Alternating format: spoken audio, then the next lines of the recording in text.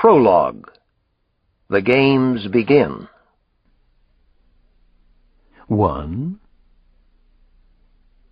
Sam Harrison swung his agile body out of the silver-blue Ford Aerostar, which he had parked on Q Street in the Georgetown section of Washington. Horror stories and games are popular for a good reason, he was thinking, as he locked the vehicle and set its alarm. Not the comfortable sit-around-the-campfire horror tales and games we used to cherish as kids, but the real-life horror stories that are around us everywhere these days. Now I'm living one myself. I'm about to become part of the horror. How easy it is. How terribly, terribly easy to move past the edge and into the darkness. He had stalked and shadowed Daniel Fitzpatrick for 2 long weeks. He'd done his job in New York City, London, Boston, and, finally, here in Washington, D.C. Tonight he was going to murder the United States Senator, in cold blood, execution style. No one would be able to figure out why. No one would have a clue that might matter later on. That was the first and most important rule of the game called Jack and Jill. In many ways this was a textbook celebrity stalker pattern. He knew it to be true as he took up his post across from 211 Q Street. And yet, if anyone bothered to look more closely, it was like no other stalking pattern before. What he was going to do now was more provocative than secretly observing Senator Fitzpatrick down obscene numbers of Glenlivet cocktails at the Monocle, his favorite bar in Washington. This was the truest form of madness. Sam Harrison knew it was pure madness. He didn't believe he was mad. He believed only in the validity of the game of chance. And then, less than 30 yards across the shiny wet street, there was Daniel Fitzpatrick himself, right on schedule. At least, close enough. He watched the senator stiffly climb out of a gleaming navy-blue Jaguar coupe, a 1996 model. He wore a gray topcoat with a paisley silk scarf. A sleek, slender woman in a black dress was with him. A Burberry's raincoat was casually thrown over her arm. She was laughing at something Fitzpatrick had said. She threw her head back like a beautiful, spirited horse. A wisp of her warm breath met the cool of the night. The woman was at least 20 years the senator's junior. She wasn't his wife, Sam knew. Danny Boy Fitzpatrick rarely, if ever, slept with his wife. The blonde woman walked with a slight limp, which made the two of them even more intriguing. Memorable, actually. Sam Harrison concentrated fiercely. Measure twice. Measure 5 times, if necessary. He took stock of all the details one final time. He had arrived in Georgetown at 11:15. He looked as if he belonged in the chic, attractive, fashionable neighborhood around Q Street. He looked exactly right for the part he was going to play. A very big part in a very big story, one of the biggest in America's history, or, some would say, American theater. A leading man role, to be sure. He wore professorial tortoise-shell glasses for the part. He never wore glasses, didn't need them. His hair was light blonde. His hair wasn't really blonde. He called himself Sam Harrison. His name wasn't really Sam, or Harrison. For that night's special occasion, he'd carefully selected a soft black cashmere turtleneck, charcoal gray trousers which were pleated and cuffed, and light brown walking boots. He wasn't really such a dapper, self-absorbed dresser. His thick hair was cut short vaguely reminiscent of the actor Kevin Costner in The Bodyguard, one of his least favorite movies. He carried a small black duffel bag, swinging it like a baton as he now walked briskly toward 211. A camcorder was tucked inside the bag. He planned to capture as much of this as possible on film. This was history in the making. It really was history. America at the end of its century. America at the end of an era. America at the end. At 11:45 he entered 211 through a darkened service entryway that smelled strongly of ammonia and of dust and decay. He walked up to the 4th floor, where the senator had his flat, his study, his love nest in the Capitol. He reached Daniel Fitzpatrick's door, 4J, at 10 minutes to 12. He was still pretty much on time. So far, so good. Everything was going exactly as planned. The highly polished mahogany door opened right in his face. He stared at an ash-blonde woman who was slender and trim and well-kept. She was actually somewhat plainer-looking than she had appeared from a distance. It was the same woman who had gotten out of the Blue Jag with Fitzpatrick, the woman with the limp. Except for a gold barrette in her hair, a lioness from a trip to the Museum of Modern Art in New York, and a gold choker, she was gloriously naked. "Jack," she whispered.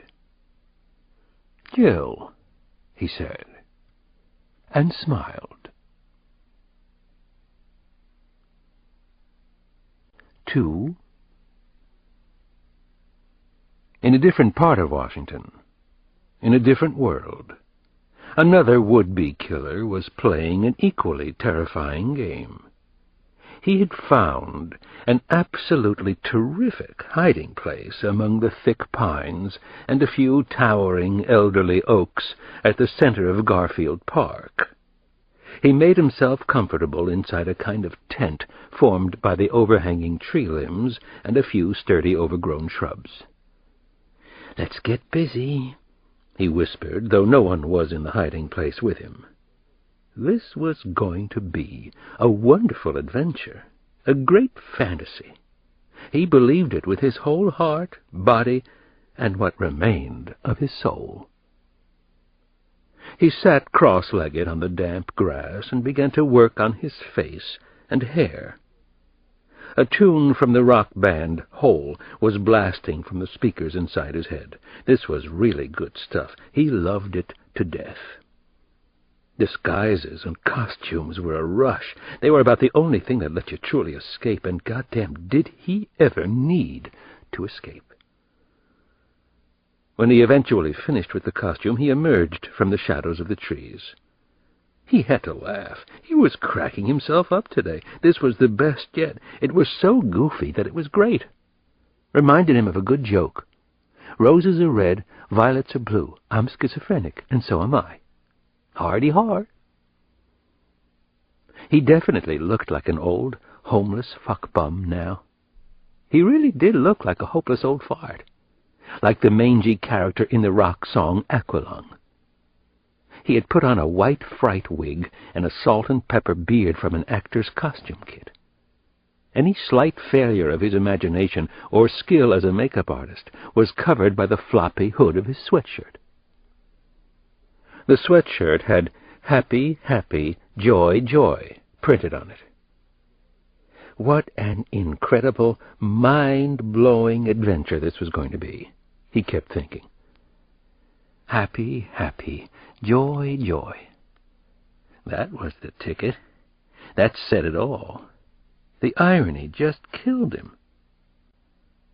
The killer-to-be crossed the park, walking quickly now, almost breaking into a run. He was headed in the general direction of the Anacostia River. He began to see people, strollers, muggers, lovers, whatever the hell they were. Most of them were black, but that was okay. That was good, actually. Nobody gave a damn about the blacks in D.C. That was a fact of life. Aqualung, oh, oh, oh, Aqualung, he sang the old rock and roll tune as he walked. It was from a really great old band called Jethro Tull. He listened to rock music incessantly, even in his sleep. Earphones on all the time. He just about memorized the entire history of rock and roll. If he could just force himself to listen to Hootie and the Blowfish, he'd have it all down cold. Hardy-har, he laughed at his Hootie joke. He was in a really fine mood today. This was such a cool, fucked-up, freaky blast of a head trip. It was the best of times. It was the worst of times.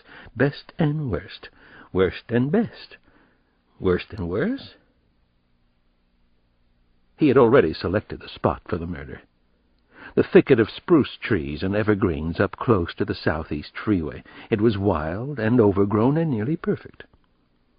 The spot was at a 90-degree angle to a grouping of Delapo, yellow brick row houses, and a popular bodega on 6th Street and Southeast. He had already scouted there, scoped the area out, fallen in love with his spot. He could already see kids from the Sojourner Truth Elementary School traipsing in and out of the corner candy store. The little buggers were so cute at that age. Man, I hate cute with a passion you wouldn't believe. Little fucking robots was what they really were. Mean little parasites, too. Kids. Everything about them was so cute. He scrunched down and climbed under the thick, scratchy bushes and got down to serious business. He began to blow up several latex balloons. Red, orange, blue, yellow ones. These were big, really colorful suckers that no kids in their wrong mind could resist. Personally, he had always hated balloons intensely, hated the forced, phony gaiety they seemed to symbolize. But most kids were yah-yah about balloons. Figured, right? He tied about a 10-foot length of twine around one balloon. Then he secured the string to a thick tree branch. The balloon floated lazily above the old tree. It looked like a pretty, decapitated head. He waited in his tree hut. He hung out with himself, which he liked to do anyway. Got to waste somebody today. He hummed a little non-song to a non-melody. Got to, just gotta, he sang, and kind of liked the riff. He heard something move near his hiding place. Something cracked. A branch or something? Somebody come to visit? He listened closely.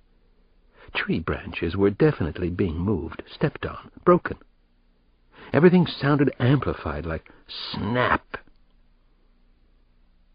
His mind had slipped away, and the noise startled the hell out of him, if anybody really wanted to know the truth. His adrenaline was kicking in like crazy. He almost swallowed his Adam's apple. Suddenly, the top half of a face appeared, came into his view, just the forehead and the whites of someone's eyes. The whites of her eyes. Peeking through the tree branches at him, he saw the face of a tiny black girl, 5 or 6 years old, really cute. She saw him, too, fair and square. I see you, honey pie. Yes, I do. I see you. Hi, he said it real nice and polite, which he could be when he wanted to. He smiled, and she almost smiled back. He spoke softly. You want a big balloon? I've got plenty of extra balloons. Balloons aplenty. Balloons galore. Here's a cherry red balloon with your name on it. The little girl just stared at him. She didn't speak a syllable, didn't move. She was afraid of him. Imagine that. Probably confused, because he'd said her name was on one of the balloons. Okay, no balloon then. Fine. Forget about the free balloon offer. No balloon for you, little girl. That's okie dokie with me. No free balloon today. No, sir. Yes, please, she suddenly said. Her brown eyes widened like blossoming flowers. Beautiful little girl, right? Beautiful chestnut brown eyes. Stop being so shy, girl. Come over here. I'll give you a big, beautiful balloon. Let's see. I've got stop sign red, sky blue, popsicle orange, mellow yellow, every color in the rainbow, and then some. He mimicked somebody. Maybe it was that nutcase Kevin Bacon in the River Wild, which he'd rented a week or so back. 2 weeks back? Who knew? Who cared? As he was speaking, his hand tightened on the handle of a miniature baseball bat, which was reinforced with electrical tape. The bat was 18.5 inches long, the kind the local gangbangers used to keep law and order in the projects. He continued to speak to the little girl in a happy sing-song that was actually sarcastic and ironic as hell. "Red one," the girl finally chirped. Of course. She had a red ribbon in her hair. Red is the color of my true love's love. She lightly, very tentatively, stepped out into the clearing. He noticed her feet were so tiny, like a size -3. She reached toward the colorful balloons, clutched tightly in his outstretched hand. She didn't seem to notice that his hand was shaking badly. Behind his back, he gripped the short, powerful ball bat. Then he swung real hard. Happy, happy. Joy, joy.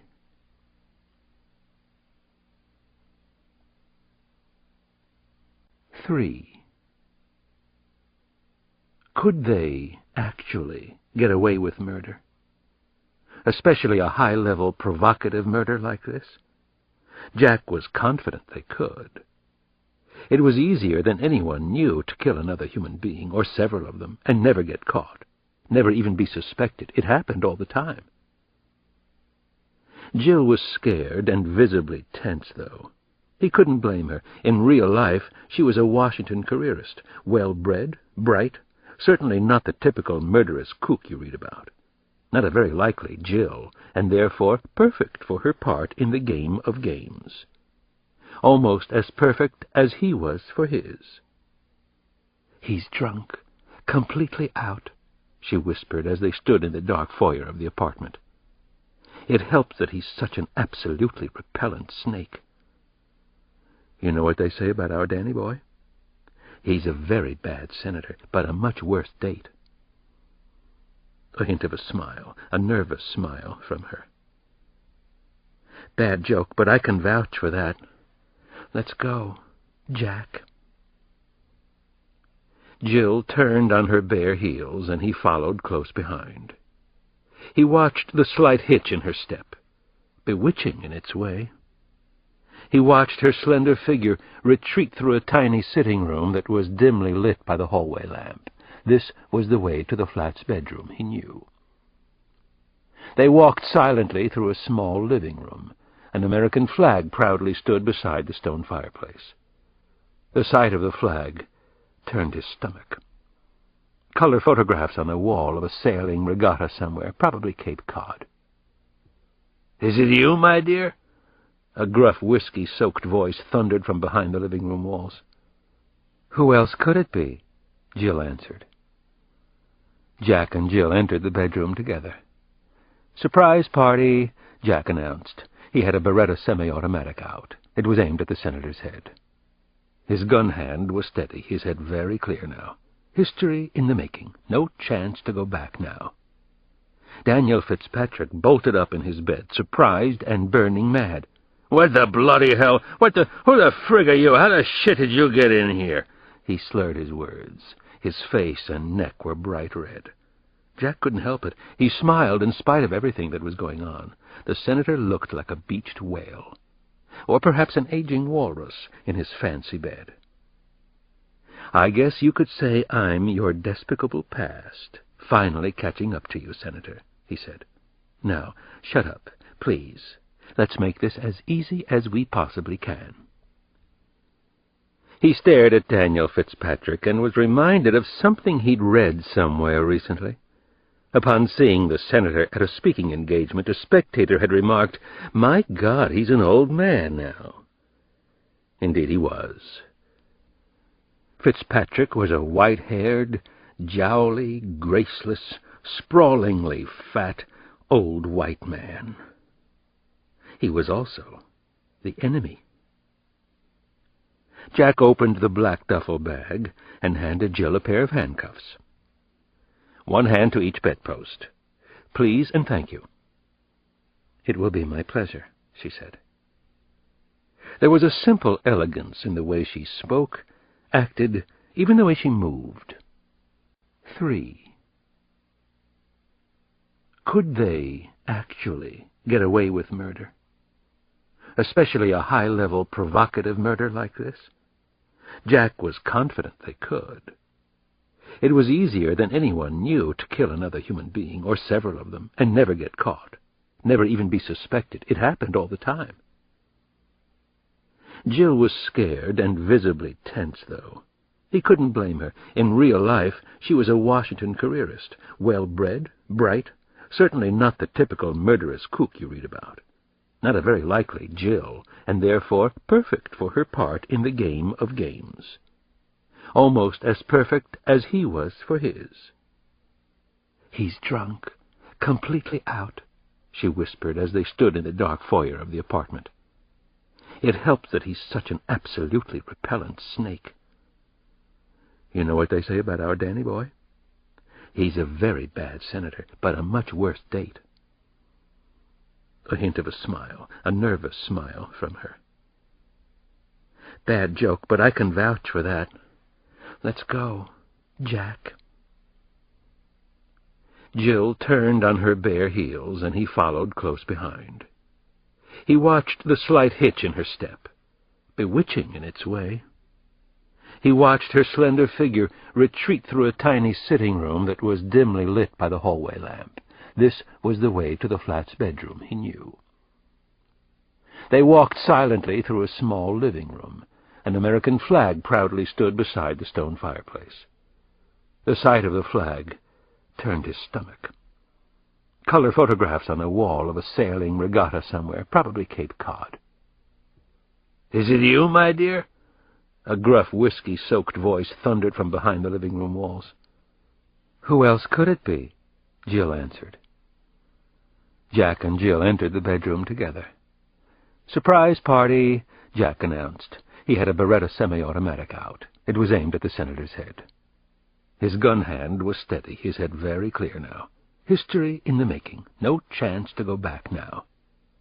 Daniel Fitzpatrick bolted up in his bed, surprised and burning mad.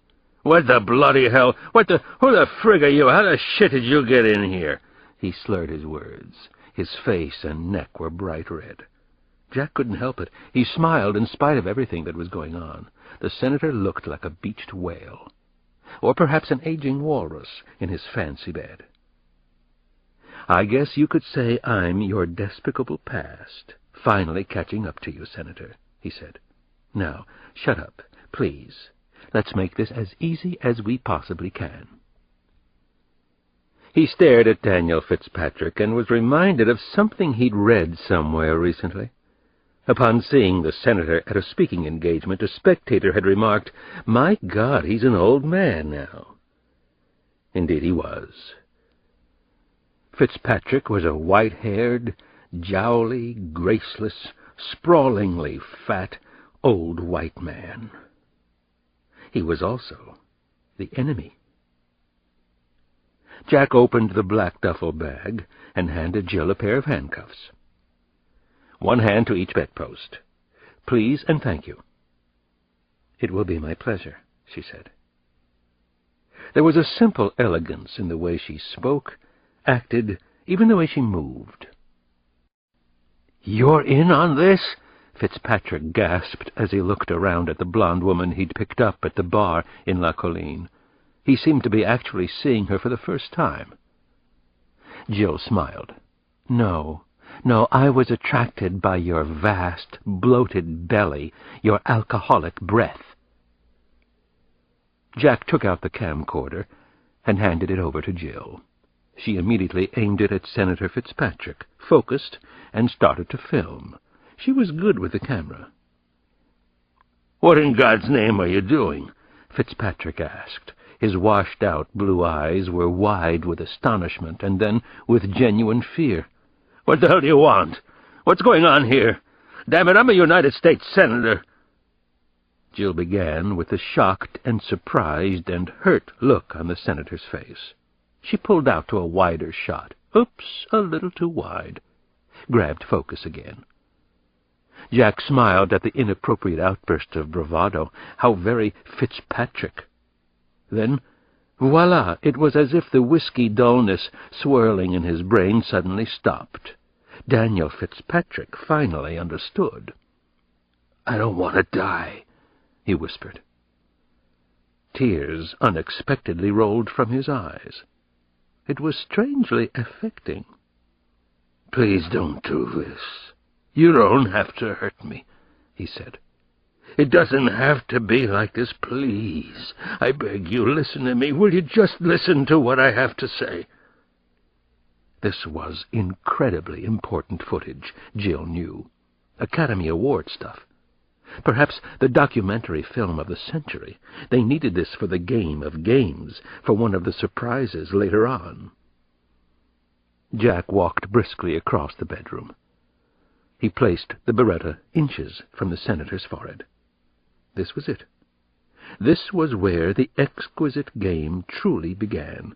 Rule 2. This is history. What you're doing is important. Never forget that for a single moment. "I'm going to kill you, Senator Fitzpatrick. There's nothing for us to talk about. There's no way out of this. You were a Roman Catholic, so if you believe in God, say a prayer. Please say one for me, too. Say a prayer for Jack and Jill." This was gut-check time. He noticed that his hand was shaking a little now. Jill saw it, too. He told himself, "This is an execution, and it's well-deserved. And this is most definitely a horror story that I'm in." He fired once, from a distance of no more than a few inches. Daniel Fitzpatrick's head exploded. He fired a second time. Measure twice. Cut twice as well. History was made. The game of games had begun. Jack and Jill.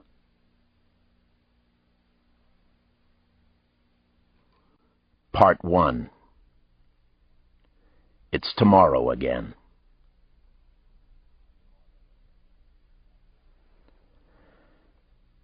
Chapter 1. Oh no, it's tomorrow again. It seemed as if I had no sooner fallen asleep than I heard banging in the house. It was loud, as disturbing as a car alarm. Persistent. Trouble too close to home? Shit. Damn it. I whispered into the soft, deep folds of my pillow. "Leave me alone. Let me sleep through the night like a normal person. Go away from here." I reached for the lamp and knocked over a couple of books on the table. The General's Daughter and My American Journey and Snow Falling on Cedars. The mishap jolted me fully awake. I grabbed my service revolver from a drawer and hurried downstairs, passing the kids' room on the way. I heard, or thought I could hear, the sound of their soft breathing inside. I had been reading them Beatrix Potter's The Tale of Peter Rabbit the night before. "Don't go into Mr. McGregor's garden. Your father had an accident there. He was put in a pie by Mrs. McGregor." I clutched the Glock even more tightly in my right hand. The banging stopped. Then started up again. Downstairs. I glanced at my wristwatch. It was 3:30 in the morning. Jesus mercy. The witching hour again. The hour I often woke up without any help from outside forces, from things that go bang, bang, bang in the middle of the night. I continued down the steep, treacherous stairs, cautious, suspicious. Suddenly it was quiet all around me. I made no sound myself. My skin felt electrified in the darkness. This was not the recommended way to start the day, or even the middle of the night. "Don't go into Mr. McGregor's garden. Your father had an accident." I continued into the kitchen, my gun drawn, where I suddenly saw the source of the banging. The day's first mystery was solved. My friend and partner was lurking at the back door like some high-octane version of a neighborhood hugger-mugger. John Sampson was the noisemaker. He was the trouble in my life. The day's first disturbance, anyway. All 6'9", 240 pounds of him. 2 John, as he's sometimes called. Man Mountain. "There's been a murder," he said, as I unlocked, unchained, and opened up for him. "This one is a honey, Alex."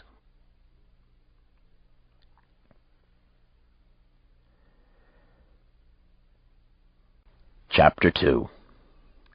"Oh, Jesus, John. You know what time it is? You have any concept of time?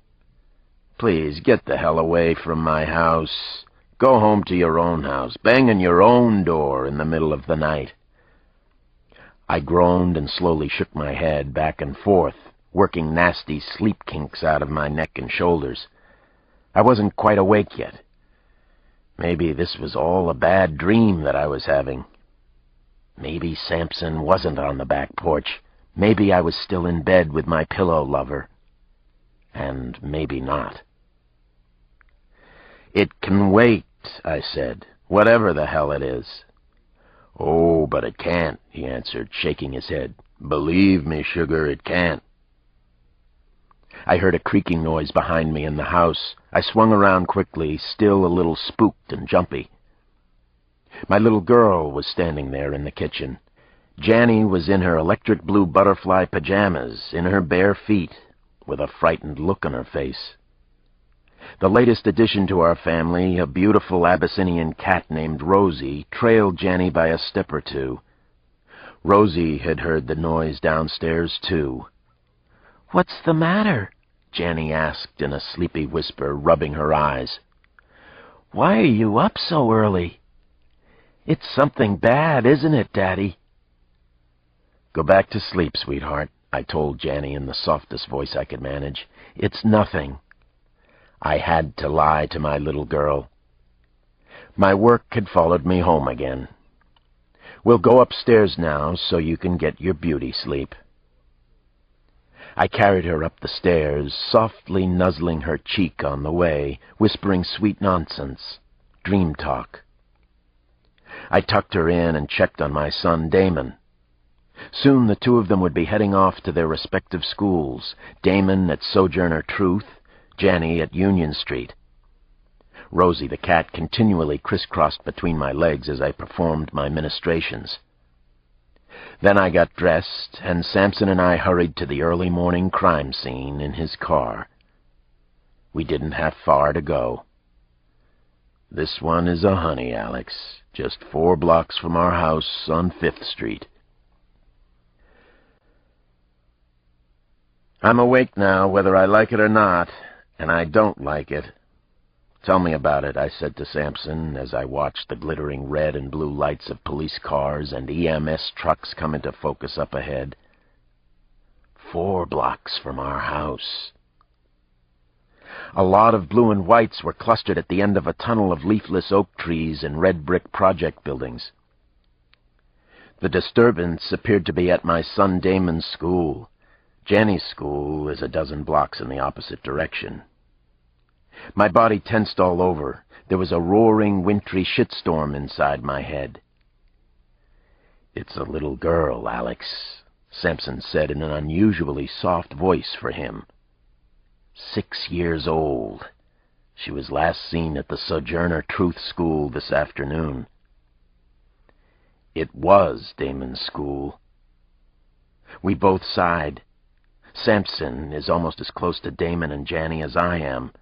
They feel the same way about him. A lot of people were already gathered outside the federal-style 2-story building that was the Sojourner Truth Elementary School. Half the neighborhood seemed to be up at 4 in the morning. I saw angry and shocked faces everywhere in the crowd. Some folks were in bathrobes, others wrapped in blankets. Their frosty breath poured out like car exhaust all over the schoolyard.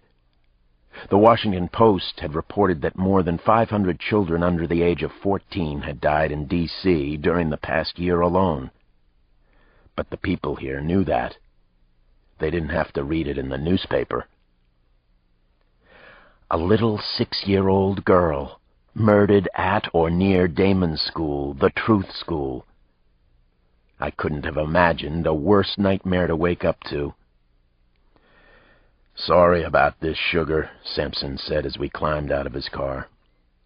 "I figured you had to see this, though, to be here yourself."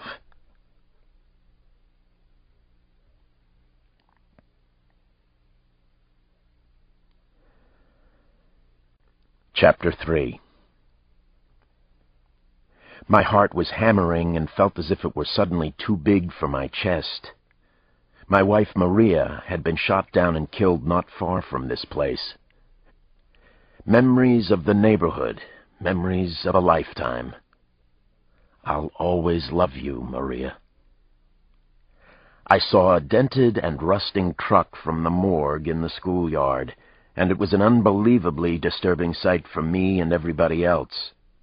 Rap music with a lot of bass was playing from somewhere on the edge of the bright police lights. Sampson and I pushed and angled our way through the frightened and uneasy crowd. Some wise-ass muttered, "What's up, Chief?" and risked finding out. There was yellow crime scene tape everywhere on the school grounds.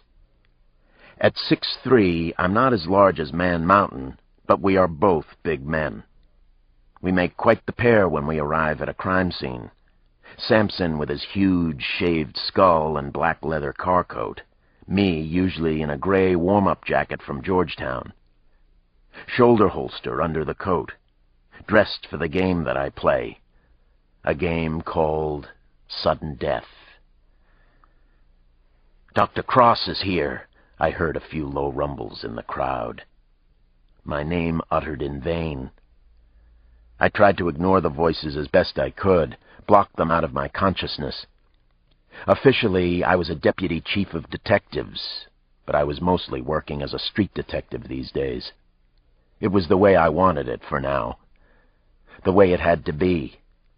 This was definitely an interesting time for me. I had seen enough homicide and violence for one lifetime. I was considering going into private practice as a shrink again. I was considering a lot of things. Sampson lightly touched my shoulder. He sensed this was bad for me. He saw it was maybe too close to the bone. "You okay, Alex?" "I'm fine," I lied for the second time that morning. "Sure you are, Sugar. You're always fine, even when you're not. You're the Dragon Slayer, right?" Sampson said and shook his head. Out of the corner of my eye, I saw a young woman wearing a black sweatshirt with "I'll always love you, Taishika" in white letters. Another dead child. Taishika. People in the neighborhood sometimes wore the dark shirts to funerals of murdered kids.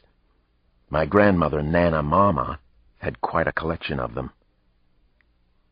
Something else caught my eye. A woman standing back from the crowd under the spectral branches of a withering elm. She didn't seem to quite fit with the rest of the neighborhood group. She was tall and nice-looking. She wore a belted raincoat over jeans and flat shoes. Behind her I could see a blue sedan, a Mercedes. "She's the one. That's her. She's the one for you." The crazy thought just came out of nowhere, filled my head with sudden, inappropriate joy. I made a mental note to find out who she was. I stopped to talk with a young, intense homicide detective wearing a red Kangol hat with a brown sport jacket and brown knitted tie. I was beginning to take control. "Bad way to start the day, Alex," Rakeem Powell said as I came up to him. "Or to end one, in my case."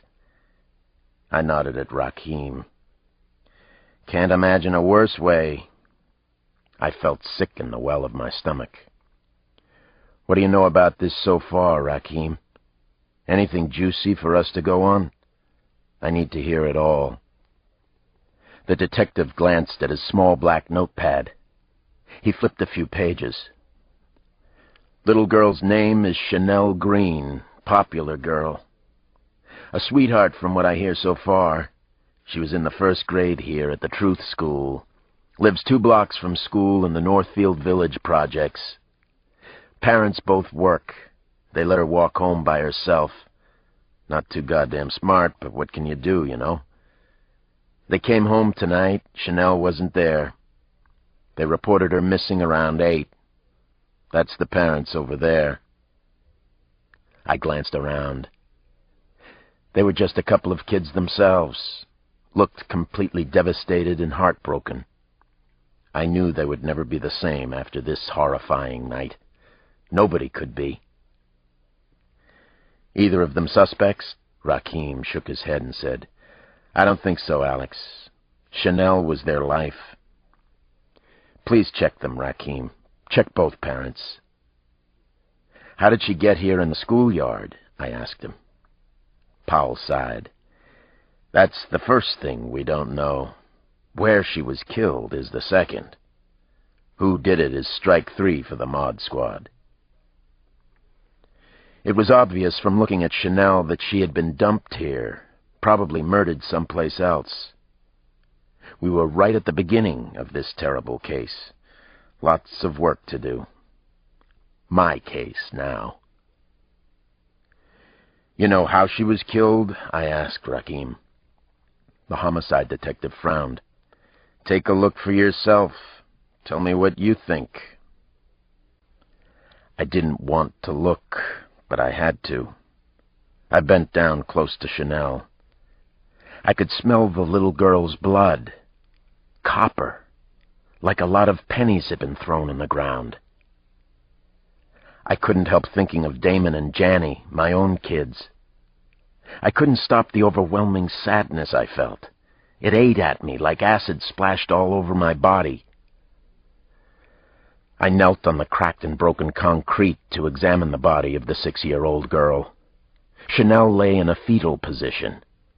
All she had on was a pair of flowered pink and blue underpants. A red bow was impossibly tangled up in her braids, and she had tiny gold earrings in her ears. The rest of her clothes were missing. The killer had apparently taken the little girl's school clothes with him. She was such a little beauty, such a sweetheart, I could see. Even after what someone had done to her. I was looking at the how, the manner in which the 6-year-old girl had been brutally murdered sometime earlier that night, her whole life silenced in an instant of madness and horror. I gently turned the girl's body a few inches, her head lolled to one side, the neck probably broken. She weighed next to nothing. Just a baby. The right side of her little face was partly gone. Obliterated was a better description. The murderer had struck Chanel so many times and so violently that little on the right side of her face was recognizable. "How could he do this to such a beautiful little girl?" I muttered under my breath. "Poor Chanel, poor baby," I whispered to no one but myself. A tear formed in my eye. I blinked it away. There was no place for that here. One of Chanel's eyes was missing. Her face is like a 2-sided, 2-faced mask. 2 sides to a child? 2 faces? What did that mean? There was another fiend on the loose in Washington. A child killer this time. Chapter 4. A tall, thin man in a black raincoat and black floppy rain hat slowly, cautiously approached the door of Senator Daniel Fitzpatrick's apartment a little before 6 o'clock Tuesday morning. He examined the outer hallway for signs of a break-in, a struggle of some sort, but didn't find any. He was thinking that he didn't want to be outside this apartment or anywhere near it. He wasn't sure what he expected to find inside, but he had the feeling it would be bad. Powerfully, overwhelmingly bad. This was so unreal. It was so odd for him to be here, a mystery inside a mystery, but here he was. The man noticed everything about the hallway, sprinkles of fallen plaster on the rug, 8 other doorways in sight. He had once been reasonably good at this routine. Being an investigator was like riding a bicycle, right? Sure it was. He jimmied open the door to 4J with a square of plastic, very much like a credit card, only thinner, slicker to the touch. He guessed that breaking and entering was like riding a bike, too. You never forget how. "I'm inside 4J. He spoke softly into a compact hand radio. Sweat had begun to form all over his body. His legs quivered slightly. He was disgusted, and he was afraid, and he was definitely someplace that he shouldn't be. Unrealville, he called it in his mind. He quickly walked through the foyer and into the small living room with photos of Senator Fitzpatrick on every wall. Still no sign of a break-in or any trouble. "This could be a very nasty hoax," he reported into the radio. "I hope that's what it is." He paused. "Uh-oh, we have a problem." Everything had happened in the bedroom, and whoever had done everything had left a terrible mess. It was worse than anything he could have imagined it might be. "This is real bad. Senator Fitzpatrick is dead. Daniel Fitzpatrick has been murdered. This is not a hoax. The body appears to be fully rigorous. Flesh has a waxy tone. There's a lot of blood. Jesus, there's a lot of blood." He bent over the senator's corpse. He could smell cordite, almost taste it on his tongue. Most likely from the gun that killed Fitzpatrick. Unfortunately, there was much more to the brutal murder scene, too much for him to handle. He fought to keep his cool. Riding a bike, right? "2 shots to the head, close in, execution style," he said into the handset. "Entry wounds about 1 inch apart." He sighed heavily, waited a moment, then began again. They didn't need to know everything he was seeing and feeling right now. "The senator is handcuffed to his bedposts.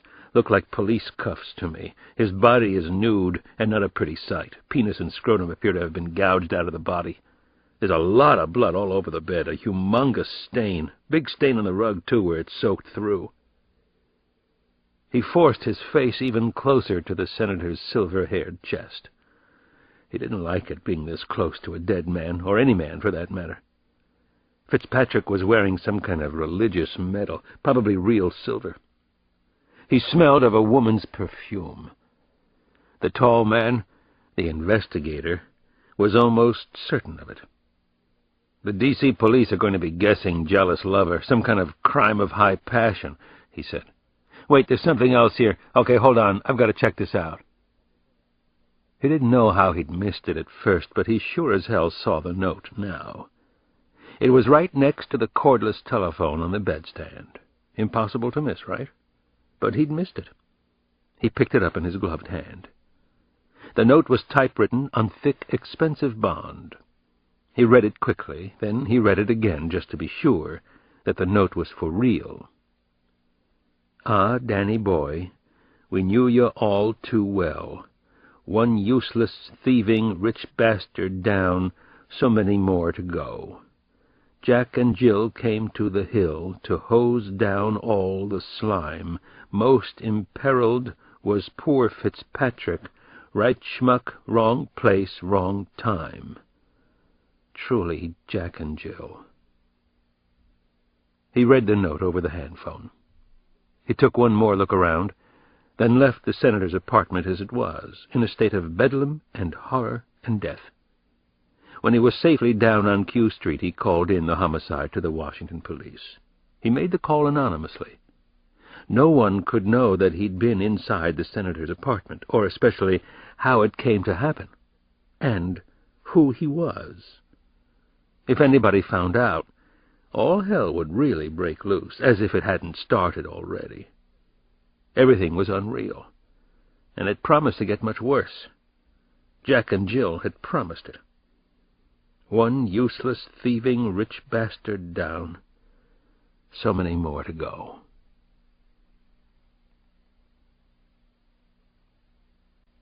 Chapter 5. At every human tragedy like this one, there is always someone who points. A man stood outside the crime scene tape and pointed at the murdered child and also at me. I was remembering Janny's prophetic words to me earlier that morning. "It's something bad, isn't it, Daddy?" Yes, it was. The baddest of the bad.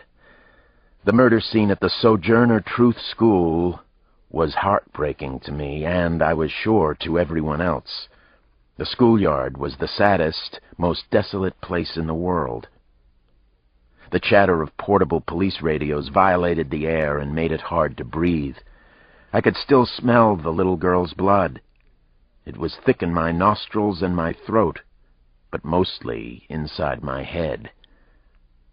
Chanel Green's parents were weeping nearby, but so were other people from the neighborhood, even complete strangers to the little girl. In most cities, in most civilized countries, a child murdered so young would be a catastrophe. But not in Washington, where hundreds of children die violent deaths every single year. "I want as large a street canvas as we can manage on this one," I told Rakeem Powell. "Sampson and I will be part of the canvas ourselves." "I hear you. We're on it in a big way. Sleep is overrated anyway." "Let's go, John. We've got to move on this now," I finally said to Sampson. He didn't argue or object. A murder like this is usually solved in the first 24 hours, or it isn't solved. We both knew that. From 6 a.m. on, Sampson and I canvassed the neighborhood with the other detectives and patrolmen that cold, miserable morning. We had to do it our way, house by house, street by street, mostly on foot. We needed to be involved in this case, to do something, to solve the heinous murder quickly. About 10 in the morning, we heard about another shocking homicide in Washington. Senator Daniel Fitzpatrick had been murdered the night before. It had been a real bad night, hadn't it? "Not our job," Sampson said with cold, flat eyes. "Not our problem. Somebody else's." I didn't disagree. No one Sampson or I spoke to that morning had seen anything out of the ordinary around the Sojourner Truth School. We heard the usual complaints about the drug pushers, the zombie-like crackheads, the prossies who work on 8th Street, the growing number of gangbangers, but nothing out of the usual. "People love that little sweetheart Chanel," the ageless Hispanic lady who seemed to have run the corner grocery near the school forever told Sampson and me.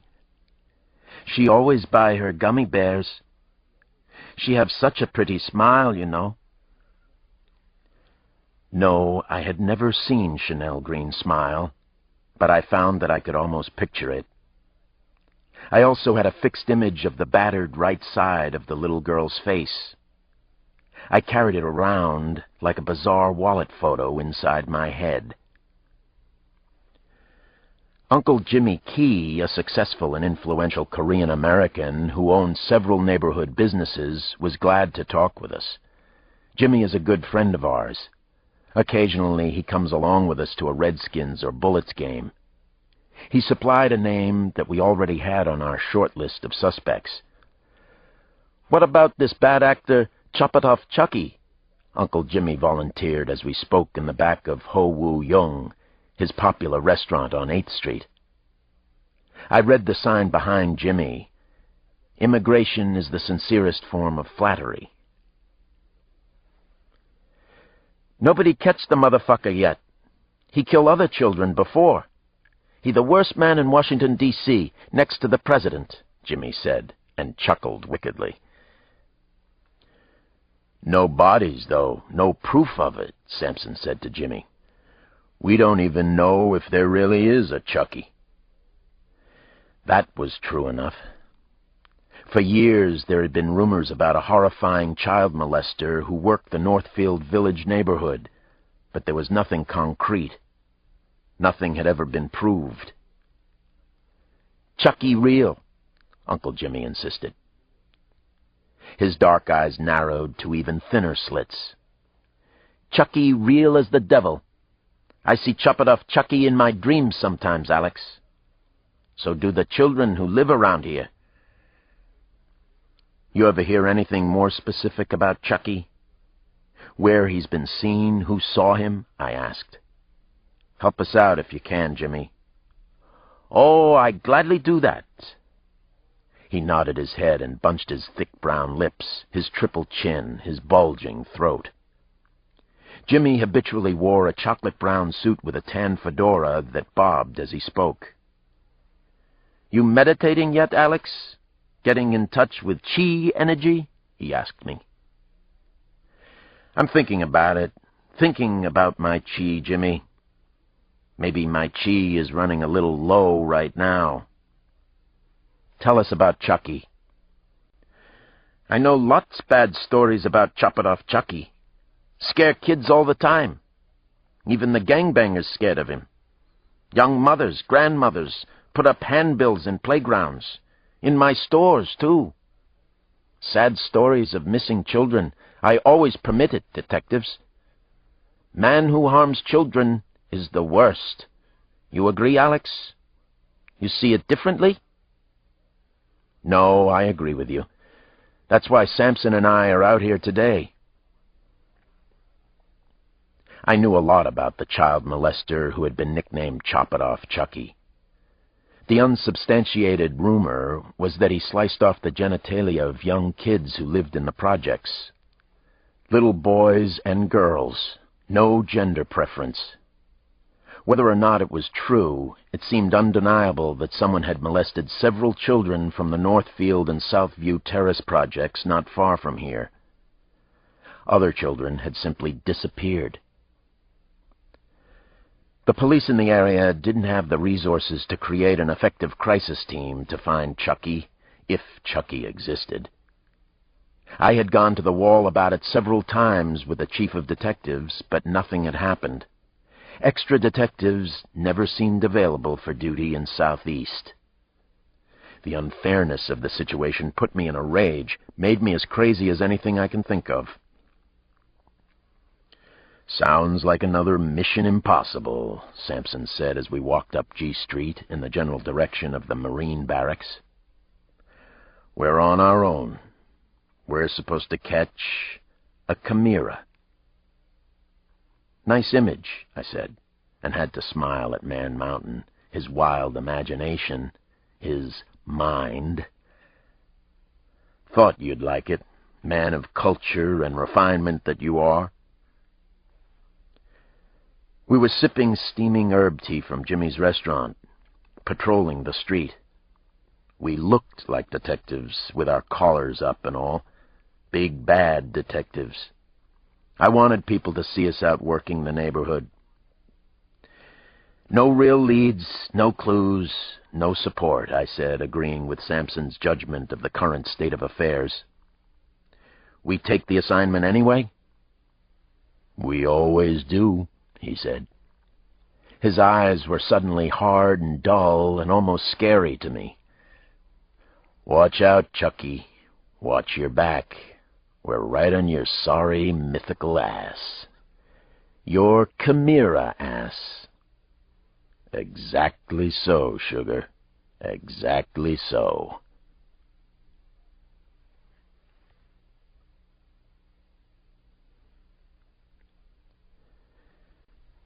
Chapter 6. It was real good to be working the streets of Southeast with Sampson again. It always is, even on a horror show murder case that can make my blood boil over. Our last big case had taken place in North Carolina and California, but Sampson had been around only for the beginning and end of it.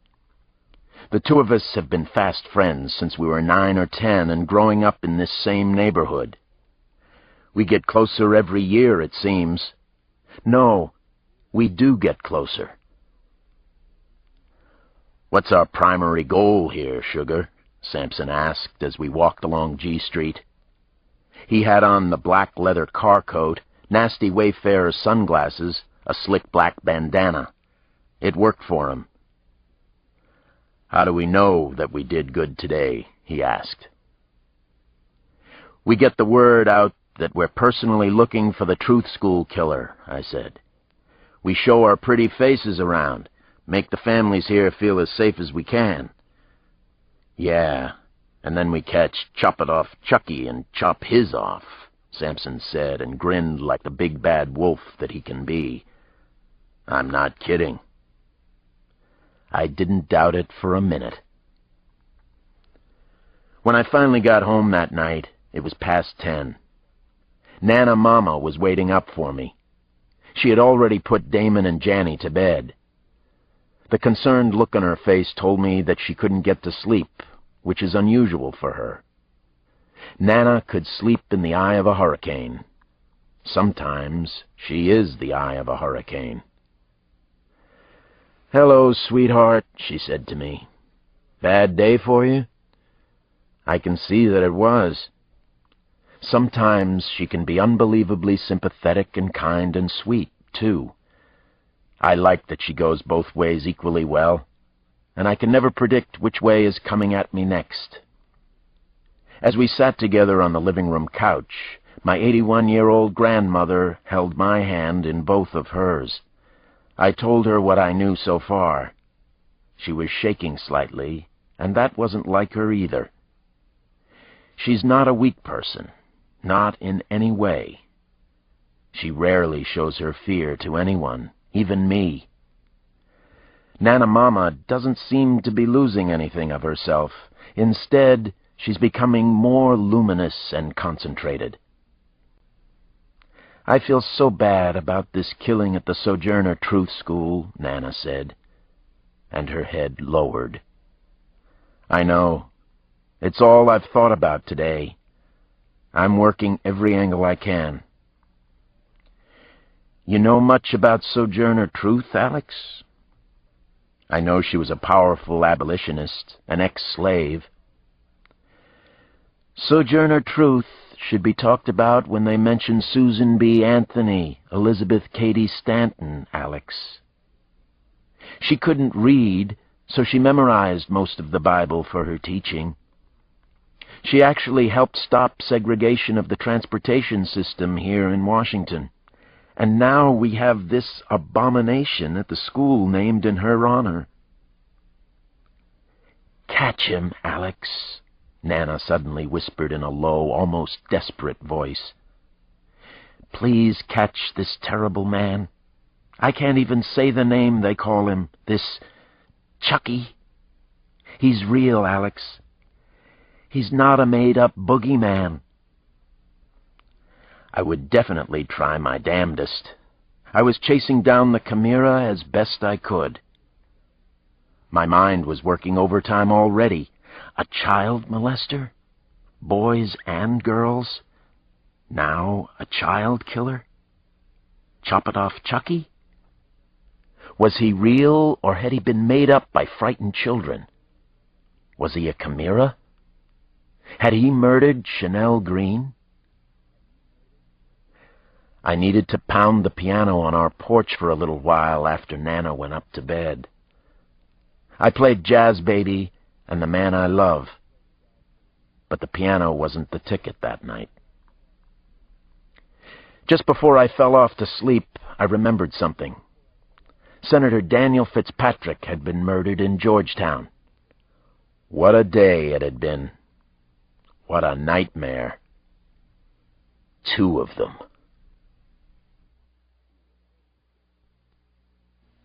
Chapter 7. Jack and Jill. Sam and Sarah. Whoever they really were, the 2 of them lay on their stomachs on a tasteful knock-off Persian rug in the small living room of her Washington pied-à-terre. It was a kind of safe house, A fire blazed and crackled. Fragrant apple logs were being crisped. They were playing a board game on the rug which covered a hatched parquet floor. It was a special game, unique in every way. The game of life and death, they called it.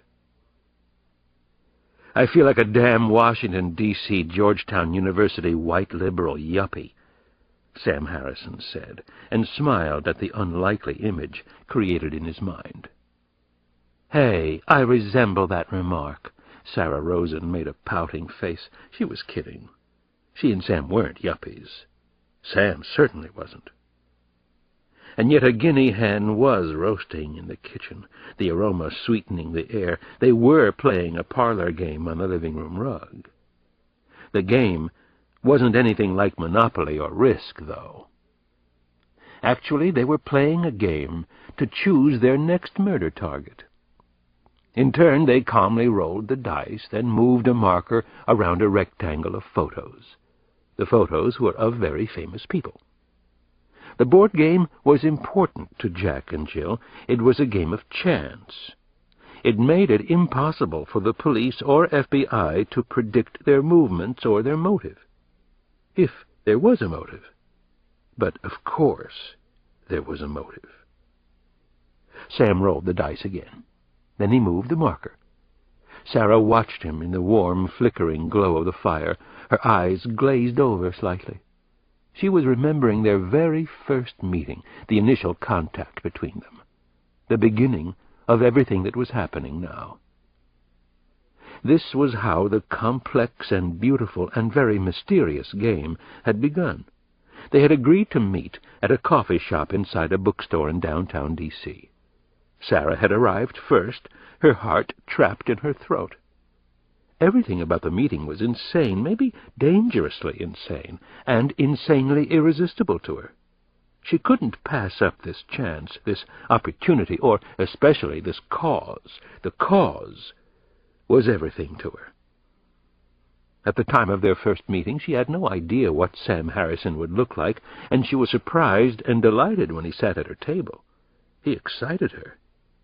She had seen him enter the coffee-house area, watched him order espresso and a scone. She hadn't imagined that the dreamy-looking man at the counter would turn out to be Harrison, though.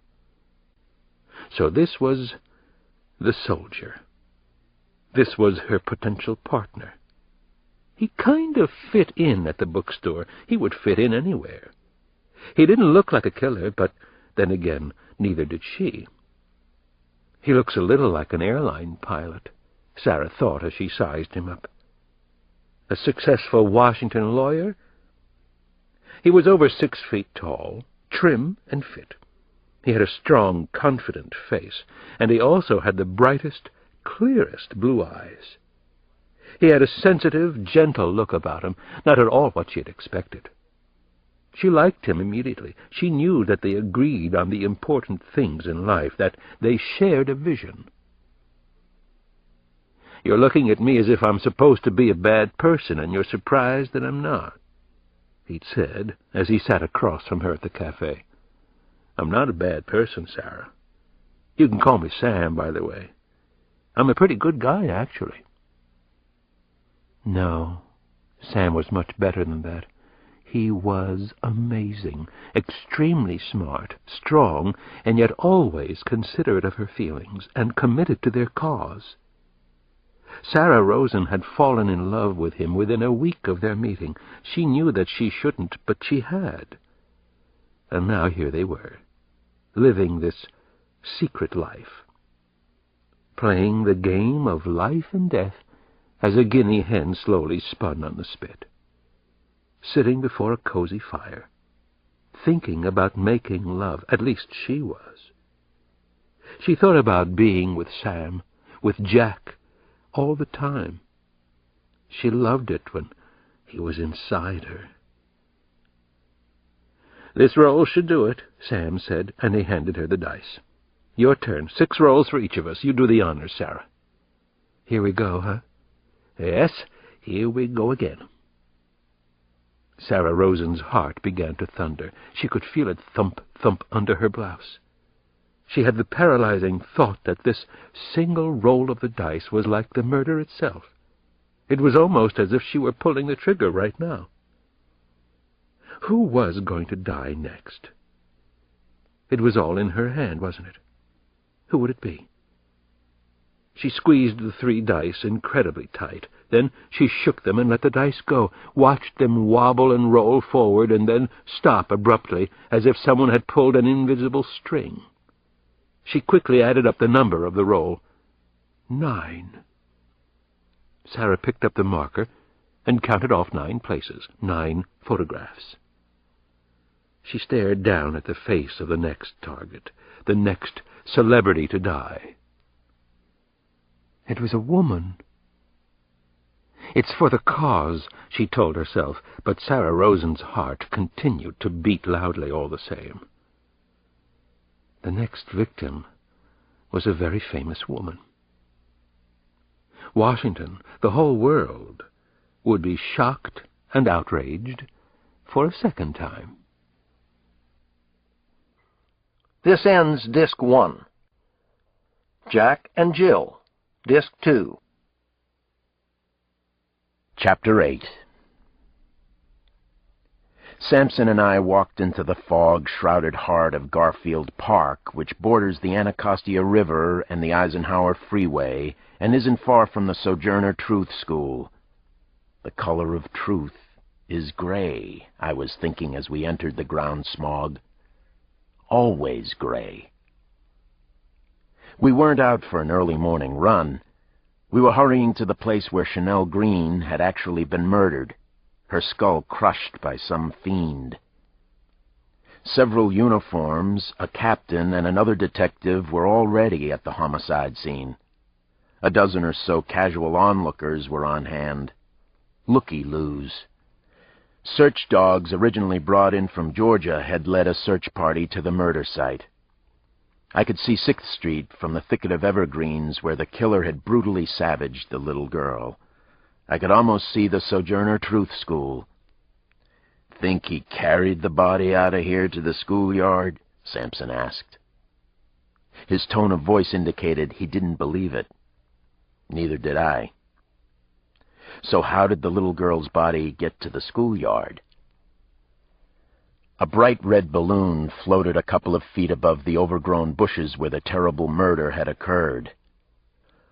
"O marks the spot?" Sampson asked. "That balloon the marker?" "I don't know. I wonder," I muttered as I pushed aside the thick evergreen bushes and made my way into the hideaway. The smell of pine was heavy, even in the cold air.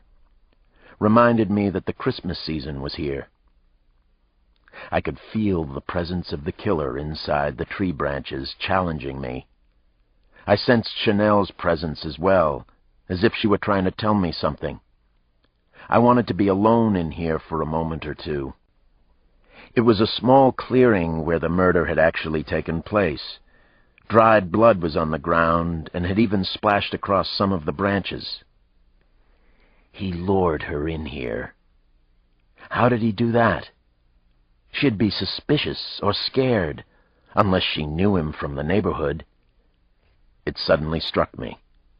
The balloon. It was just a guess, but it seemed right to me.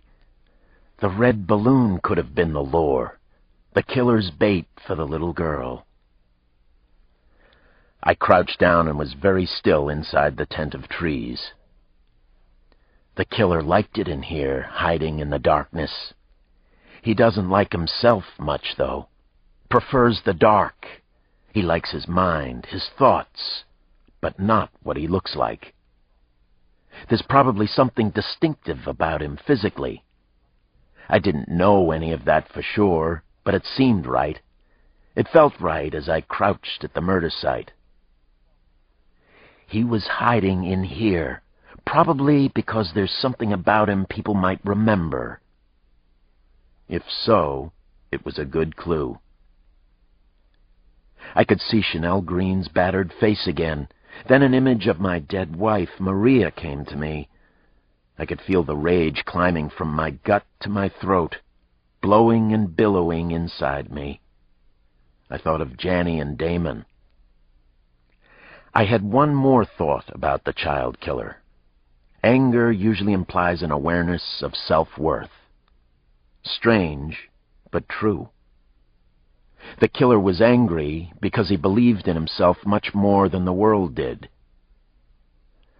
Finally, I rose up and pushed my way back out of the hideaway. I'd had enough. "Haul down that balloon," I called to a patrolman. "Get that damn balloon out of the tree now. It's evidence."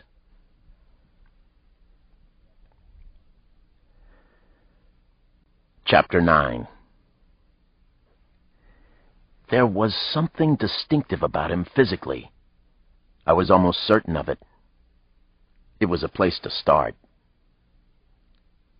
That afternoon, Sampson and I were out on the street again, working near the Northfield Village projects. The Washington newspapers and TV hadn't bothered much about the murder of a little girl in Southeast. Instead, they were filled with stories about the killing of Senator Fitzpatrick by the so-called Jack and Jill stalkers. Chanel Green didn't seem to matter very much, except to Sampson and me. We had seen Chanel's broken body and met her heartbroken parents. Now we talked to our street sources, but also to our neighbors. We continued to let people see us working, walking the streets. "I sure do love a good homicide. Love walking the mean streets in the dead cold of winter," Sampson opined as we went past a local dealer's black-on-black Jeep. It was blaring rap, lots of bass. "Love the suffering, the stench, the funky sounds." His face was flat, beyond angry, philosophical. He was wearing a familiar sweatshirt under his open topcoat. The shirt had his message for the day. "I don't give a shit. I don't take any shit. I'm not in the shit business." Concise, accurate, very much John Sampson. Neither of us had felt much like talking for the past hour or so. It wasn't going all that well. That was the job, though. It was like this more often than it wasn't. Man Mountain and I arrived at the Capital City Market about 4 in the afternoon. The Cap is a popular gyp joint on 8th Street. It's just about the dingiest, most depressing bargain basement store in Washington, D.C. And that takes some doing. The featured products are usually written in pink chalk on a gray-blue cinder block wall in front. That day, the specials were cold beer and soda pop, plantains, pork rinds, Tampax, and Lotto. Your basic, complete and balanced breakfast. A young brother with tight wraparound Wayfarer sunglasses, a shaved head, and small goatee caught our immediate attention in front of the mini-mart. He was standing next to another man who had a chocolate bar hanging from his mouth like a cigar. The shaved head motioned to me that he wanted to talk to us, but not right there. "You trust that rowdy ass?" Sampson asked as we followed at a safe distance. "Alvin Jackson." "I trust everybody," I winked. No wink came back from Sampson. "You are badly fucked up, sugar," he said. His eyes were still seriously hooded. "Just trying to do the right thing." "Ah, yeah. You're trying too hard, then." "That's why you love me." "Yes, it is," Sampson said, and finally grinned. "If loving you is wrong, I don't want to be right." He talked saying a familiar lyric. We met roadrunner Alvin Jackson around the corner. Sampson and I had occasionally used Alvin as a snitch. He wasn't a bad man, really, but he was living a dangerous life that could suddenly get much, much worse for him. He had been a decent high school track star who used to practice in the streets. Now he was running a little base and selling smoke as well. In many ways, Alvin Jackson was still a man-child. That was important to understand about a lot of these kids, even the most dangerous and powerful-looking ones. "That little Chanel," Alvin said, as if the three words were one. "You still looking for information on who Icer and all of that?" Alvin's car coat was unbuttoned. He was sporting the current fashion look that's called jailin', or baggin'. His red and white pinstriped underwear was visible above the waistband. The look is inspired by the fact that a prisoner's belt is taken away in jail, tending to make the trousers droop and the underwear be accentuated. Role models for our neighborhood. "Yeah. What have you heard about her, Alvin but no chipmunks?" Sampson said. "Man, I'm trying to do you a solid," Alvin Jackson protested in my direction. His shaved head never stopped bobbing. His hoop earring jangled. His long, powerful arms twitched. He kept picking his Nike-sneakered feet up and putting them back down. "We appreciate it," I told him. "Smoke?" I offered Alvin a Camel. Joe Cool, right? He took it. I don't smoke, but I always carry. Alvin had smoked like a chimney when he was a high school road and track man. Things you notice. "Lil Chanel, she live in my Annie's building, over in Northfield. I think I know about somebody may be responsible. You understand what I'm saying?"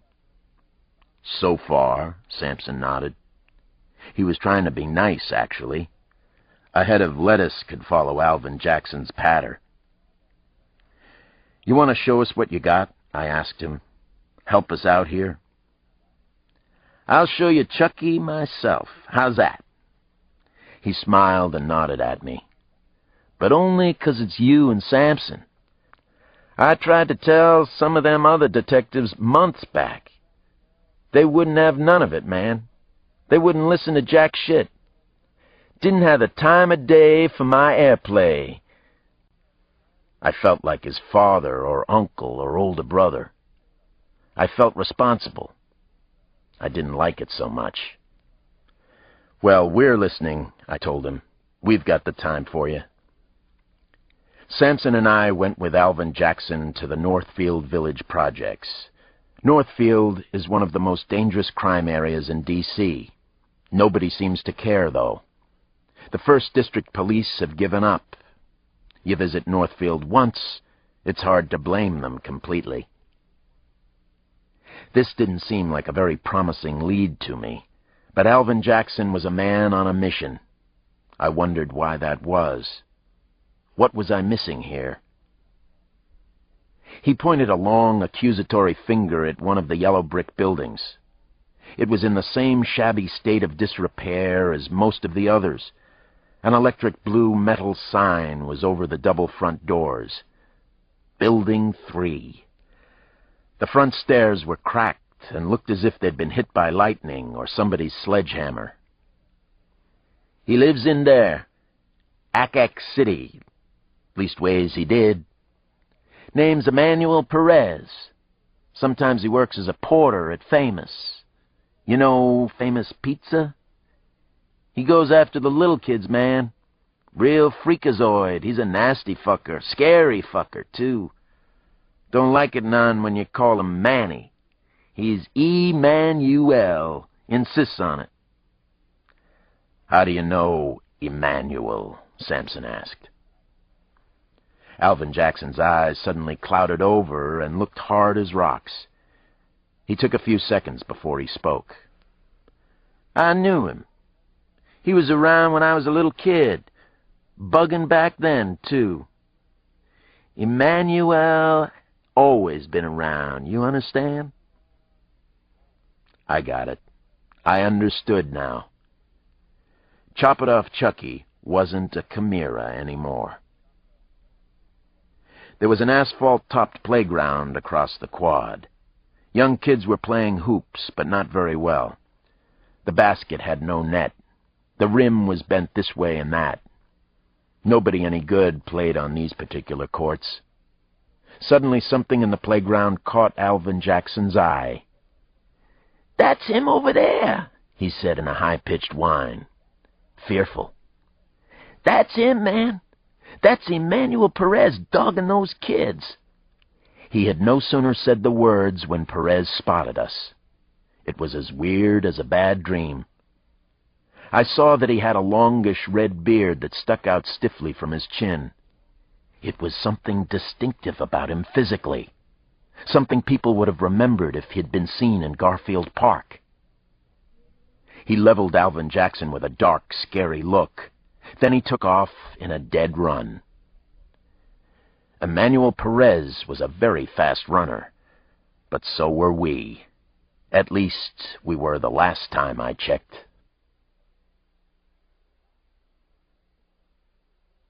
Chapter 10. Sampson and I raced behind Perez, closing a little ground on him. We shot down a littered, twisting concrete alley that ran between the tall, depressing buildings. We could both still move pretty well. "Stop! Police detectives!" I yelled loudly at the sorry excuse for a man running ahead of us. Boogeyman? Chimera? Innocent restaurant porter? Perez, the suspected child murderer and child molester, was definitely trying to escape. We didn't know for sure if he was Chop-It-Off Chucky, but he had some reason to run from Sampson and me, from the police. Had we finally caught a break on the case? Something sure as hell was happening right now. I had a very bad thought lodged in the front of my brain. If we're this close to catching him after 2 days on the streets, why wasn't he caught before? I thought I knew the answer, and I didn't like it much. Because nobody cares what happens in these wretched neighborhoods around the projects. Nobody cares. "We're back!" Sampson suddenly shouted as we sprinted between the cavernous buildings, stirring up street garbage in our wake, rousting pigeons. "Remains to be seen," I yelled to him. Nobody cares. Don't doubt it for a minute, sugar. Think only positive thoughts. Emmanuel is fast, too. That's positively the truth. Nobody cares. We're faster, stronger, tougher than Manny ever dreamed of being. Better trash talkers, I huffed. Just one huff, but a huff all the same. That too, sugar, goes without saying. We followed Perez, Chop It Off, out onto 7th Street, which is lined with 4- and 5-story row houses, bombed-out stores, a few tank bars. Perez suddenly turned into a beaten-down Federal-style building near the middle of the block. The windows were mostly boarded with sheet metal, looking like silver teeth in a rotting mouth. "He seems to know what the hell he's doing," Sampson yelled. "Knows where he's going. At least that makes one of us." Sampson and I entered the sagging, ramshackle building several strides behind Perez. The strong smell of urine and decay was everywhere. As we climbed the steep, reinforced concrete stairs, I could feel a fire spreading into my chest. Had his escape route all figured out, I huffed. A definite huff. He's smart. He's trying to escape from us. That's not too smart. Never happen. "We got you, Manny!" Sampson yelled up the stairs. His voice echoed like thunder in the narrow quarters. "Hey, Manny! Manny, Manny, Manny! Stop! Police! Manny Perez, stop!" Sampson shouted at the fleeing suspect. He had his gun out, a nasty 9mm Glock. We could hear Perez still running above us, his sneakers slapping stairs. He didn't yell back. Nobody else was on the stairs or in any of the stairwells. Nobody cared that there was a police chase going on inside the building. "You think Perez really did it?" I yelled to Sampson. "He did something. He's running like his ass is on fire, spreading right up his spinal cord. Yeah, we lit the fuse. We burst out a gray metal door onto a broad, uneven expanse of tar roof. Overhead, the sky was a cool, hard blue. There were shiny surfaces and maximum glare everywhere. There was nothing but bright blue sky above. I had the urge to take off, fly away from all of this. The urge, but not the means. Where the hell had he gone? He was nowhere in sight. Where was Emmanuel Perez? Where was the Sojourner Truth School killer? Chimera.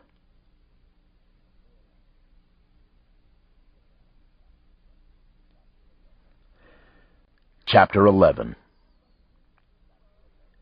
"Fuck you, Peach Fuzz!" Perez suddenly yelled. "You hear me, Peach Fuzz?" "Peach Fuzz?" Sampson looked at me and made a face. I saw a quick flash of Chop-It-Off Chucky. He was off to our extreme right. He was sprinting across a connecting rooftop and was already about 30 yards away. I saw him grab a quick, worried look back over his shoulder. His small eyes were hard black beads, evil-looking as they come. He had that weird red beard. Maybe he was a total psycho. Or maybe he really was just a pizza store porter. Forget it, I told myself. 4 teenage boys and a girl were up there on the roof doing their sneaky business. Crack, probably. I hoped they weren't snorting heroin. They idly watched the wild, wild world go by. The real city game was in progress here. Cops and robbers, child molester killers. It made no difference to these kids. Sampson and I covered 3 more narrow rooftops in a powerful hurry. We were gaining on him a little, but only by a step or two. Sweat was running down my forehead and cheeks, burning my eyes. "Stop! We'll shoot!" I yelled. "Stop, Emmanuel Perez!" Perez looked back again. He looked straight at me this time and grinned. Then he seemed to disappear over the far side of the brick-walled building. "Fire escape!" Sampson yelled. Seconds later, the 2 of us were rushing headlong down skinny, twisting, rusted metal stairs. Perez flew down the flimsy fire escape ahead of us. He was really moving. This was definitely his event, his home course. Sampson and I were both too big for the tight radius maneuvering. He gained a full flight on us, maybe a flight and a half. Chucky definitely had an escape route figured out, I was thinking. He had practiced this. I was almost sure of it. He's a smart one. He's guilty. Those vicious eyes, mad dog eyes. What had Alvin Jackson said? That Emmanuel Perez had always been around? We saw him down on E Street. The red beard jutted out as if it were petrified wood. He was already a full block away. Lots of rush-hour traffic everywhere. He was getting into a gypsy cab, a dull red and orange hack that read, "Cappies, we go anywhere." "Stop, you fucking squirrel!" Sampson screamed at the top of his voice. "God damn you, Manny!" Perez gave us the finger in the crud-crusted rear window of the cab. "Peach Fuzz!" He leaned out and screamed back at us.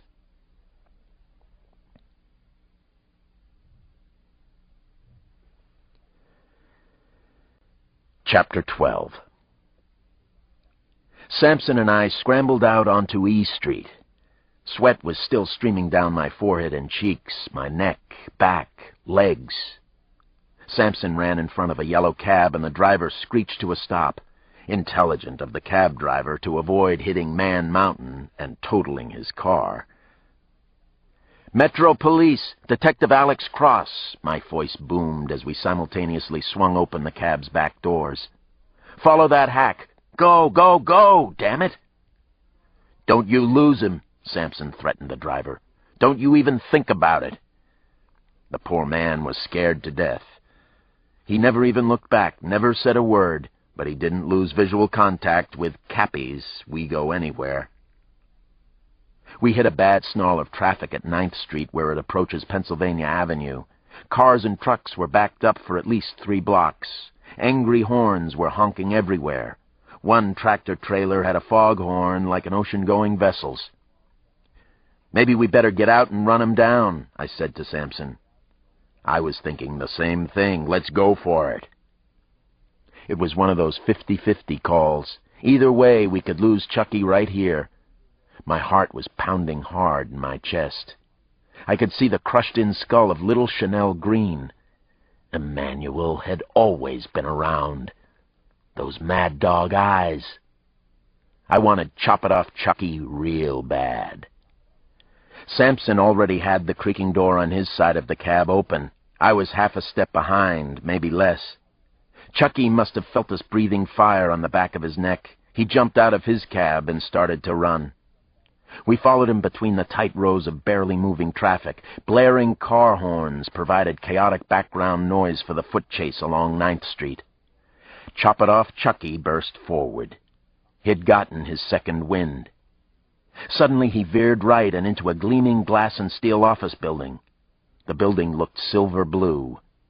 Madness, pure and simple. I had my detective shield already out as we entered the office building several strides behind Chucky. "Spanish guy, red beard, which way?" I yelled at the dazed and confused-looking security guard standing around in the plush lobby. He pointed to the middle car at a metal-on-metal elevator bank. The car had already left the ground floor. I watched the floor indicator, 3, 4, rising fast. Sampson and I jumped into the open door of the car nearest the front entrance. I hit rooftop with the palm of my hand. That was my best guess. "Roadrunner said Perez was a porter at Famous Pizza," I told Sampson.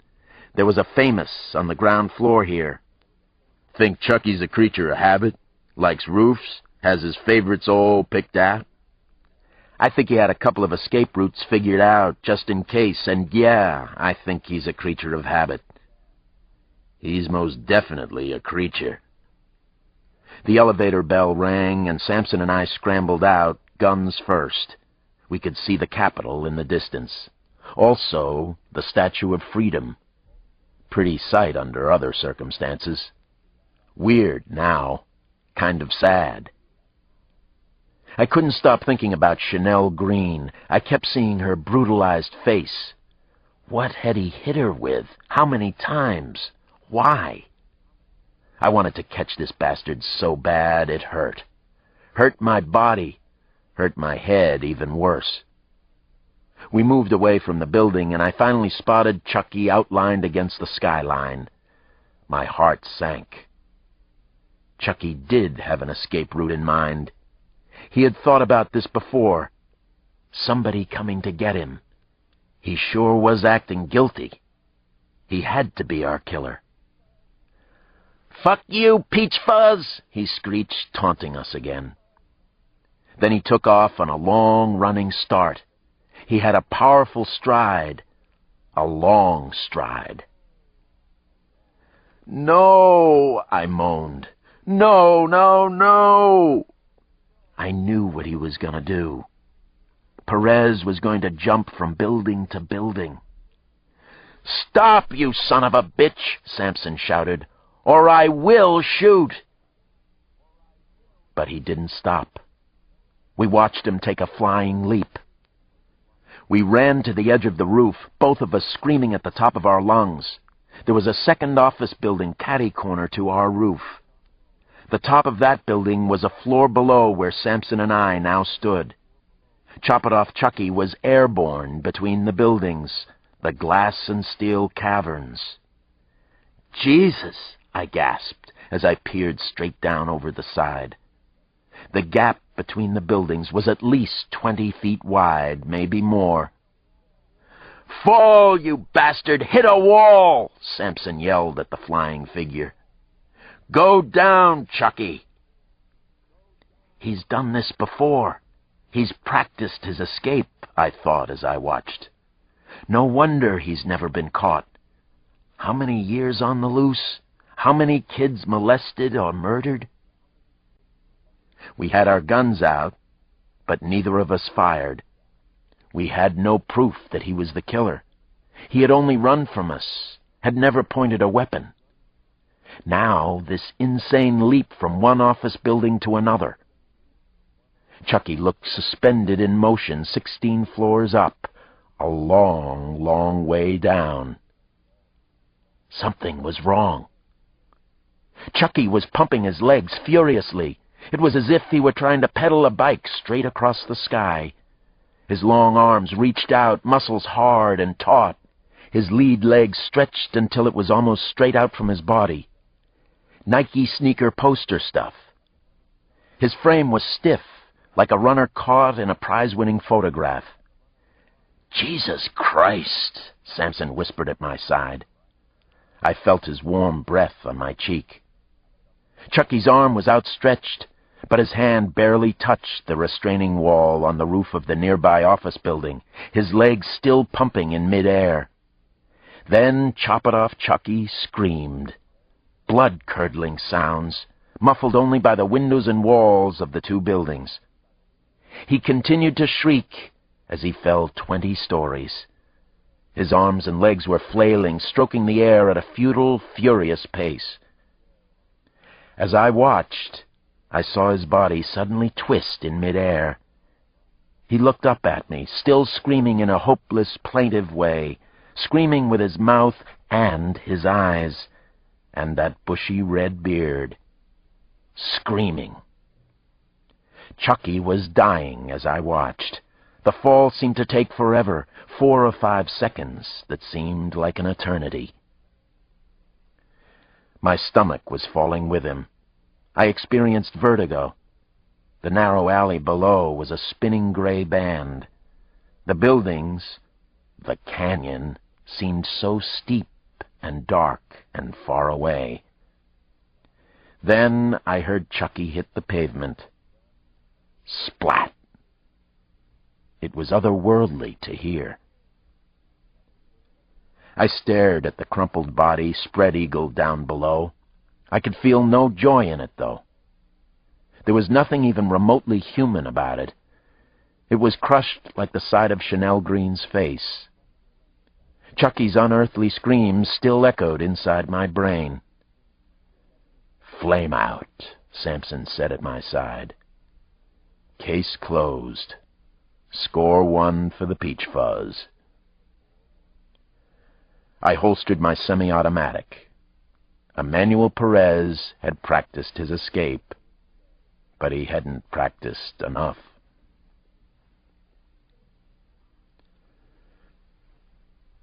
Chapter 13. Major fake out. Faked you out something fierce, didn't I? I faked you all out. The real Sojourner Truth school killer was alive and well. The killer couldn't have been any better, thank you very much. He had just committed the perfect crime, hadn't he? He had just gotten away with murder.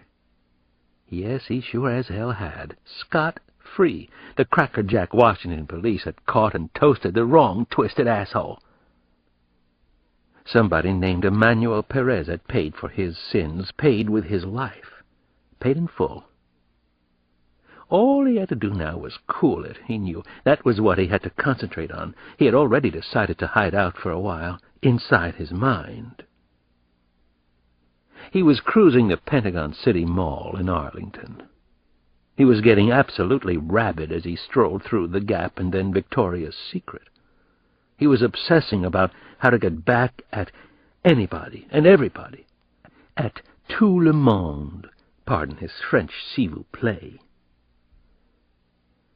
A song, an oldie he'd heard that morning on MTV, was stuck in his head. The lyrics had been bouncing around in his skull like ping-pong balls for the last couple of hours. He could hear the singer, Beck, a hopeless geek from Los Angeles. "I'm a loser, baby, so why don't you kill me? I'm a loser, baby, so why don't you kill me?" He repeated the lyric in his head. "I'm a loser, baby, so why don't you kill me?" He loved the way the dumbass lyrics worked two ways for him. They were about him, and they were about his potential victims. Everything was an irritating circle, right? Life was beautiful in its screwy simplicity, right?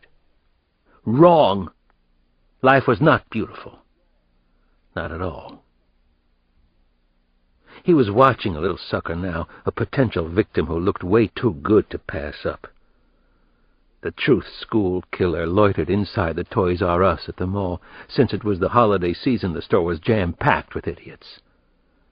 The overhead speakers were playing the Chain's irritating and moronic theme song, "I don't want to grow up, I'm a Toys R Us kid." Over and over and over, the kind of mindless repetition that kids loved. The sheer number of insane toys, the spoiled, rotten little kids, the smug-looking mothers and fathers, the whole raw deal made him feel hot, thick-headed, and almost physically sick. "I don't want to grow up either," he said to himself. "I'm a Toys R Us kid killer." He watched his chosen little boy as the kid wandered alone down a wide aisle chock full of action games. The boy was 5 or so, a very manageable age. The anger button inside his head was going off like a powerful alarm. Wham, wham, wham. The terrible feeling quickly spread to his chest. Wham, wham. It was tense and uncomfortable. Both his hands were clenched tight, so was his stomach. The back of his neck. His brain was clutching, too. "Be careful now," he cautioned himself. "Don't make any mistakes. Remember, you do perfect crimes."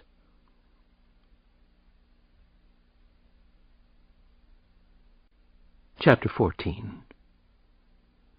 This was going to be a mite tricky going, though, working in the crowded Toys R Us store.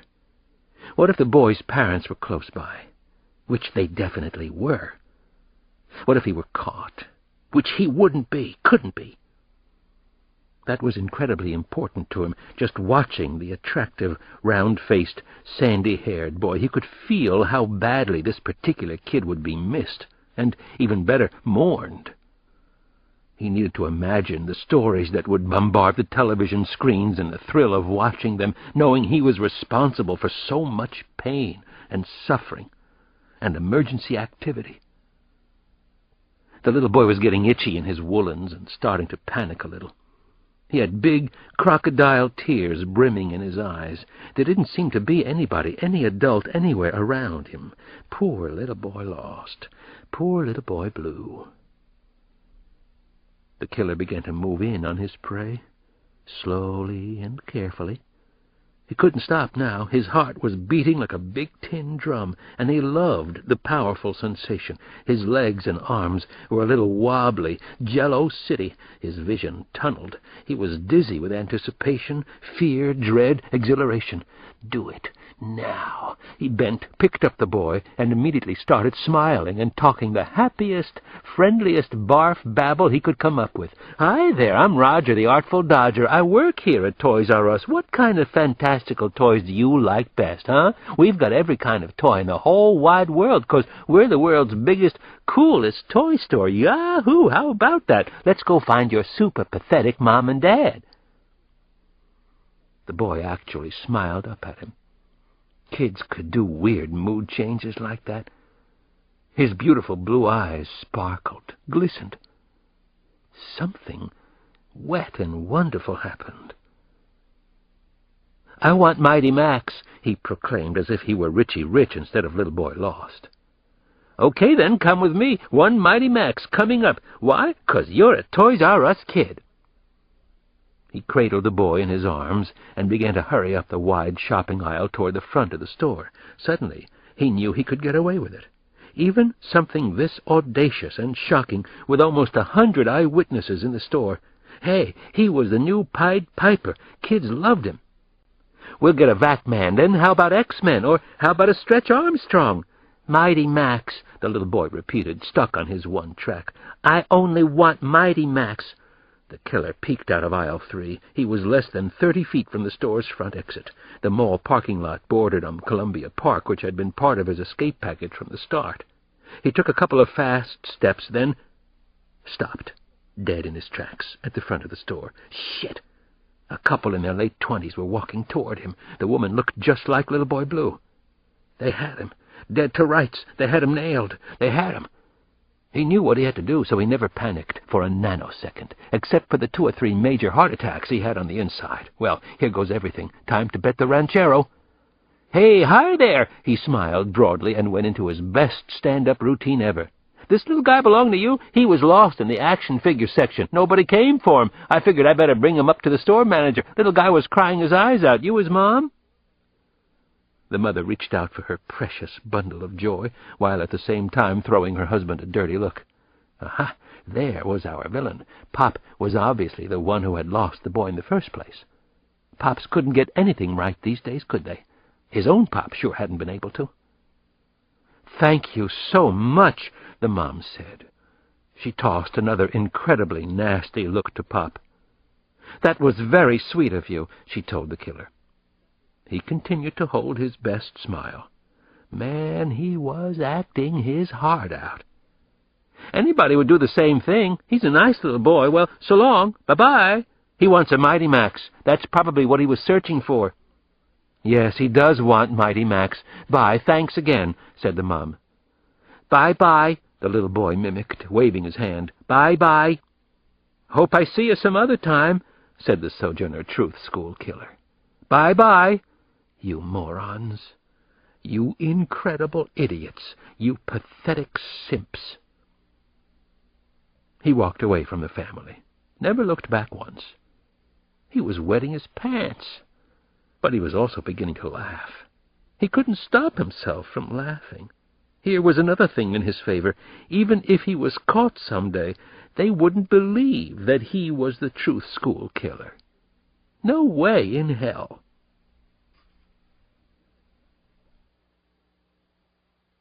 Chapter 15. Ah, this was much better. Life was good again. I opened my eyes, and Janny was there, staring at me from about 3 feet away. Janny had Rosie the cat in her arms. Janny likes to watch me sleep sometimes. I like to watch her sleep, too. Fair is fair. "Hey there, sweetness and light," I said to her. "You know the song, 'Someone to Watch Over Me'? You remember that one?" I hummed a couple of bars for her. Janny nodded her head yes. She knew the song. She had heard me play it on the piano downstairs on our porch. "You have guests," she announced. I sat up in bed. "How long have they been here?" "They just came in. Nana sent me and Rosie up to get you. She's making them coffee. You, too. You have to get up." "Is it Sampson and Rakeem Powell?" I asked. Janny shook her head. She seemed unusually shy this morning, which isn't really like her. "They're white men." I was starting to wake up in a hurry. "I see. You happen to catch the names?" Suddenly I thought I knew the names. I solved the mystery myself. At least I thought I had.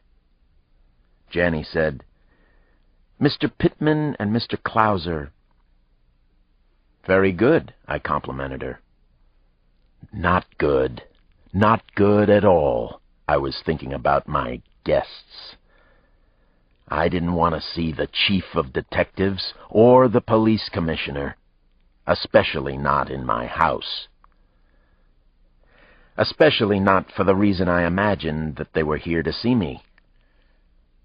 Janny bent and gave me my morning kiss, then a second kiss. "Oh, what lies there are in kisses," I winked and said to her.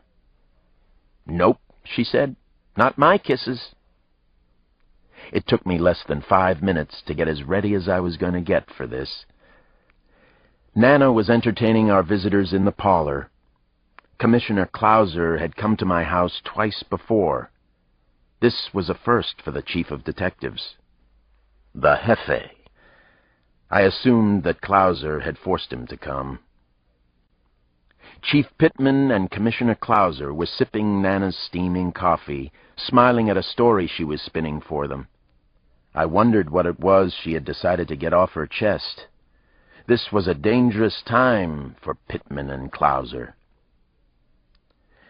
"I was just rebuking these gentlemen for allowing Emmanuel Perez to roam our streets for so long," she told me as I entered the parlor. "They promised not to let that sort of thing happen again. Should I believe them, Alex?" Both Pittman and Clouser chuckled as they looked at me. Neither of them realized this was no chuckling matter, and that my grandmother was no one to mess with, or, even worse, condescend to in her house. "No, you shouldn't believe one word they say." "Are you finished now?" I asked her, returning her sweet, phony smile with one of my own. "I didn't think I could trust either of them. I wanted to get their promise in writing," Nana said. I nodded and smiled, as if she'd just made a joke, which I knew she hadn't. She was dead serious. The Jefe and Commissioner Clouser both laughed heartily. They thought Nana Mama was a stitch. She isn't. She's the whole 9 yards. "Can the three of us talk in here?" I asked her, "or should we go outside for our discussion?" "I'll go in my kitchen," Nana evil-eyed me and said. "So nice to meet you, Chief Pittman, Commissioner Clouser. Don't forget your promise." "I won't." Once she had left the room, the commissioner spoke right up. "Well, congratulations are in order, Alex. I understand that you found all kinds of kiddie porn in Emmanuel Perez's apartment." "Detective Sampson and I found the pornography," I said. Then I was silent. I had decided not to make this easy for them. Actually, I agreed 100% with the point Nana had been trying to make. "I'm sure you're wondering what we're doing here, so let me explain," Chief of Detectives Pittman spoke up. He and I were not close, to put it mildly. Never had been, never would be. Pittman is a bully, and also a closet racist, and those are his better points. He could never seem to see a belt without wanting to hit below it. "I'd appreciate it," I said to the Jefe. "I was thinking that maybe you had just been in the neighborhood and you dropped by for my grandmother's coffee. It's worth a trip." Pittman didn't come close to breaking a smile. "We received a formal request from the FBI late last night. They've asked that you work on the investigation of Senator Fitzpatrick's murder. Special Agent Kyle Craig strongly suggested that your background and recent experience might serve the investigation well. Obviously, it's an important case, Alex." I let Chief Pittman finish, then I slowly shook my head no. "I've got a half-dozen open homicides here in Southeast," I said. "The case I just worked on should have been solved months ago. Then another little girl wouldn't have died for no goddamn reason.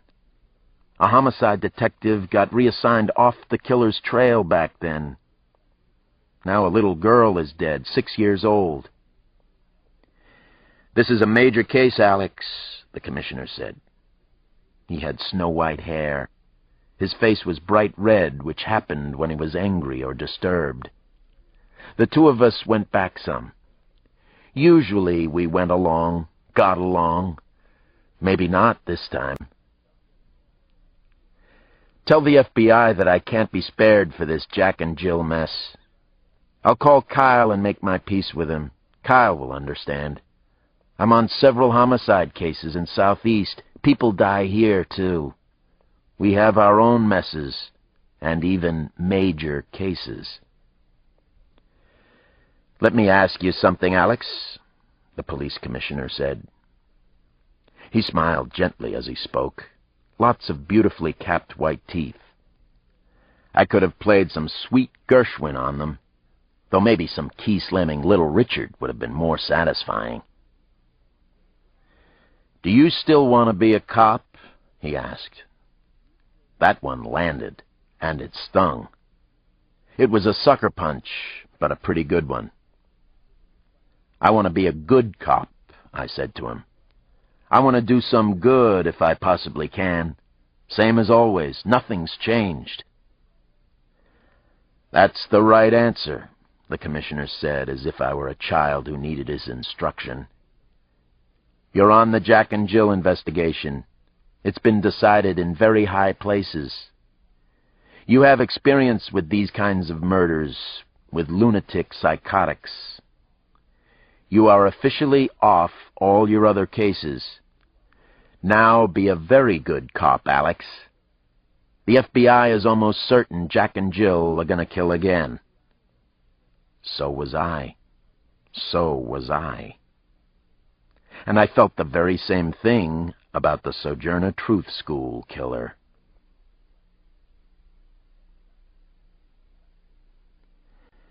Chapter 16.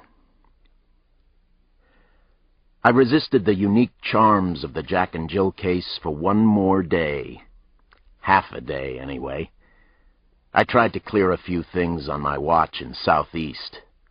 I was furious about what had happened with Clouser and Pittman. Chanel Green had died because more detectives hadn't been assigned to find Chop-It-Off Chucky, hadn't given Alvin Jackson the time of day. The whole sorry affair was race-related, no way around it, and it made me both angry and sad. I came home early and spent the evening with Nana and the kids.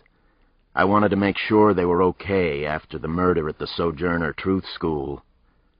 At least that horror tale had been solved.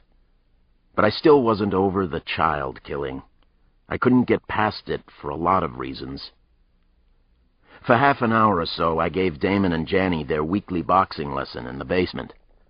To Damon's credit, he's never complained that the sessions include his sister. He just puts on the gloves.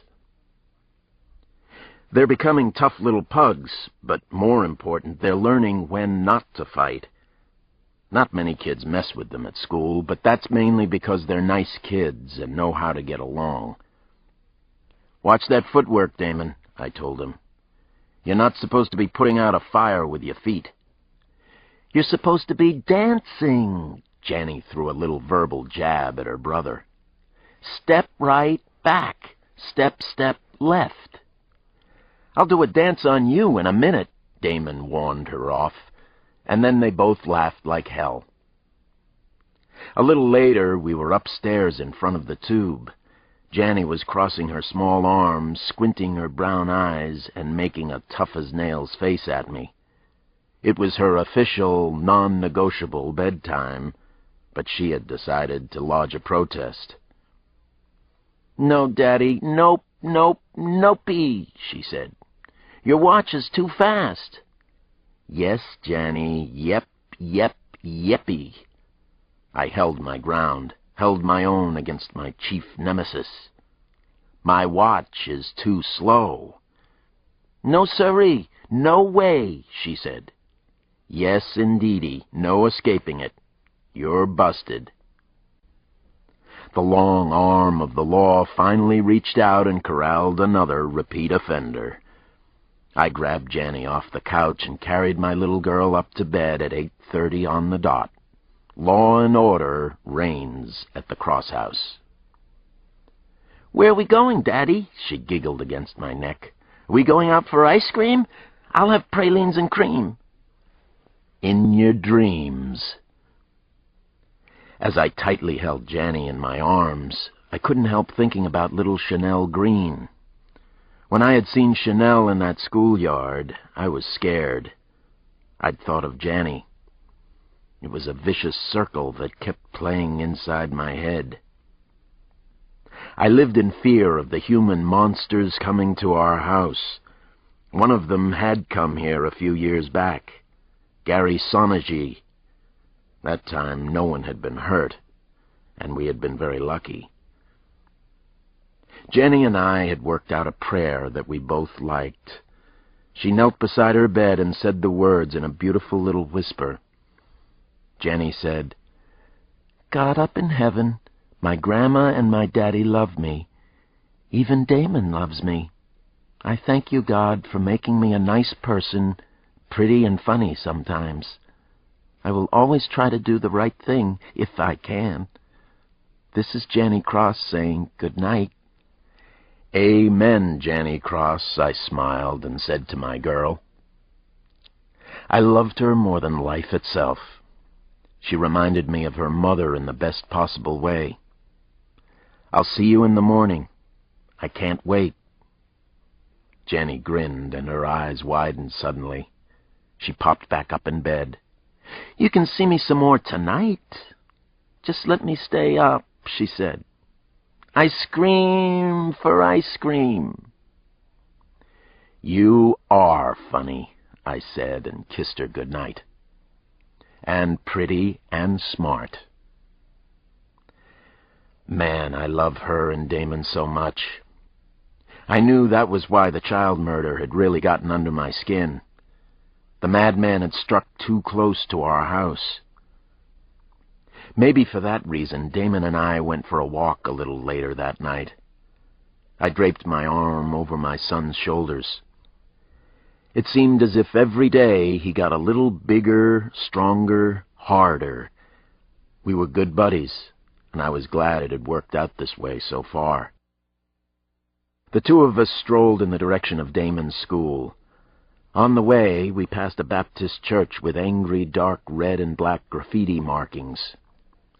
I don't care 'bout G's, 'cause G's don't care 'bout me. That was a common sentiment around here, especially among the young and restless. One of Damon's schoolmates had died at the Sojourner Truth School. What a horrible tragedy, and yet he had already seen so much of it. Damon had witnessed a death in the street, one young man shooting another over a parking space when he was only 6 years old. You ever get afraid to be at the school? Tell me the truth. Whatever you really feel is okay to say, Damon, I gently reminded him. I get afraid sometimes, too. Beavis and Butthead scares me. Ren and Stimpy, too. Damon smiled, and he shrugged his shoulders. I'm afraid sometimes, yeah. I was shivering on our first day back. Our school isn't going to close down, is it? I smiled on the inside, but kept a straight face. No, there'll be classes as usual tomorrow. Homework, too. I did it already, Damon answered defensively. Nana has him a little too sensitive about grades, but that probably isn't so terribly bad. I get mostly all A's, just like you. Mostly all A's? I laughed. What kind of sentence is that? Accurate. He grinned like a young hyena who had just been told a pretty good joke on the Serengeti. I grabbed Damon in a loose, playful headlock. I gently slid my knuckles over the top of his short haircut. Noogies. He was okay for now. He was strong, and he was a good person. I love him like crazy, and I wanted him to always know that. Damon wiggled out of the headlock. He danced a fancy Sugar Ray Leonard-style two-step and fired a few quick testing punches at my stomach. He was showing me what a tough little cub he was. I had no doubt about it. Right about then, I noticed someone leaving the school building. It was the same woman I'd seen in the early morning of Chanel Green's murder, the one who had blown me away then. She was watching Damon and me tussle on the sidewalk. She had stopped walking to watch us. She was tall and slender, almost 6 feet. I couldn't see her face very well in the shadows of the school building. I remembered her from the other morning, though. I remembered her self-confidence, a sense of mystery I'd felt about her. She waved, and Damon waved back. Then she headed down to the same dark blue Mercedes which was parked up against the wall of the building.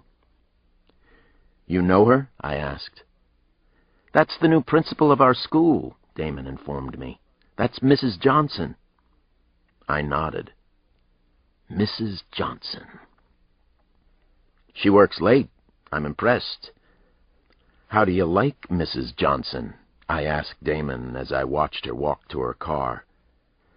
I remembered that Nana had talked about the principal and been very positive about her, calling her inspirational and saying she had a sweet disposition. She was certainly attractive, and seeing her made my heart ache just a little. The truth was, I missed not having someone in my life. I was getting over a complicated friendship I'd had with a woman, Kate McTiernan. I had been working a lot, avoiding the whole issue that fall. I was still avoiding it that night. Damon didn't hesitate with his answer to my question. I like her. Everybody likes Mrs. Johnson. She's tough, though. She's even tougher than you are, Daddy, he said. She didn't look so tough with her Mercedes sedan, but I had no reason not to believe my son. She was definitely brave to be in the school alone at night. Maybe a little too brave. Let's head on home, I finally said to Damon. I just remembered this is a school night for you. Let's stay up and watch the Bullets play the Orlando Magic, he coaxed and grabbed onto my elbow. Oh, sure. No, let's get Jenny up, and we'll all pull an all-nighter, I said and laughed loudly. We both laughed, sharing the jokey moment. I slept in with the kids that night. I was definitely not over the murder at the Truth School. Sometimes we'll throw blankets and pillows on the floor and sleep there as if we were homeless. It gives Nana fits, but I believe she thrives on her fits, so we make certain she has one every other week or so. As I lay there with my eyes open and both kids sleeping peacefully, I couldn't help thinking about Chanel Green. It was the last thing I needed to think about. Why had someone brought the body back to the schoolyard, I wondered. There are always loose ends on cases, but this one made no sense, so it concerned me. It was a piece that didn't fit in a puzzle that was supposed to be finished. Then I began thinking about Mrs. Johnson for a moment or two. That was a better place to be. She's even tougher than you are, Daddy. What a glowing recommendation from my little man. It was almost a dare. Everybody likes Mrs. Johnson, Damon had said. I wondered what her first name was. I made a wild guess. Christine. The name just came to me. Christine. I liked the sound of it in my head. I finally nodded off to sleep. I slept with the kids in the pile of blankets and pillows on the bedroom floor. No monsters visited us that night. I wouldn't let them. The Dragon Slayer was on guard, tired and sleepy and over-sentimental, but ever so watchful.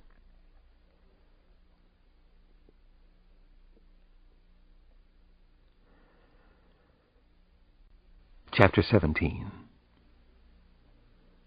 This was really nuts, insane, demented. It was so great. The killer wanted to go for it again, right now, right this minute. He wanted to do the two of them. What a gas that would be. What a large charge. A real shockaroo. He had watched them from afar, father and son. He thought of his own father, the totally worthless prick. Then he saw the tall, pretty schoolteacher wave and get into her car. Instinctively, he hated her, too. Worthless black bitch. Phony teacher smile spread all over her face. Pow, pow, pow. 3 perfect headshots.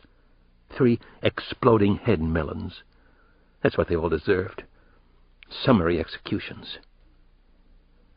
A really rude thought was forming in his mind as he watched the scene near the school. He already knew a lot of things about Alex Cross. Cross was his detective, wasn't he? Cross had been assigned to his case, right? So Cross was his meat. A cop, just like his own father had been. The really interesting thing was that nobody had paid much attention to the first killing. The murder had almost gone unnoticed. The papers in Washington had barely picked it up. Same with TV.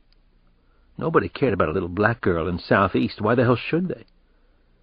All they cared about was Jack and Jill. Rich white people afraid for their lives. Scary. Well, fuck Jack and Jill. He was better than Jack and Jill, and he was going to demonstrate it. The school principal drove past his hiding place in a cluster of overgrown bushes. He knew who she was, too. Mrs. Johnson of the Truth School. The Whitney Houston of Southeast, right? Screw her, man. His eyes slowly drifted back to Alex Cross and his son. He felt anger rising inside him, steam building up. It was as if his secret button had been pushed again. The hair on his neck was standing at attention. He was beginning to see red, feeling spraying mists of red in his brain. Somebody's blood, right? Cross's? His son's? He loved the idea of them dying together. He could see it, man. He followed Alex Cross and his kid home, in his rage state, but keeping a safe distance. He was thinking about what he was going to do next. He was better than Jack and Jill. He'd prove it to Cross and everyone else. This ends Disc 2. Jack and Jill, Disc 3. Chapter 18. The festive charity gala for the Council on Mental Health was being held at the Pension Building on F Street and 4th on Friday night. The grand ballroom was 3 stories with huge marble columns everywhere, and more than 1,000 guests noisily seated around a glistening working fountain. The waiters and waitresses wore Santa Claus hats. The band broke into a lively swing version of Winter Wonderland. What great fun! The guest speaker for the evening was none other than the Princess of Wales. Sam Harrison was there as well. Jack was there. He observed Princess Di closely as she entered the glittering, stately ballroom. Her entourage included a financier rumored to be her next husband, the Brazilian ambassador and his wife, and several celebrities from the chic American fashion world. Ironically, 2 of the models in the group appeared to suffer from anorexia nervosa, the flip side of bulimia, the nervous disorder that had plagued Diana for the previous dozen years. Jack moved a few steps closer to Princess Di. He was intrigued, and had serious questions about the quality of her security arrangement. He watched the Secret Service boys make a discreet sweep, then remain on duty nearby, earphones at the ready. A formal toastmaster had been brought all the way from England to properly salute the Queen, the Council's president, and host Walter Annenberg. The ambassador spoke briefly, then a lavish, though overcooked and underspiced, dinner followed. Baby lamb with sauce niçoise and haricots verts. When the princess finally rose to speak during dessert, an orange almond tart with orange sauce and marsala cream, Jack was less than 30 feet away from her. She wore an expensive gold sheath of taffeta with sequins, but he found her somewhat gawky, at least to his taste. Her large feet made him think of the cartoon character Daisy Duck. Princess Daisy. That was his moniker for Di. Diana's speech at the gala was very personal, if familiar to those who had followed her life closely. A troubled childhood and adolescence, a debilitating search for perfection, feelings of self-revulsion, and low personal esteem. All this had led to what she spoke of as her shameful friend, bulimia. Jack found the speech strangely off-putting and cloying. He wasn't at all touched by Diana's self-pity, or the near hysteria that seemed to reside just below the surface of her performance, perhaps her entire life. The audience clearly had a different reaction. Even the usually cool-as-ice Secret Service guards seemed to react emotionally to the popular Di. The applause when she had finished speaking was thunderous and seemed heartfelt and sincere. Then the entire room stood up, Jack included, and continued the warm, noisy tribute. He could almost have reached out and touched Di. "Here's to bulimia," he wanted to call out. "Here's to worthwhile causes of all kinds." It was time for him to move into action again. It was time for number 2 in the Jack and Jill story. Time for a lot of things to begin. It was also his turn to be the star tonight, to solo, as it were. He had been watching another well-known personality that evening at the party. He had watched her, studied her habits and mannerisms on a few other occasions as well. Natalie Sheehan was physically striking, much more so than Di, actually. The much-admired TV newswoman was blonde, about 5'8" in heels. She wore a simple, classic black silk dress. She oozed charm, but especially class, first class. Natalie Sheehan had been aptly described as American royalty, an American princess. Jack started to move at a little past 9:30. Guests were already dancing to an 8-piece band.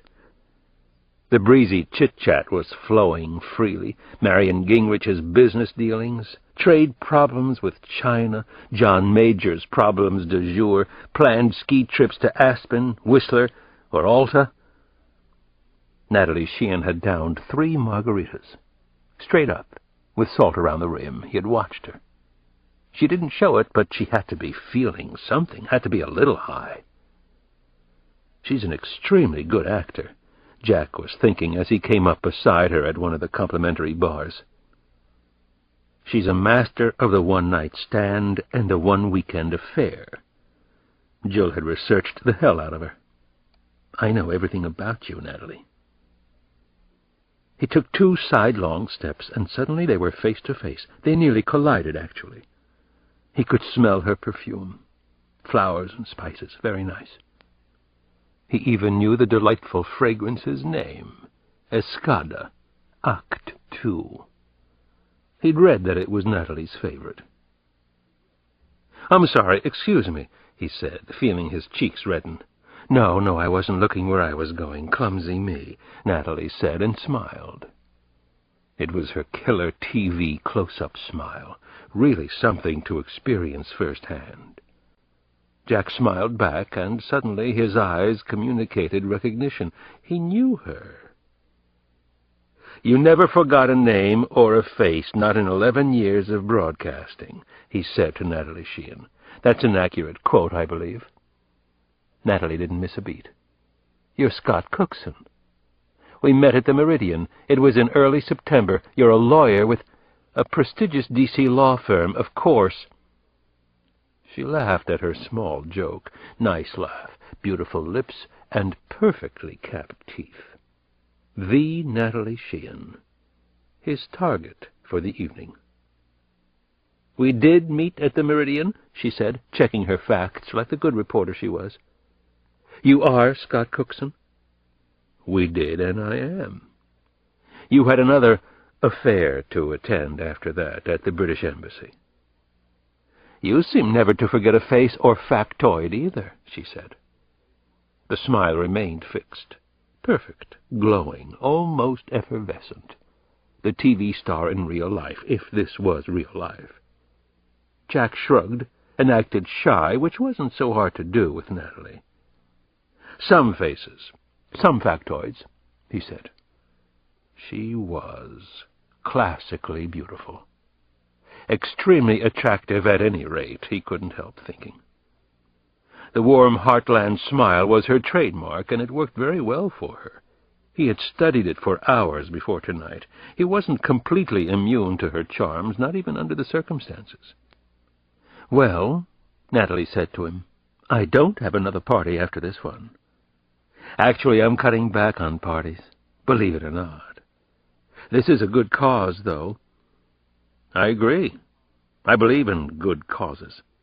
"Oh? And what's your favorite cause, Scott?"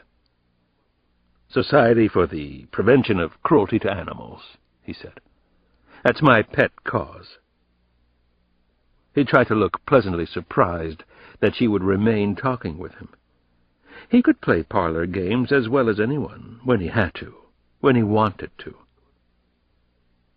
"If I might be just a little bold," he said, "would you consider the two of us cutting back together?" His very natural and unassuming smile undercut the forward-sounding line. It was a come-on just the same. There was no disguising that. Natalie Sheehan's answer was tremendously important, to both of them. She stared at him, slightly taken aback. He'd completely blown it, he thought. Or maybe she was acting now. Then Natalie Sheehan laughed. It was a hearty laugh, almost raucous. He was sure that no one in America had ever heard it in her prim and proper role as a network television reporter. Poor Natalie, Jack thought. Number 2.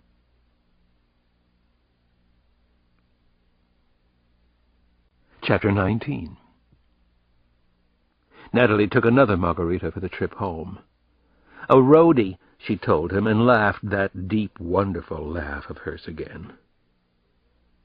"I learned how to party a little bit at St. Catherine's Academy in Cleveland, then at Ohio State," she confided as they walked to the garage under the pension building. She was trying to show him that she was different from her television persona, looser, more fun. He got that much, got the message. He even liked her for it. He was noticing that her usually crisp and exact enunciation was just a little off now. She probably thought it was sexy, and she was right. She was actually very nice, very down-to-earth, which surprised him a little. They took her car, as Jill had accurately predicted. Natalie drove the silver-blue Dodge Stealth a little too fast. All the while she talked rapid-fire, too, but kept it interesting. Gat, Boris Yeltsin's drinking problems, D.C. real estate, campaign financing reform. She showed herself to be intelligent, informed, high-spirited, and only slightly neurotic about the ongoing struggle between men and women. "Where are we going?" he finally thought he should ask. He already knew the answer, of course. The Jefferson Hotel, Natalie's honey trap in D.C., her place. "Oh, to my laboratory," she said. "Why? Are you nervous?" "No. Well, maybe a little nervous," he said, and laughed. It was the truth. She brought him upstairs to her private office in the Jefferson Hotel on 16th Street. 2 beautiful rooms and a spacious bath overlooked downtown. He knew that she also had a house in Old Town Alexandria. Jill had visited there, just in case, just to be thorough. Measure twice, measure 5 times, if necessary. "This place is my treat for myself, a special spot where I can work right here in the city," she told him. "Isn't the view breathtaking? It makes you feel as if you own the whole city. It does for me, anyway." "I see what you mean. I love Washington myself," Jack said. For a moment he was lost, peering off into the distance. He did love this city, and what it was supposed to represent. At least, he had, once upon a time. He still remembered his very first visit here.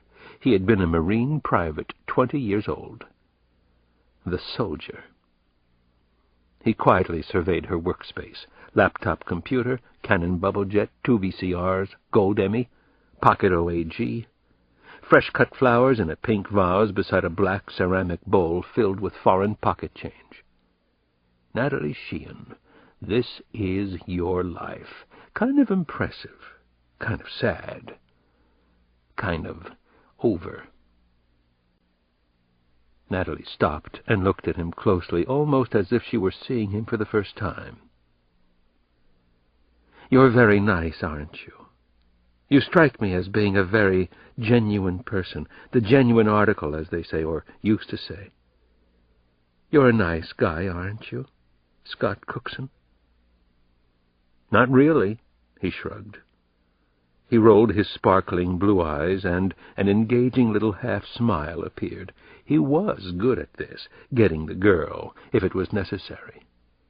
Actually, though, under normal circumstances, he never ran around. He was at heart a one-woman guy. Nobody's really nice in Washington, right? Not after you've lived here for a while, he said, and continued to smile. I suppose that's true. I guess that's basically accurate. She snorted out a raucous laugh, then laughed again. At herself? He could see that Natalie was disappointed a little in his answer. She wanted, or maybe she needed, something genuine in her life. Well, so did he, and this was it. The game was exquisite, and it was definitely the genuine article. It was so important. It was history. And it was happening right now in this Jefferson Hotel suite. This irresistible, dangerous game he was playing, this was his life. It was something with meaning, and he felt fulfilled. No, he felt for the first time in years. Hi there, Scott Cookson. Did we lose you for a sec? No, I'm right here. I'm a here-and-now kind of person, just admiring the wonderful view you have here. Washington in the wee hours. It's our view for tonight, yours and mine. Natalie made the first physical move, which was also as he had predicted and was therefore reassuring to him. She came up close to him from behind. She placed her long, slender arms around his chest, bracelets jangling. It was extremely nice. She was highly desirable, almost overpoweringly so, and she knew it. He felt himself become aroused, become extremely hard down the left side of his trousers. That kind of arousal was like a small itch compared to everything else he was feeling now. Besides, he could use it. Let her feel your excitement. Let her touch you. Are you okay with this? She asked. She actually was nice, wasn't she? Thoughtful, considerate. It was too bad, really. Too late to change the plan, to switch targets. Bad luck, Natalie. I'm very okay with this, Natalie. Can I take your tie off? Tasteful as it is, she asked. I think that ties should be done away with altogether, he answered. No, ties definitely have a place. First communions, funerals, coronations. Natalie was standing very close to him. She could be so sweetly, gently seductive, and that was sad. He liked her more than he'd thought he would. Once upon a time she had probably been the simple Midwestern beauty she now half pretended to be. He had felt nothing but revulsion for Daniel Fitzpatrick, but he felt a great deal tonight. Guilt, regret, second thoughts, compassion. The hardest thing was killing up close like this. How about white Pima cotton shirts? Are you a white shirt man? Natalie asked. Don't like white shirts at all. White shirts are for funerals and coronations. And charity balls. I agree 1,000% with that sentiment, Natalie said as she slowly unbuttoned his white shirt. He let her fingers do the walking. They trailed down to his belt, teasing. Expert at this. She rubbed her palm across his crotch, then quickly took her hand away. How about high heels? Natalie asked. Actually, I like those on the right occasion and on the right woman, he said. But I like going barefoot, too. Nicely put. Give a girl her choice. I like that. She kicked off just one black slingback, then laughed at her joke. A choice. One shoe on, one off. Silk dresses? She whispered against his neck. He was rock-hard now. His breathing was labored. So was Natalie's. He considered making love to her first. Was that fair game? Or was it rape? Natalie had managed to confuse the issue for him. I can do without those. Depending on the occasion, of course. He whispered back. We seem to agree on a lot of things.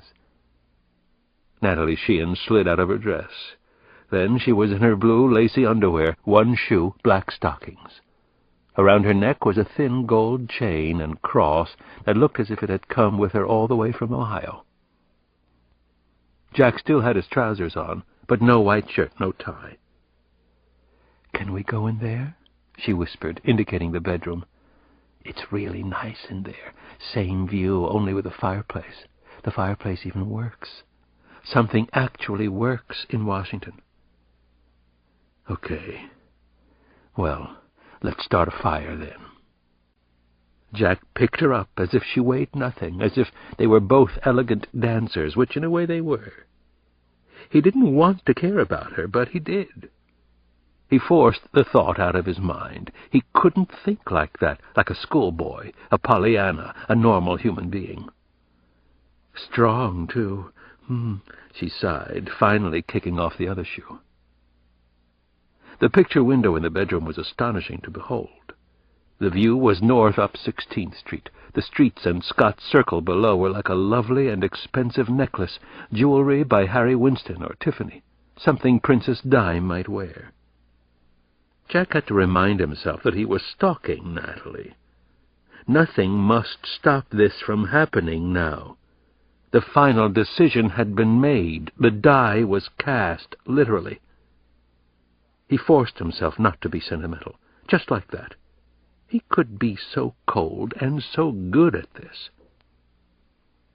He thought about throwing the high-spirited and beautiful newswoman through the plate-glass window of her bedroom. He wondered if she would crash through or just bounce back off the glass. Instead, he set Natalie down gently on a bed covered with an Amish quilt. He pulled out handcuffs from his jacket pocket. He let her see them. Natalie Sheehan frowned, her blue eyes widening in disbelief. She seemed to deflate, to depress right before his eyes. Is this some kind of sick joke? She was angry with him, but she was also hurt. She figured he was a freak, and she was right, beyond her wildest nightmares. His voice was very low. "No, this isn't a joke. This is very serious, Natalie. You might say that it's newsworthy." There was a sudden and very sharp knock at the door to the demi-apartment. He held up a finger for Natalie to be quiet, very quiet. Her eyes showed confusion, genuine fear, an uncustomary loss of her cool demeanor. His eyes were cold. They showed nothing at all. "That's Jill," he told Natalie Sheehan. "I'm Jack. I'm sorry. I really am." Chapter 20. I eased my way inside the Jefferson Hotel just before 8 in the morning. A little Gershwin was rolling through my head, trying to soothe the savage, trying to smooth out the jagged edges.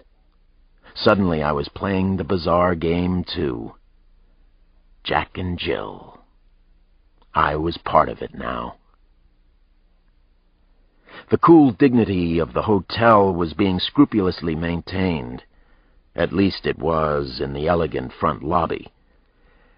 It was difficult to grasp the reality that a bizarre and unspeakable tragedy had struck here, or that it ever could.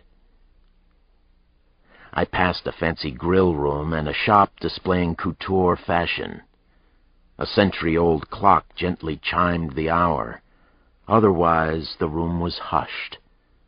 There was no sign, not a hint, that the Jefferson, indeed the entire city of Washington, was in shock and chaos over a pair of grisly, high-profile murders and threats of still more to come. I'm continually fascinated by facades like the one I encountered at the Jefferson. Maybe that's why I love Washington so much. The hotel lobby reminded me that most things aren't what they appear to be. It was a perfect representation for so much that goes on in D.C. Clever facades fronting even more clever facades. Jack and Jill had committed their second murder in 5 days, in this serene and very posh hotel. They had threatened several more murders, and no one had a clue why, or how to stop the celebrity stalking. It was escalating. Clearly, it was. But why? What did Jack and Jill want? What was their sick game all about? I had already been on the phone very early that morning, talking to my strange friends in abnormal psych at Quantico.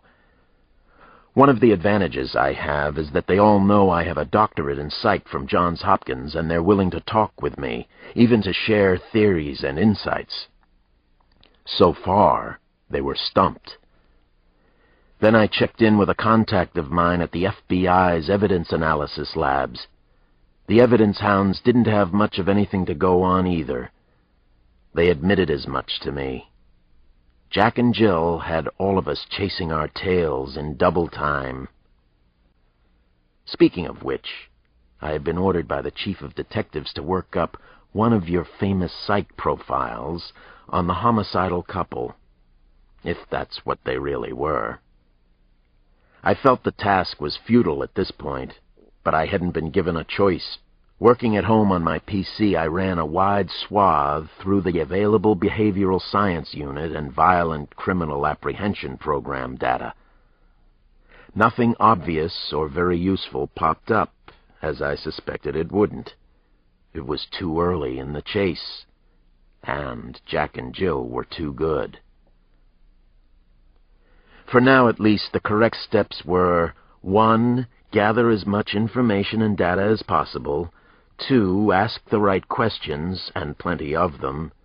3. Start collecting wild hunches on index cards that I'd carry around until the end of the case. I knew about several stalker cases, and I ran the information down in my head. One inescapable fact was the Bureau now had a database of more than 50,000 potential and actual stalkers. That was up from less than 1,000 in the 1980s. There didn't seem to be any single stalker profile, but many of them shared traits. First and foremost, obsession with the media, need for recognition, obsession with violence and religion, difficulty forming loving relationships of their own. I thought of Margaret Ray, the obsessed fan who had broken into David Letterman's home in Connecticut numerous times. She had called Letterman the dominant person in my life. I watch Letterman sometimes myself, but he's not that good. Then there was the Monica Seles stabbing in Hamburg, Germany. Katharina Witt had nearly suffered the same fate at the hand of a fan. Sylvester Stallone, Madonna, Michael Jackson, and Jodie Foster had all been seriously stalked and attacked by people who claimed to adore them. But who were Jack and Jill? Why had they chosen Washington, D.C. for the murders? Had someone in the government harmed one or both of them in some real or imagined way? What was the link between Senator Daniel Fitzpatrick and the murdered television newswoman Natalie Sheehan? What could Fitzpatrick and Sheehan possibly have in common? They were liberals. Could that be something? Or were the killings random and therefore nearly impossible to chart? Random was a nasty word that was sticking in my head more and more as I thought about the case. Random was a very bad word in homicide circles. Random murders were almost impossible to solve. Most celebrity stalkers didn't murder their prey. At least they didn't use extreme violence right away. That bothered the hell out of me about Jack and Jill. How long had they been obsessed with Senator Fitzpatrick and Natalie Sheehan? How had they ultimately chosen their victims? Don't let these be random selections and murders, anything but that. I was also intrigued by the fact that there were two of them working closely together. I had just come off a dizzying, high-profile case in which two friends, two males, had been kidnapping and murdering women for more than 13 years. They had been cooperating, but also competing with each other. The psychological principle involved was known as twinning. So what about Jack and Jill? Were they freak friends? Were they romantically involved? Or was their bond something else? Was it a sexual thing for them? That seemed like a reasonable possibility. Power dominance? A really kinky parlor game? Maybe the ultimate sex fantasy? Were they a husband and wife team? Or maybe spree killers like Bonnie and Clyde? Was this the beginning of a gruesome crime spree? A multiple murder spree in Washington? Would it spread elsewhere? To other large cities where celebrities tend to cluster? New York, Los Angeles, Paris, London? I stepped off the elevator on the 7th floor of the Jefferson Hotel and looked into a corridor of dazed and confused faces. Judging from the looks at the crime scene, I was pretty much up to speed. Jack and Jill came to the hill. To kill, to kill, to kill. Chapter 21. The good Dr. Cross, the master of disaster. Well, I'll be. Alex! Hey, Alex, over here! I was lost in a bad jumble of thoughts and impressions about the murders when I heard my name. I recognized the voice immediately, and it brought a smile to my lips. I turned and saw Kyle Craig of the FBI, another dragon slayer, this one originally from Lexington, Massachusetts. Kyle was not your typical FBI agent. He was a totally straight shooter. He wasn't uptight, and he usually wasn't bureaucratic. Kyle and I had worked together on some very bad cases in the past. He was a specialist in high-profile crimes that were marked by extreme violence or multiple murders. Kyle was an expert in the nasty, scary stuff most bureau agents didn't want to be involved with on a regular basis. Beyond that, he was a friend. "They've got all the big guns out on this one," Kyle said as we shook hands in the foyer. He was tall, still gaunt. Distinctive features and strikingly black hair, coal black hair. He had a long hawk's nose that looked sharp enough to cut. "Who's here so far, Kyle?" I asked him. He would have everything scoped out by now.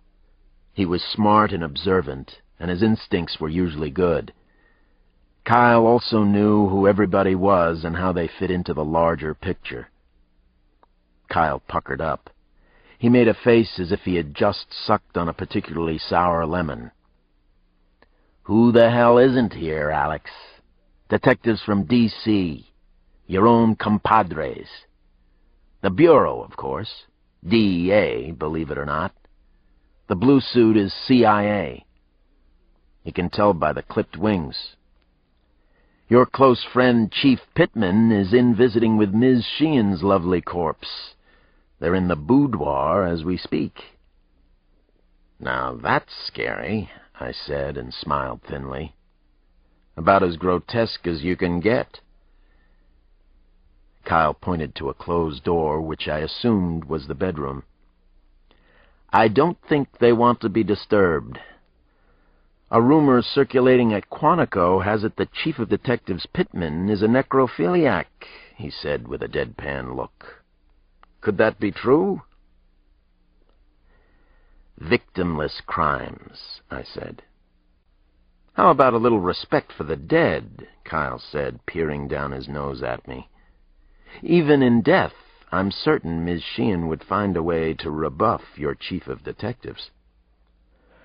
I wasn't surprised that the Jefe himself had come to the Jefferson. This was developing into the biggest D.C. homicide case in years. It definitely would be if Jack and Jill struck again soon, as they had promised. Reluctantly, I parted company with Kyle and walked toward the closed bedroom door. I opened it slowly, as if it might be booby-trapped. The one and only Chief George Pittman was in the bedroom with a man in a gray suit, probably a forensics guy. They both glanced around at me. Pittman was chomping on an unlit Bauza cigar.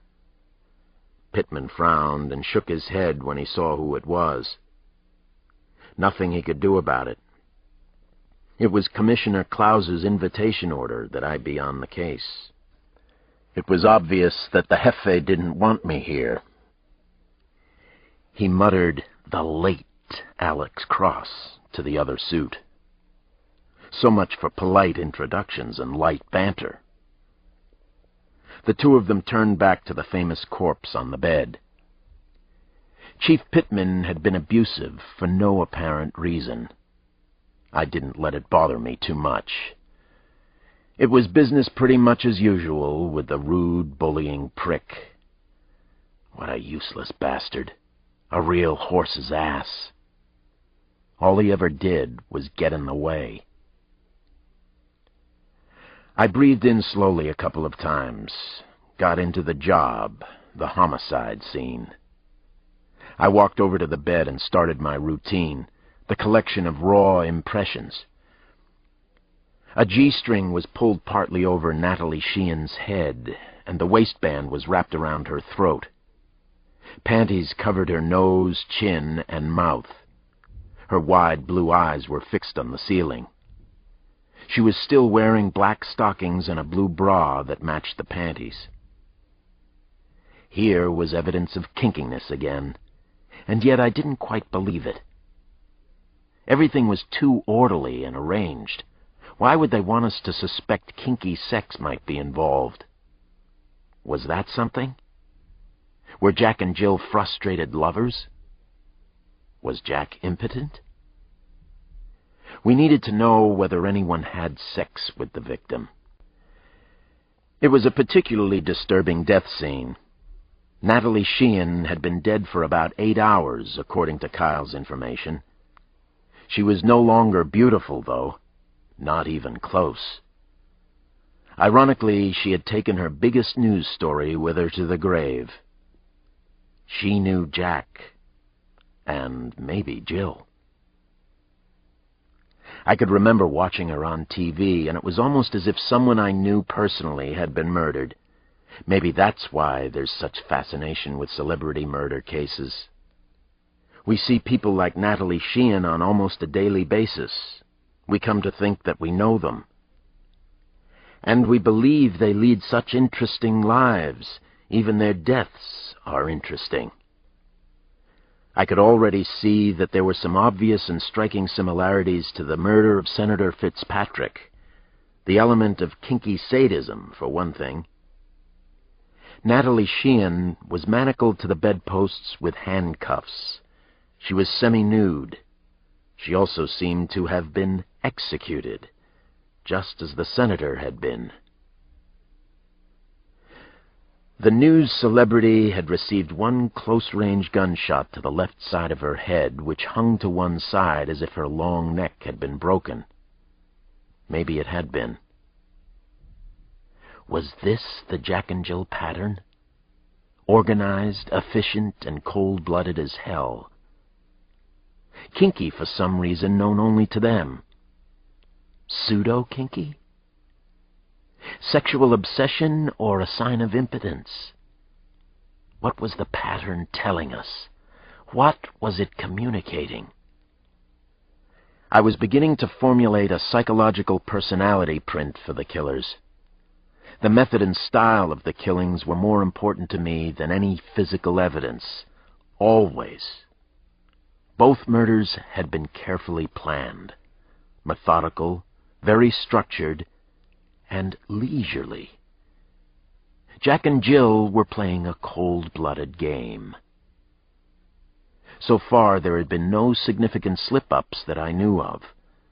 The only physical evidence left at the scenes was intentional. The notes. Sexual fantasy was obvious, both in exhibiting the female on her bed and, in the senator's case, male mutilation. Did Jack and Jill have trouble with sex? My initial impression was that both killers were white, somewhere between the ages of 30 and 45, probably closer to the latter, based on the high level of organization in both murders. I suspected well above average intelligence, but also persuasiveness and physical attractiveness. That was particularly telling and bizarre to me, since the killers had managed to get inside the celebrities' apartments. It was the best clue we had. There was much more for me to take in, and I did, madly scribbling away in my notepad. Occasionally, the Jefe looked my way and glared at me, checking up on me. I wanted to go at him. He represented so many things that were wrong with the department, the Washington PD. He was such a controlling, macho asshole, and not half as bright as he thought he was. "Anything, Cross?" He finally turned and asked in his usual clipped manner. "Not so far," I said. That wasn't the truth. What definitely occurred to me was that Daniel Fitzpatrick and Natalie Sheehan might both have been promiscuous in the old-fashioned sense of the word. Maybe Jack and Jill disapproved of them. Both bodies had been left exposed, in compromising and very embarrassing positions. The killers seemed preoccupied with sex, or at least the sex lives of famous people. Exposed, or to expose, I wondered. Exposed for what reason? "I'd like to look at the note," I told Pittman, trying to be civil and professional. Pittman waved a hand in the direction of an end table on the far side of the bed. His gesture was dismissive and rude. I wouldn't treat the rawest rookie patrolman that way. I had shown more respect to Chop-It-Off Chucky. I walked over and read the note for myself. It was another poem, 5 lines. Jack and Jill came to the hill to right another error. To make it short, her news report was filled with her own terror. I shook my head back and forth a few times, but didn't say anything about the note to Pittman. To hell with him. The rhyme didn't tell me much of anything yet. I hoped it would eventually. Actually, the rhymes were clever, but without emotion. What had made these two killers so clever and cold? I continued to search the bedroom. I was infamous in homicide circles for spending a lot of time at crime scenes. Sometimes I'd spend a whole day. I planned to do the same thing here. Most of the dead woman's effects seemed to tie in with her career, almost as if she had no other life. Videocassettes, expense sheets from her network, a pilfered stapler with CBS engraved on it. I observed the murder scene and the dead woman from several angles. I wondered if the killers had taken anything with them. I couldn't concentrate the way I wanted to, though. Chief Pittman had gotten on my nerves. I had let him get to me. Why had both victims been left exposed? What was it that connected them in death, at least in the minds of the murderers? The killers felt compelled to graphically point out certain things to us. In fact, everything about Fitzpatrick and Sheehan was in public view now, thanks to Jack and Jill. This is so bad, I thought, and had to reach down deep for a breath. Worst of all, I was completely hooked on the case. I was definitely hooked. Then everything took a turn for the worse in the bedroom. A bad and unexpected turn. I was standing near George Pittman when he spoke again without looking at me. "You come back after we're finished, Cross. Come back later." The Hefe's words hung like stale smoke in the air. I had trouble believing that he'd actually said them. I have always tried to act with some respect toward Pittman. It's been hard, nearly impossible most of the time, but I've done it anyway. "I'm talking to you, Cross." Pittman raised his voice a notch. "You hear what I said? Do you hear me?" Then the chief of detectives did something he shouldn't have. Something so bad. Something I couldn't look past. He reached out and pushed me with the heel of his hand, pushed me hard. I stumbled back a half step, caught my balance. Both my fists slowly rose to my chest. I didn't stop to think. Maybe some stored-up venom and powerful dislike made me act. That was part of it. I reached out and grabbed Pittman with both hands. This unspoken thing between us, the pattern of disrespect from him, had been building for a couple of years, at least that long. Now it flared big time and ugly. It exploded inside the dead woman's bedroom. George Pittman and I are about the same age. He's not as tall as I am, but he's probably heavier by 30 pounds. He has the squat, block-like build and look of a football linebacker from the early 60s. He's bad at his job, and he shouldn't have it. He resents the hell out of me because I'm decent at what I do. Fucker. I grabbed and picked him up right off the floor.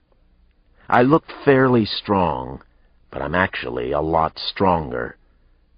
Pittman's eyes widened in disbelief and sudden fear.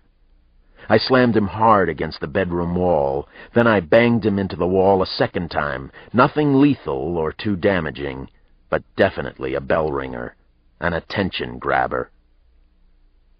Each time his body hit, the staid Jefferson Hotel seemed to shake to its very foundation. He didn't fight back. He couldn't believe what I'd just done. To be honest, neither could I. I loosened my grip on Pittman. I finally let him go, and he wobbled on his feet. I knew I hadn't hurt him much physically, but I had hurt his pride. I had also made a big mistake.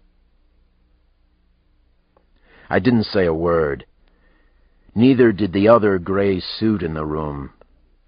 I took some solace in the fact that Pittman had pushed first. He had started this, and for no reason. I wondered if the other suit had seen it that way, but I doubted it.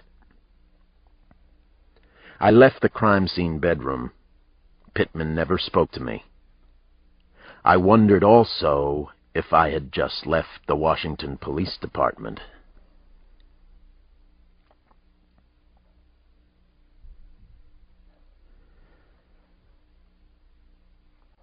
Chapter 22.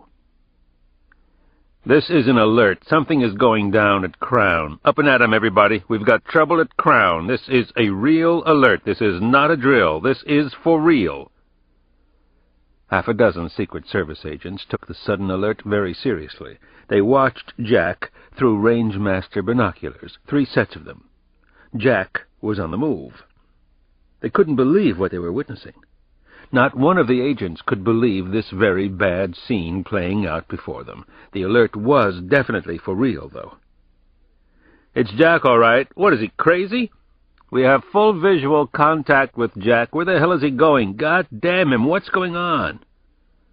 The 6 watchers comprised 3 highly professional teams.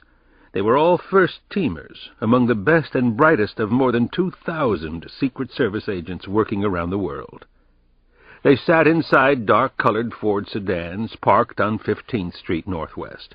This was getting very serious and very scary in a hurry. This is a real alert. This is not a drill. "Jack is definitely leaving Crown now. It's 2340. At this moment we have Jack in our crosshairs," one of the agents spoke into the car mic. Yeah, Jack can be a real tricky fellow, though. He's proven it before. Keep him right in your sights. Where's the lovely Jill, home base? This is home base. A female agent's voice came onto the line immediately. Jill is nice and comfy up on the 3rd floor of Crown. She's reading Barbara Bush on Barbara Bush. She's in her jammies, not to worry about Jill. We're absolutely sure about that? Home base is sure about Jill. Jill's in bed. Jill is being a good girl for tonight anyway. Good for Jill. How the hell did Jack get out? He used that old tunnel between the basement of Crown and the Treasury building. That's how he got out. This is an alert. This is not a drill. Jack is on the move. Jack is approaching Pennsylvania Avenue now. He's near the Willard Hotel. He just glanced back over his shoulder. Jack's paranoid, as well he should be. I don't think he saw us. Oh, shit! Somebody just flashed their high beams in front of the Willard. A vehicle is pulling out and pulling up alongside Jack. Red Jeep. Jack is getting inside the fucking red Jeep. Roger, so much for having Jack in our damn crosshairs. We'll follow him pronto. Virginia plates on the Jeep. License number 231HCY. Coons dealer sticker. Start a trace on the Jeep now.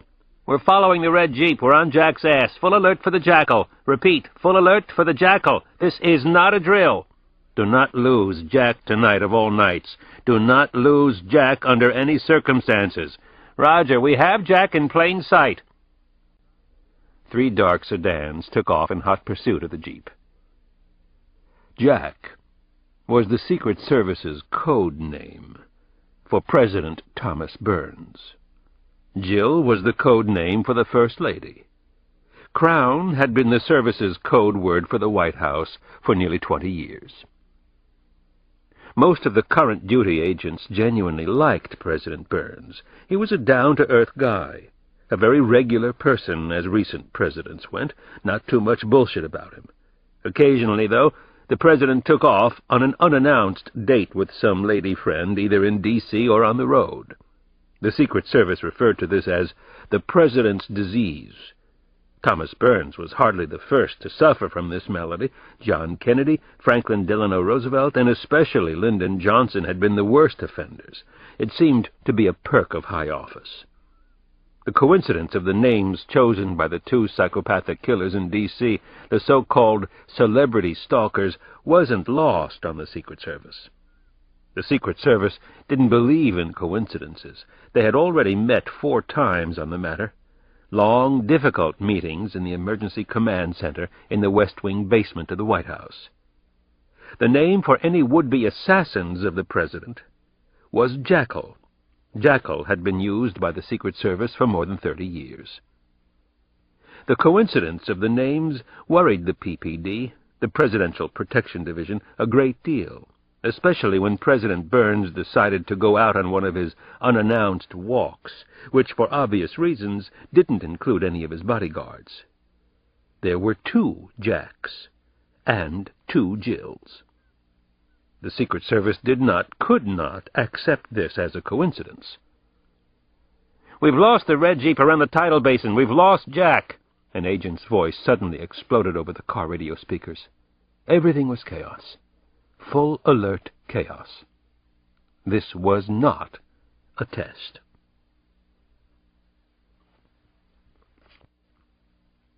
Part 2. The Dragon Slayer.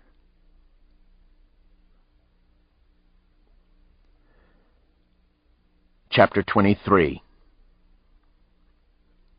On Monday night, something finally broke on Jack and Jill. It was something potentially big. I hoped it wasn't a hoax.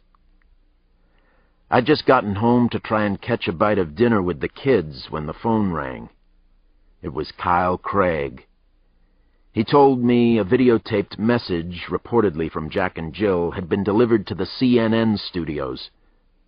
The killers had made a home movie for the world to see. Jack and Jill had also sent cover letters to the Washington Post and the New York Times. They were planning to explain themselves that night. I had to rush out before Nana's roast chicken hit the supper table. Janny and Damon gave me their not again looks. They were right to think that way. I hurried to the Union Station section of Washington, around H and North Capitol. I didn't want to be late for the party that Jack and Jill were throwing.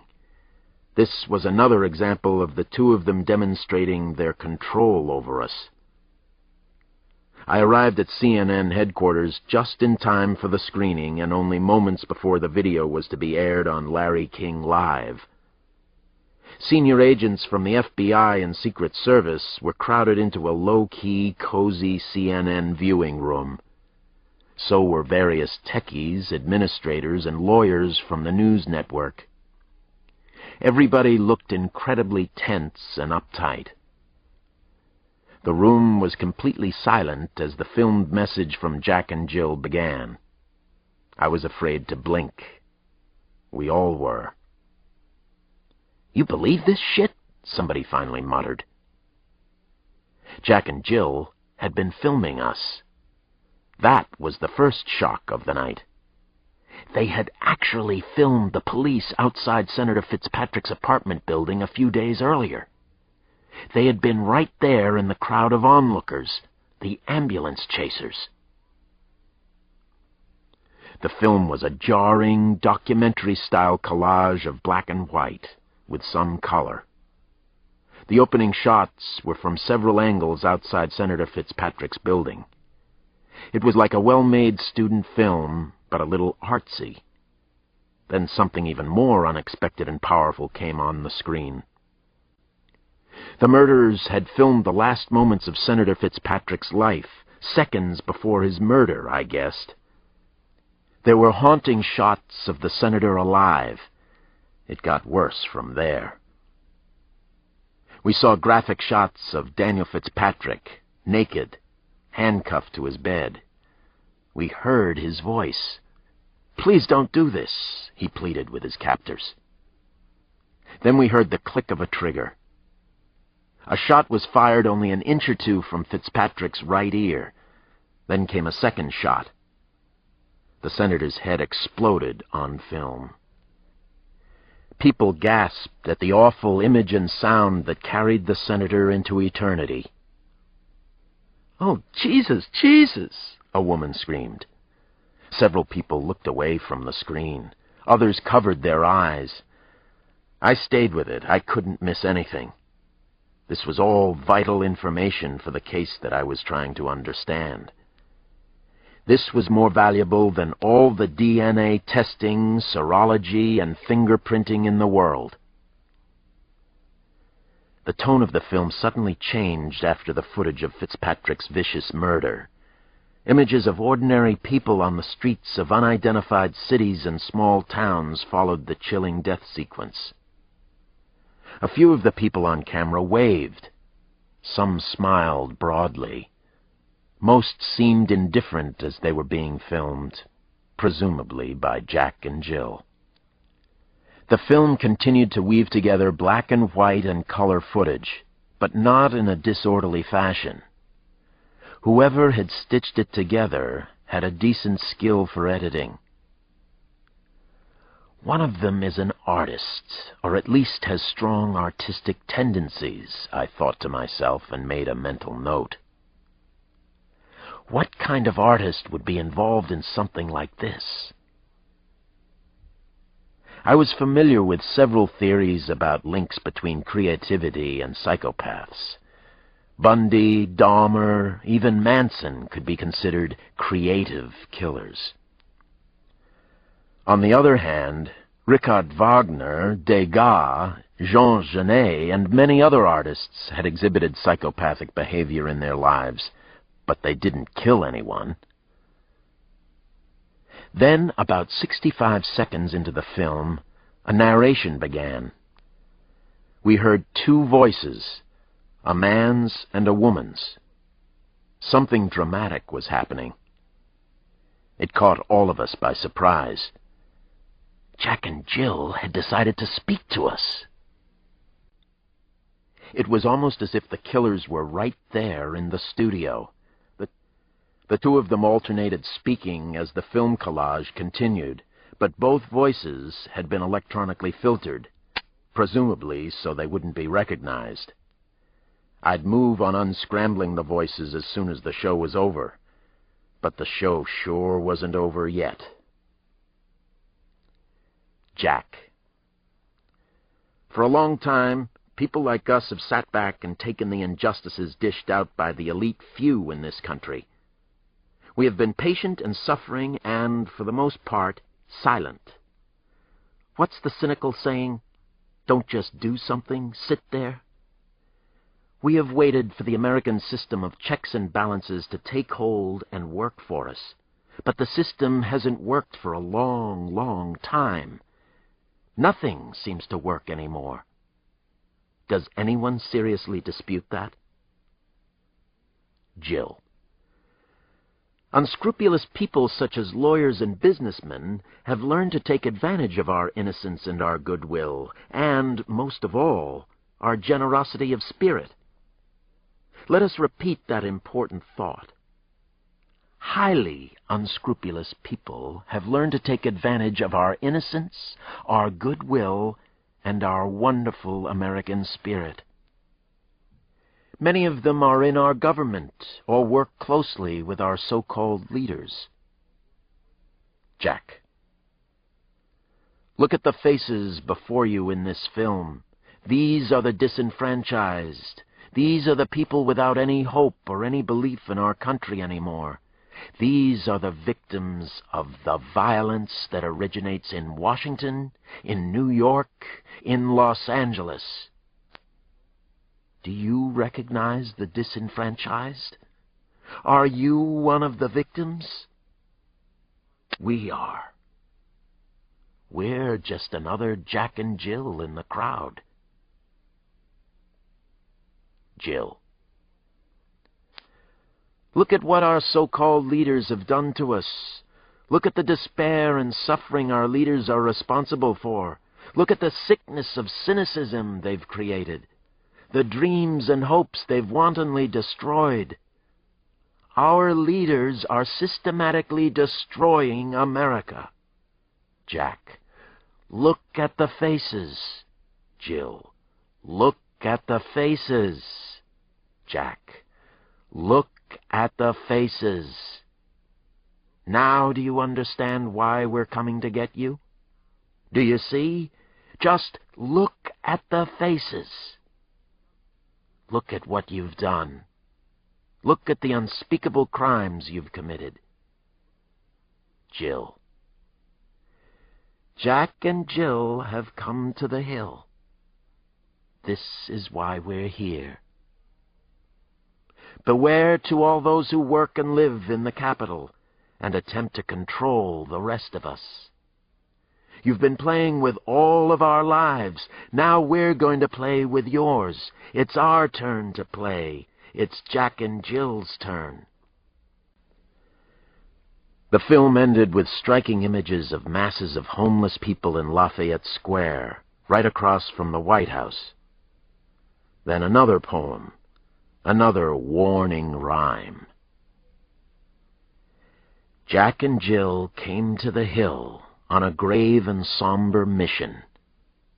You've made them mad, the time's so bad to be a politician.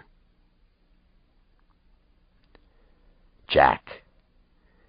These are the times that try men without souls. You know who you are. So do we. How long does their little masterpiece run? One of the television producers wanted an answer to the most practical of questions. CNN was supposed to be on the air live with the film in less than 10 minutes. Just over 3 minutes. Seemed like forever, I know, a technician with a stopwatch reported. If you're thinking about editing it down, tell me right now. I felt a chill after hearing the rhyme, even though the viewing room was warm. No one had left yet. The CNN people were talking among themselves, discussing the film as if the rest of us weren't even there. The talk show host was looking pensive and troubled. Maybe he understood where mass communications was heading and realized it couldn't be stopped. We're live in 8 minutes, a producer announced to his crew. We need this room, people. We're going to make dupes for all of you. "Souvenirs," someone in the crowd quipped. "I saw Jack and Jill on CNN." "They're not serial killers," I said in a soft mumble, more for myself than anyone else. I wanted to hear what the thought, the hunch, sounded like out loud. I was in the minority, but my belief was strong. They're not pattern killers, not in the ordinary sense. They were extremely organized and careful, though. They were clever or personable enough to get close to a couple of famous people. They had a hang-up with kinky sex, or maybe they just wanted us to think so. They had some kind of overarching cause. I could still hear their words, their eerie voices on the tape. On a grave and somber mission. Maybe this wasn't a game to them. It was a war. This ends Disc 3. Jack and Jill, Disc 4.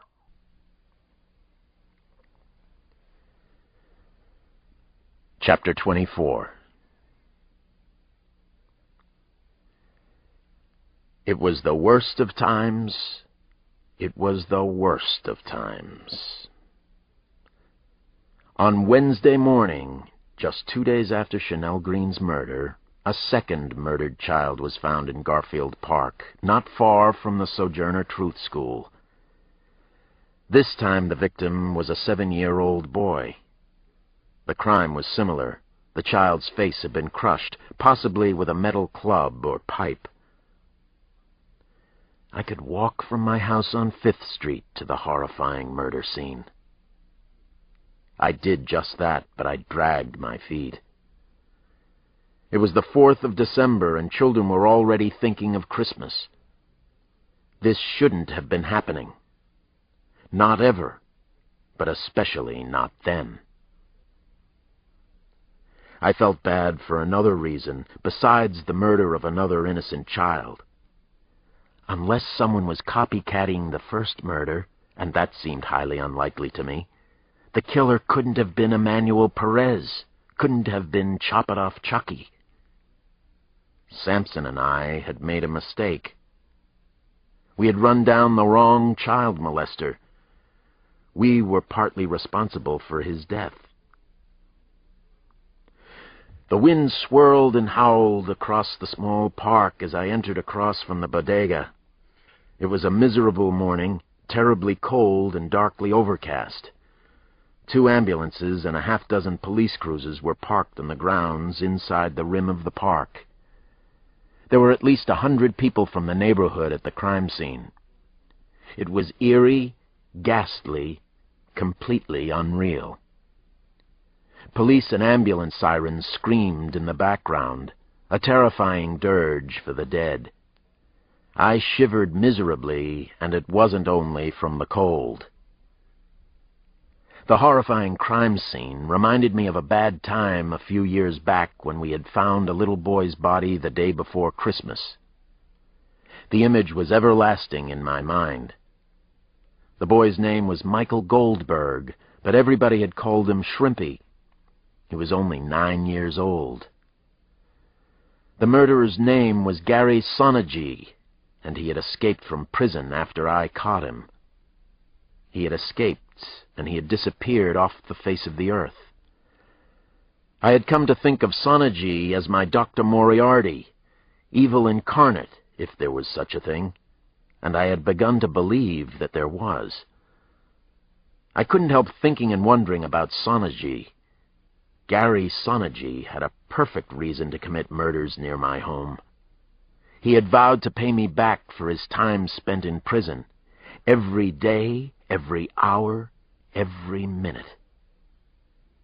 Payback time, Dr. Cross. As I ducked under the crisscrossing yellow crime scene tapes, a woman in a white rain poncho yelled out to me. "You're supposed to be a policeman, right? So why the hell won't you do something? Do something about this maniac killing our children. Oh yeah, and have a happy goddamn holiday." What could I possibly say to the angry woman? That real police work wasn't like NYPD Blue on television? We had no leads on the 2 child killings so far. We had no Chop-It-Off Chucky to blame anymore. There was no getting around a simple fact. Sampson and I had made a mistake. A bad hombre was dead, but probably for the wrong reason. The news coverage continued to be very limited, but I recognized a few reporters at the tragic scene. Inez Gomez from El Diario and Fern Galperin from CNN. They seemed to cover everything in Washington, occasionally even murders in Southeast. "Does this have anything to do with the child murder last week, Detective? Did you get the real murderer? Is this a serial killer of little kids?" Inez Gomez shot off a clipped barrage of questions at me. She was very good at her job, smart and tough and fair most of the time. I said nothing to any of the reporters, not even to Gomez. I didn't even look their way. There was an ache at the center of my chest that wouldn't go away. Is this a serial killer of little kids? I don't know, Inez. I think it might be. I pray that it isn't. Was Emmanuel Perez innocent? I don't believe so, Inez. I pray that he wasn't.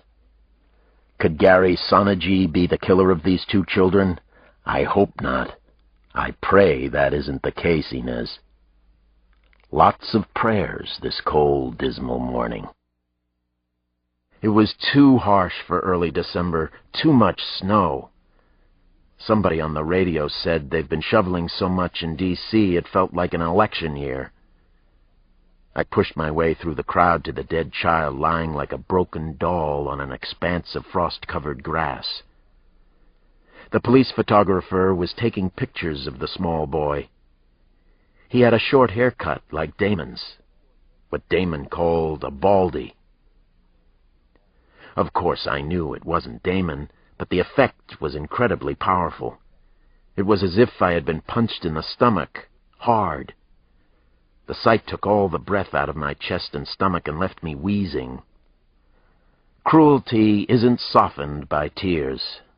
I had learned that lesson many times by then. I knelt down low over the murdered boy. He looked as if he were sleeping, but having a terrible nightmare. Someone had closed his eyes, and I wondered if it could have been the killer. I didn't think so. More likely it was the work of some good Samaritan, or possibly a good-hearted but very careless policeman. The little boy had on worn, loose gray sweats that had holes in the knees, and tattered Nike sneakers. The right side of his face had been virtually destroyed by the killer blow, just like Chanel's. The face was crushed, but also pocked with jagged holes and tears. Bright red blood was pooled under his head. The maniac likes to decimate beautiful things. It gave me an idea. Is the killer disfigured in some way himself? Physically? Emotionally? Maybe both. Why does he hate small children so much?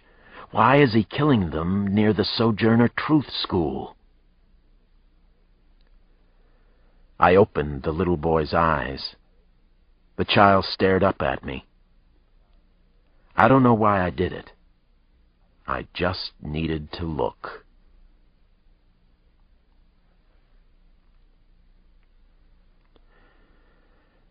Chapter 25. "Dr. Cross! Dr. Cross, I know this boy," said a shaky voice. "He's in our lower school. His name is Vernon Wheatley." I looked up and saw Mrs. Johnson, the principal at Damon's school. She held back a sob. She grabbed the sob back hard. "She's even tougher than you are, Daddy." That's what Damon had said to me. Maybe he was right about that. The school principal wouldn't cry. wouldn't allow herself to. The medical examiner was standing next to Mrs. Johnson. I knew her, too. She was a white woman, Janine Prestegard. She looked to be about the same age as Mrs. Johnson, mid-30s, give or take a few years. They had been talking, consulting, probably consoling each other. What was there about the Sojourner Truth School? Why this school? Why Damon's school? Chanel Green and now Vernon Wheatley. What did the principal know, if anything? Did the school principal believe she could help solve these terrifying murders? She had known both victims. The medical examiner was arranging for an autopsy to determine the cause of death. She looked shaken by the savage attack the child had suffered. The autopsy of a murdered child is as bad as it gets. 2 detectives from the local precinct waited nearby. So did the morgue team. Everything was so quiet, so sad, so horribly bad at the scene. There's nothing any worse than the murder of a child. Nothing I've seen, anyway. I remember every one that I've been to. Sampson sometimes tells me I'm too sensitive to be a homicide detective. I counter that every detective should be as sensitive and human as possible. I rose to my full height. At 6'3", I was only a few inches taller than Mrs. Johnson. "You've been at both murder scenes," I said to her. "You live around here? You live nearby?" She shook her head. She looked straight up into my eyes. Her eyes were so intense, so large and round. They held mine and wouldn't let go. "I know a lot of people in the neighborhood. Someone called me at home. They felt I should know. I grew up near here in the Eastern Market section," she volunteered. "This is the same killer, isn't it?" I didn't answer her question. "I may need to talk to you about the murders later," I said. "We might have to talk to some of the children at school again. I won't do that unless we have to, though. They've been through enough. Thank you for your concern. I'm sorry about Vernon Wheatley." Mrs. Johnson nodded and kept looking at me with incredibly penetrating eyes. "Who exactly are you?" they seemed to ask. "You've been at both murder scenes, too." "How can you do this kind of work?" she suddenly blurted out. It was an unexpected and startling question. It should have seemed tactless, but somehow it didn't. It happened to be my own personal mantra. "How do you do this work, Alex? Why are you the Dragon Slayer? Who exactly are you? What have you become?" "I don't really know," I told her the truth. Why had I admitted the weakness to her? I rarely did that with anyone, not even with Sampson. It was something about her eyes. They demanded the truth. I lowered my eyes and turned away from her. I had to. I went back to my note-taking. My head was thick with questions, bad thoughts, and worse feelings about the murder. The 2 murders. The 2 cases.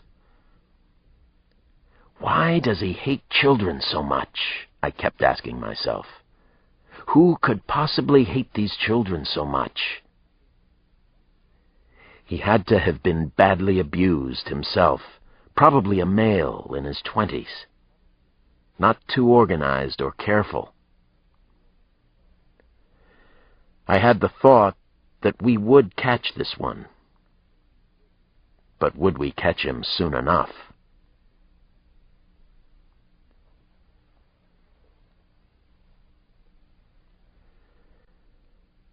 Chapter 26. I was waiting for possible disciplinary action from the department, waiting for the whisper of the axe. It didn't come right away. Chief Pittman was holding his sharp knife over my head, playing with me. Cat and mouse. Maybe the higher powers wouldn't let him act on account of Jack and Jill. That was it. It had to be. They felt that they needed me on the celebrity stalkings and murders. While I waited in limbo, there was plenty of work to do. I passed the hours checking and rechecking the FBI's behavioral science unit data for anything that might possibly connect the 2 child murders to any others in Washington, or anywhere else, for that matter. Then I repeated almost the same process on Jack and Jill. If you want to understand the killer, look at his work. Jack and Jill were organized. The child killer was disorganized and sloppy. The cases couldn't have been more different. I continued to feel that I couldn't work on 2 complex homicide cases like these at the same time. I believed it was time for my so-called deal with the department to start working both ways. I made some phone calls late in the afternoon. I called in a few chips, favors I was owed inside the department. What did I have to lose? That night, 4 homicide detectives from the 1st District met me in the deserted parking lot behind the Sojourner Truth School. Each was a genuine badass in the department. All in all, 4 troublemakers. 4 very good cops, though. Probably the best I knew in Washington. The detectives I'd chosen all lived right in Southeast. They each took the child murders personally and wanted the gruesome case solved quickly, no matter what their other priority assignments were. Sampson was the last one to arrive, but he was only a few minutes past the 10 o'clock starting time. The secret get-together would definitely have been shut down by the chief of detectives. I was about to set up an off-duty unit to help find the killer of Chanel Green and Vernon Wheatley. We weren't vigilantes, but we were close. "The late John Sampson," Jerome Thurman quipped and let out a high-pitched laugh when Sampson finally entered the tight circle of homicide detectives. Thurman was close to 270 pounds, not much of it soft. He and Sampson liked to go at each other, but they were good friends. It had been that way since we all played round ball in the D.C. high school leagues 1,000 or so years ago. "My watch says 10 on the dot," Sampson said, without peeking at his ancient boulevard. "Then 10 o'clock it is," contributed Sean Moore. Moore was a hard-driving young detective with 3 kids of his own. His family lived less than a mile from the Truth School, as it's usually called in the neighborhood. One of his boys went there with Damon. "I'm glad you all could come out to play on this chilly night," I said after the ribbing and small talk had settled down. I knew that these detectives got along and had respect for one another. I also knew this meeting would never get back to the Jefe through any of them. "Sorry to get you out here so late. Best we don't be seen together. Thanks for coming, though. This schoolyard seemed like the right place for what we have to talk about. I'll make it as short as possible," I said, looking around at all the faces. "You'd better, Alex," Jerome warned me. "Freezing my fat ass off." "You've all heard about the 7-year-old boy found in Garfield Park this morning?" I asked the detectives. "Boy by the name of Vernon Wheatley." Heads nodded solemnly around the circle. Bad homicide news always travels quickly. "Well, I've been thinking about these child murders a lot. I've run the evidence we have through the Violent Criminal Apprehension Program and also the Behavioral Science Unit databanks. Nothing comes up that's a match. I have a preliminary psych profile working. I hope that I'm wrong, but I'm afraid there's a pattern killer working in this neighborhood. This is probably a serial killer of children. I'm almost sure of it. How bad a situation are we talking, Alex? Raheem Powell leaned in and asked me. I knew what Raheem was getting at. He and I had worked on a tough pattern killer case a few years back. I think this one is already in heat, Raheem. The 2 murders came within days. There was a high level of violence. He seems to be in a rage or damn close to it. I say he, though it might be a she. Violent for a female, Sampson said. He cleared his throat. Too much blood, crushed skulls, little kids. He shook his head no. Doesn't feel like a woman to me. I tend to agree, I said. But you never know these days. Look at Jill. How many detectives assigned to the child murders? Jerome Thurman asked through thick lips that were pursed and stuck way out from his face, like those candy lips kids wear and then eat when they tire of having fat lips. 2 teams, I told them the bad news. Only 1 is full-time, though. That's the reason I wanted us to meet.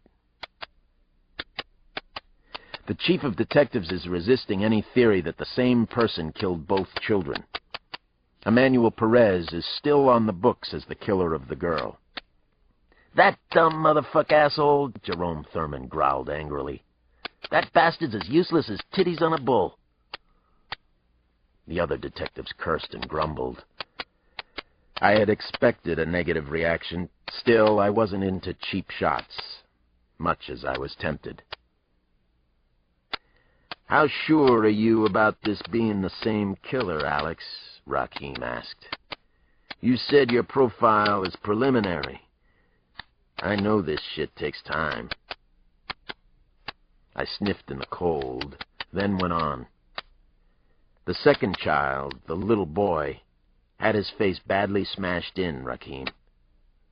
Only one side of the face, though. It was exactly like the murdered little girl's face.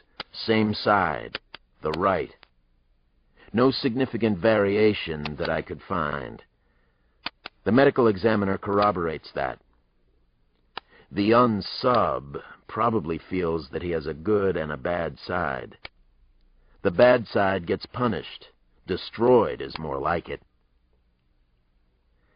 The final thing, and this is just a best guess at this point, I think he's a beginner at this, but devious and clever just the same. A risk-taker. He'll make a mistake. I think we can get him soon if we work together, but it has to be soon. I think we can nail this one. Sampson finally spoke up. You gonna talk about what's really going down here, Alex, or you want me to? I smiled at what Sampson had said, the cranky way he'd said it. No, I thought I'd leave the real dirty work to you. As usual, he said. Here's what Alex hasn't said so far. Just to get it out on the dance floor. The real reason one team of detectives is assigned to these murders goes something like this. 1, it happened in the area of the projects, and we know all the shit flows downhill in D.C. and eventually ends up here. 2, Jack and Jill is sucking up everybody's time in the department. Rich white people are being killed. They're scared shitless up on Capitol Hill and such. So, of course, we drop everything else. 2 little black kids don't matter much. Not in the greater scheme. Not in the big picture. Sampson and I have been working on the Truth School murders. I picked up his thread, just lowered the volume a touch. Strictly off the books. We have to do our own surveillance, I added, so that everybody knew the deal. We need some help now. This is a major homicide case. Unfortunately, there are 2 major cases in Washington at this time. Only one case on my mind, Rakeem Powell said. One guess which case it is. You know, you've got the fat man on board. Jerome Thurman raised his high-pitched voice and punched his stubby club of an arm into the air. I'm in. I'm on your non-payroll with all its non-benefits and risks for forced early retirement. Sounds great. My boy goes to the Sojourner Truth School, Alex, Sean Moore said. I'll make time for this. Hope I can fit in Jack and Jill. We laughed at the jokes. It was our hard-ass approach to the difficult problems at hand. The 5 of us were in. We just didn't have any idea what we were in for. There were definitely 2 major murder cases in Washington, and now there were 2 task forces to try and solve them. 1.5 task forces, anyway. Cocktails, anyone? Jerome Thurman asked in the softest, most cultivated voice.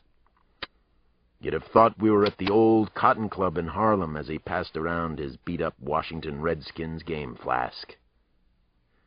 We all took a hit. More like 2 or 3. We were blood brothers.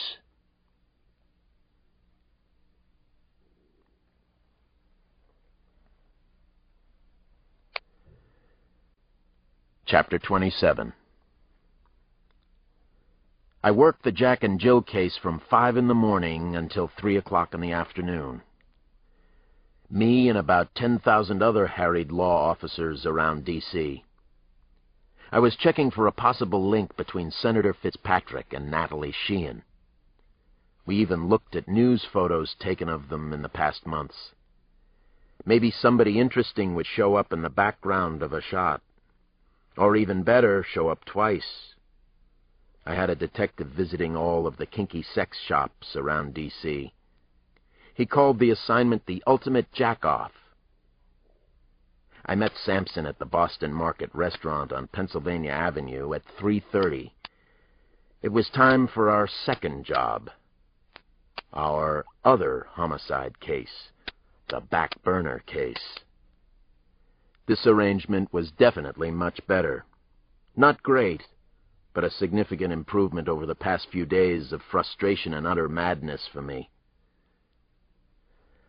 I think you might be right on the button about one thing, Alex, Sampson told me over a lunch of double-glazed meatloaf and mashed potatoes made from scratch. The Truth School killer is an amateur. He's sloppy. Maybe a first-timer at this. He left prints all over the second crime scene, too.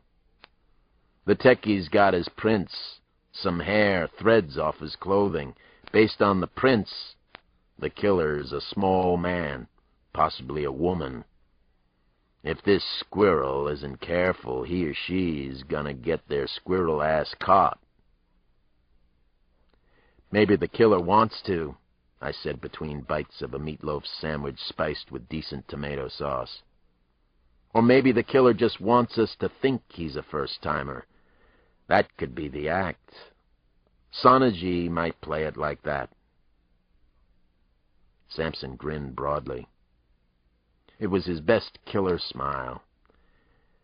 Do you have to double and triple think everything, sugar? Of course I do. That's my job description.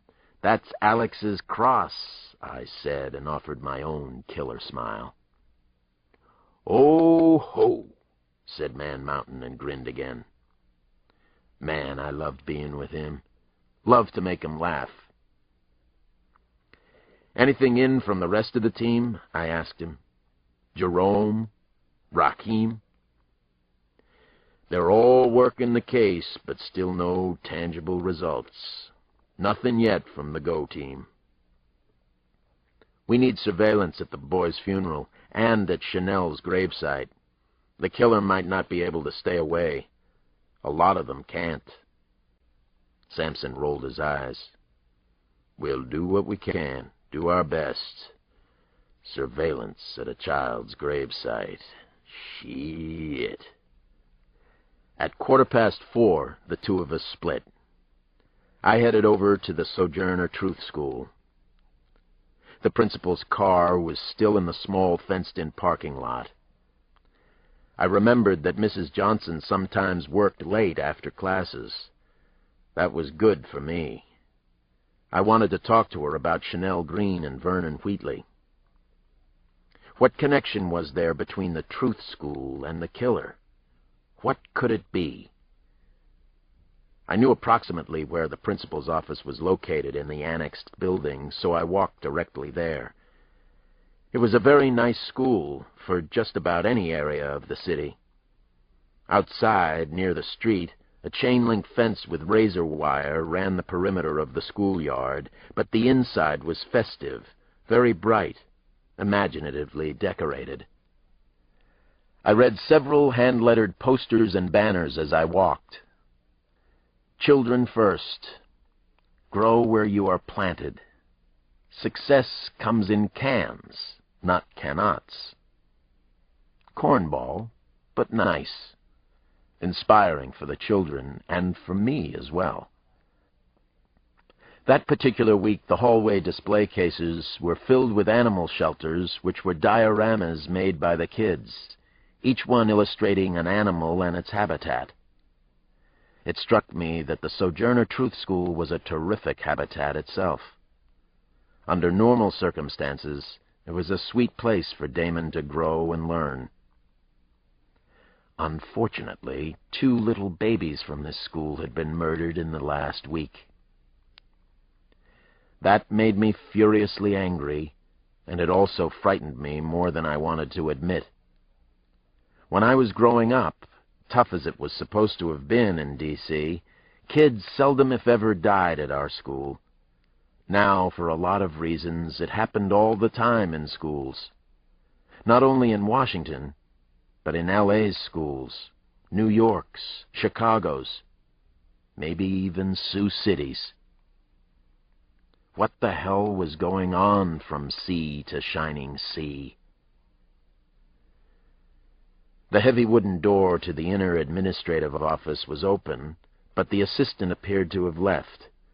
On her desk was a collection of Caucasian, African-American, and Asian play dolls. A sign read, Barbara Breckenridge, I Can Really Tap Dance. I felt like a housebreaker, a neighborhood break-and-enter artist, a bad character of some sort or other. Suddenly I was concerned about the principal working late by herself in the school. Anyone could walk in here, just as I had done. The Sojourner Truth School killer could walk in here some night. It would be so easy. This easy. I turned the corner into the main office and was about to announce my presence when I saw Mrs. Johnson. I thought of my made-up name for her. Christine. She was busy at work at an old-fashioned roll-top desk that looked at least 100 years old. She was lost in her work, actually. I watched her for a couple of seconds. She wore gold-wire glasses to do her paperwork. She was humming the Shoop Shoop song from Waiting to Exhale. Sounded nice. There was something enormously right, even touching about the scene. The dedicated teacher, the educator, at work. A smile passed across my lips. She's even tougher than you are, Daddy. I still wondered about that. She didn't look tough at the moment. She looked serene, happy in her work. She looked at peace, and I envied her that. I finally felt a little awkward standing in the doorway unannounced. "Hi there. It's Detective Alex Cross," I said.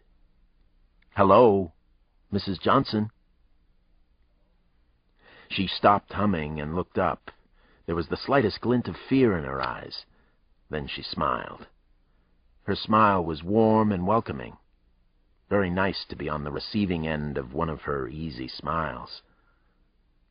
"Ah, it is Detective Cross," she said. "And what brings you to the principal's office?" she said in a put-on voice of authority.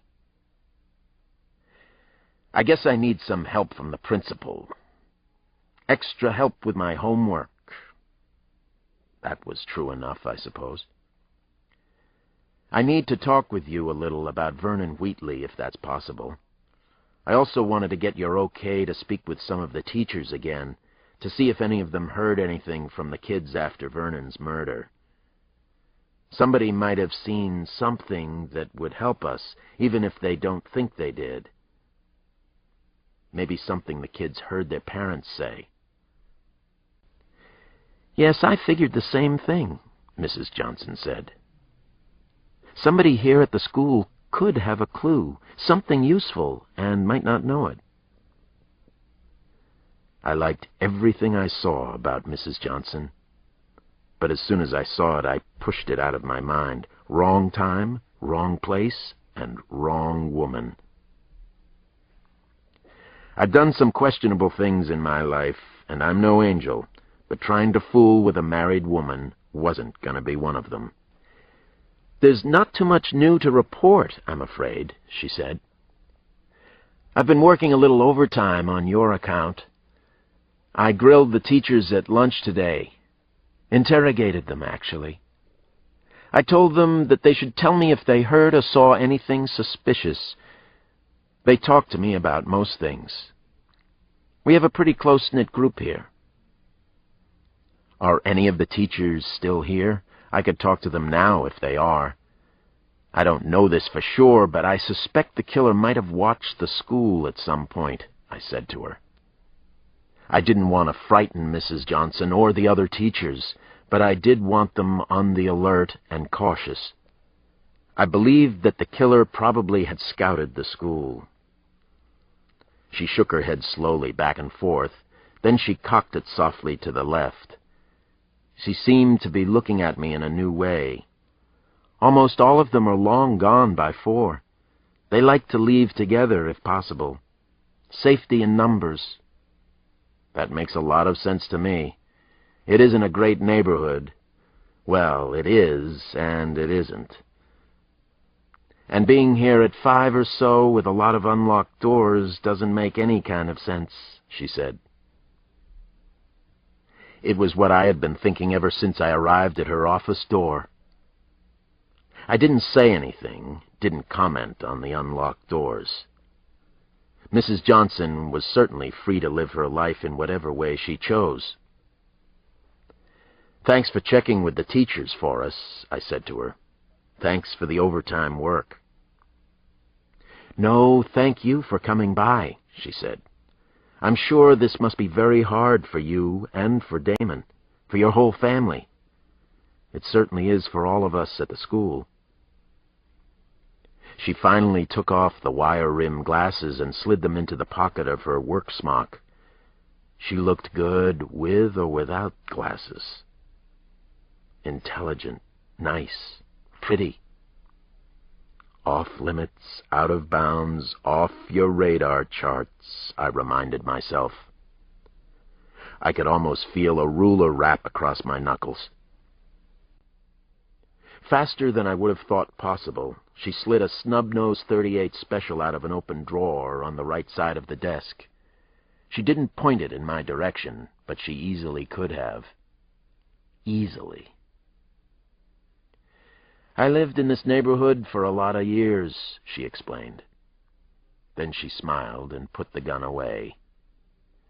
"I try to be prepared for whatever might happen," she said calmly. "And shit does happen around here. I knew you were there in the doorway, Detective. The kids claim I have eyes in the back of my head. Actually, I do." She laughed again. I did like her laugh. Anyone with a pulse would. "Say good night, Alex." I had mixed feelings about civilians owning guns, but I was sure hers was registered and legal.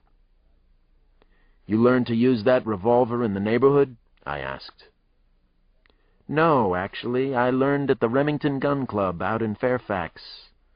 My husband is worried about my coming to work here, too. You men seem to think alike." Sorry, she said, and smiled again. "I try to catch myself when even I say outrageous sexist things like that. I don't like it. No how, no way. Sorry." She stood up and flicked off the Mac laptop on her desk. "I'll walk you to the front door," she said.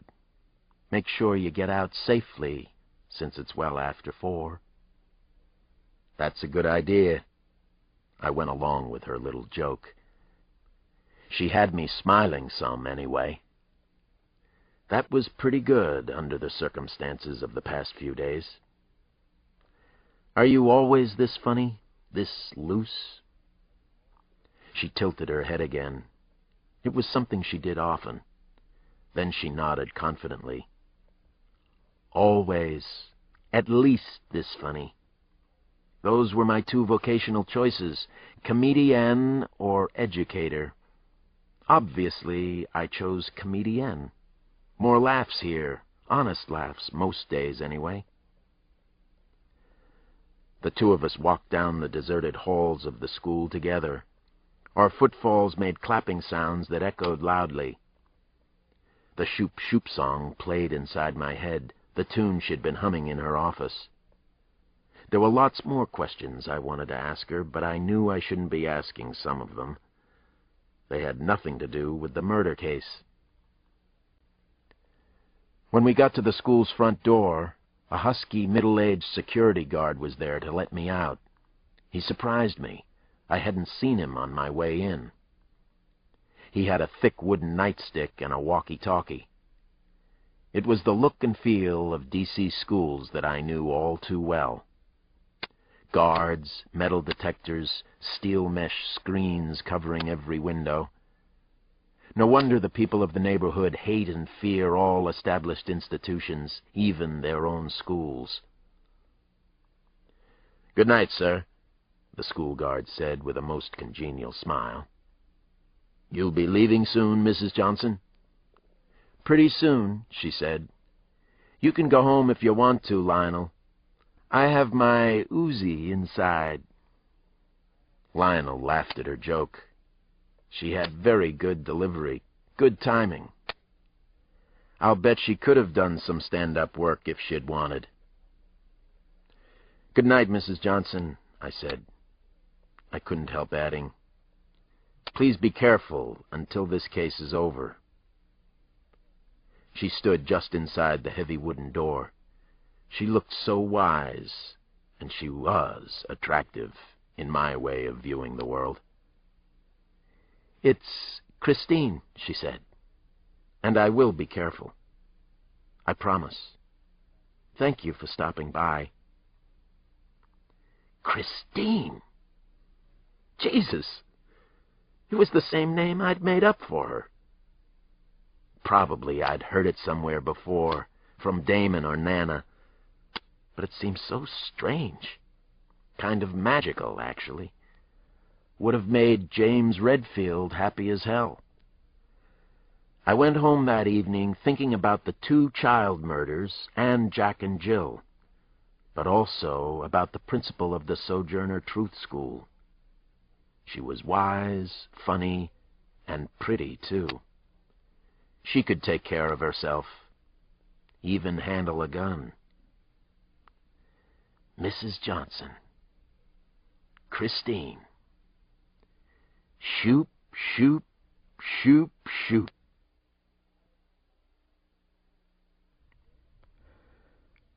Chapter 28. In this dangerous age, everybody needs to think, it won't happen to me. Not to me. What are the odds of it actually happening to me? The motion picture actor, Michael Robinson, thought it was absurd and more than a little self-absorbed for him to be concerned or afraid of the maniac killers on the loose in Washington. What did the malicious Jack and Jill threats have to do with him, anyway? The answer, it seemed clear to him, was nothing at all. Still, he was a trifle skittish and jumpy, so he tried to enjoy the adrenaline rush, to go with the nasty flow of the moment, of the times we live in. A little before midnight, the Hollywood star finally got up his nerve and called for a date from the VIP escort service. A snack before bedtime. He had used the service many times before while visiting D.C. The discreet, tony, very expensive sex-for-hire service had his requirements down pat. M.R. was in its file, compliments of the star's full-service business agent in Los Angeles. After he made the phone call, the 49-year-old actor tried to read an expensive adventure romance script he'd commissioned, but then got up and walked to the window of his penthouse suite at the Willard Hotel on Pennsylvania Avenue. He knew his fans would find it scandalous that he was paying for a lover, but that was their hang-up, not his.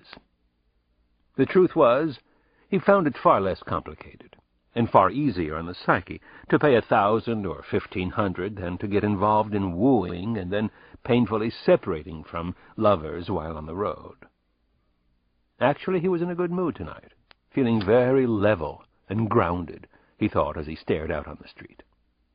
He just needed some company, a little TLC, and some uncomplicated sex.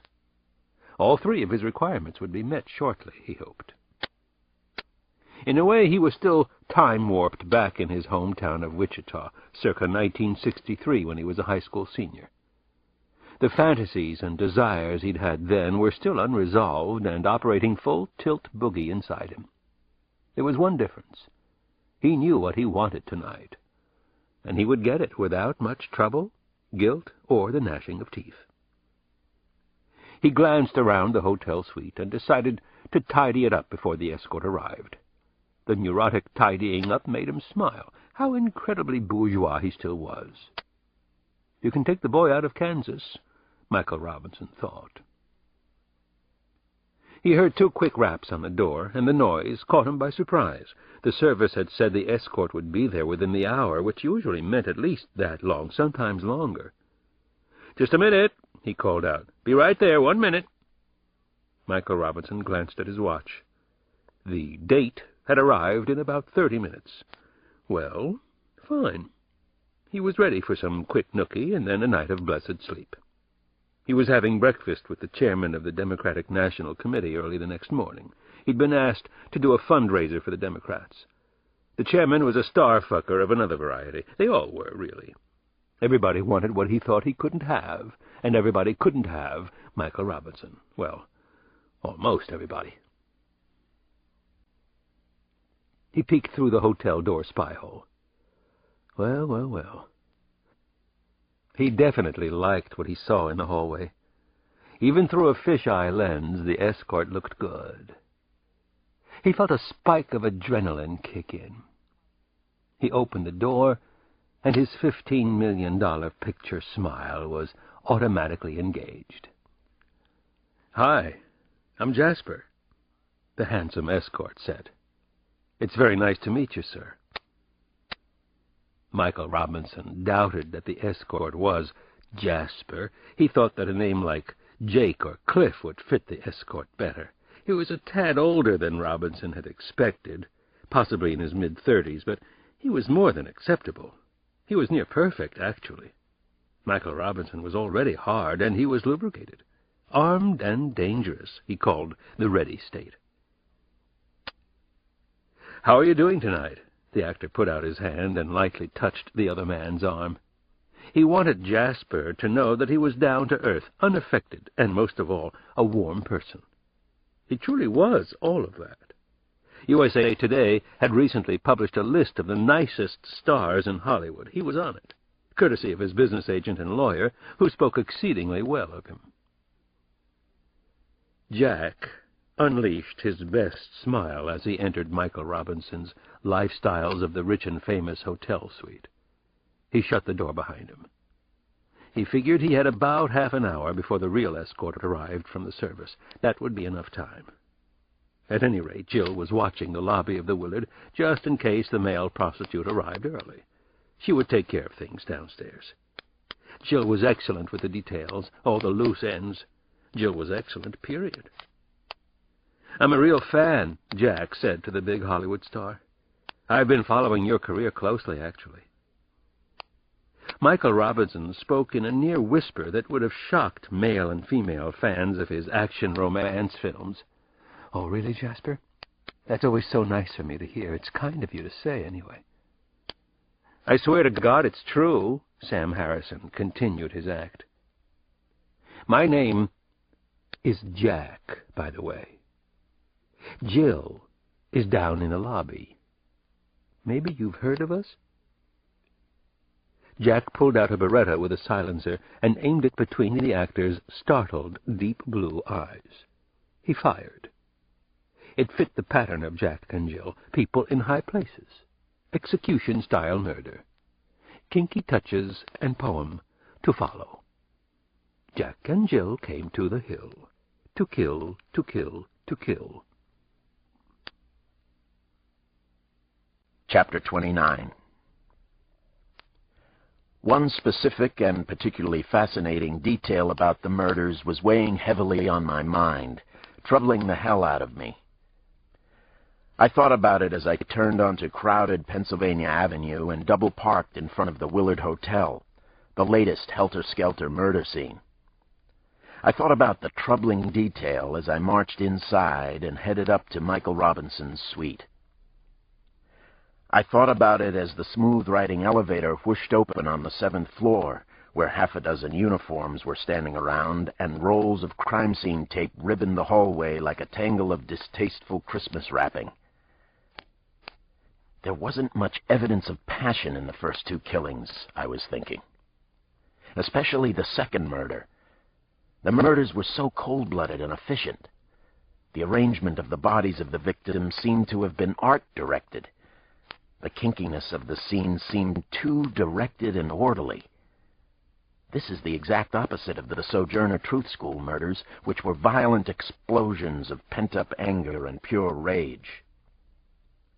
I didn't get the full significance yet, and neither did anyone else I spoke to about the murder case. Not inside the D.C. police, and not at the Federal Bureau in Quantico. If, as a detective, I had one basic rule about premeditated murders, it was this. They were almost always based on passion. There usually had to be extreme love, or hate, or greed, but these killings seemed to have none of that. It kept bugging me. Why Michael Robinson? I wondered as I walked toward the hotel room where he had been murdered. What are these two bizarre psychopaths doing here in Washington? What sick and cruel game are they playing? And why do they crave millions of spectators for their sensational blood sport? I spotted Kyle Craig once again. The FBI senior agent and I talked for several moments outside the suite. All around us, usually sang-froid D.C. cops appeared in mild shock.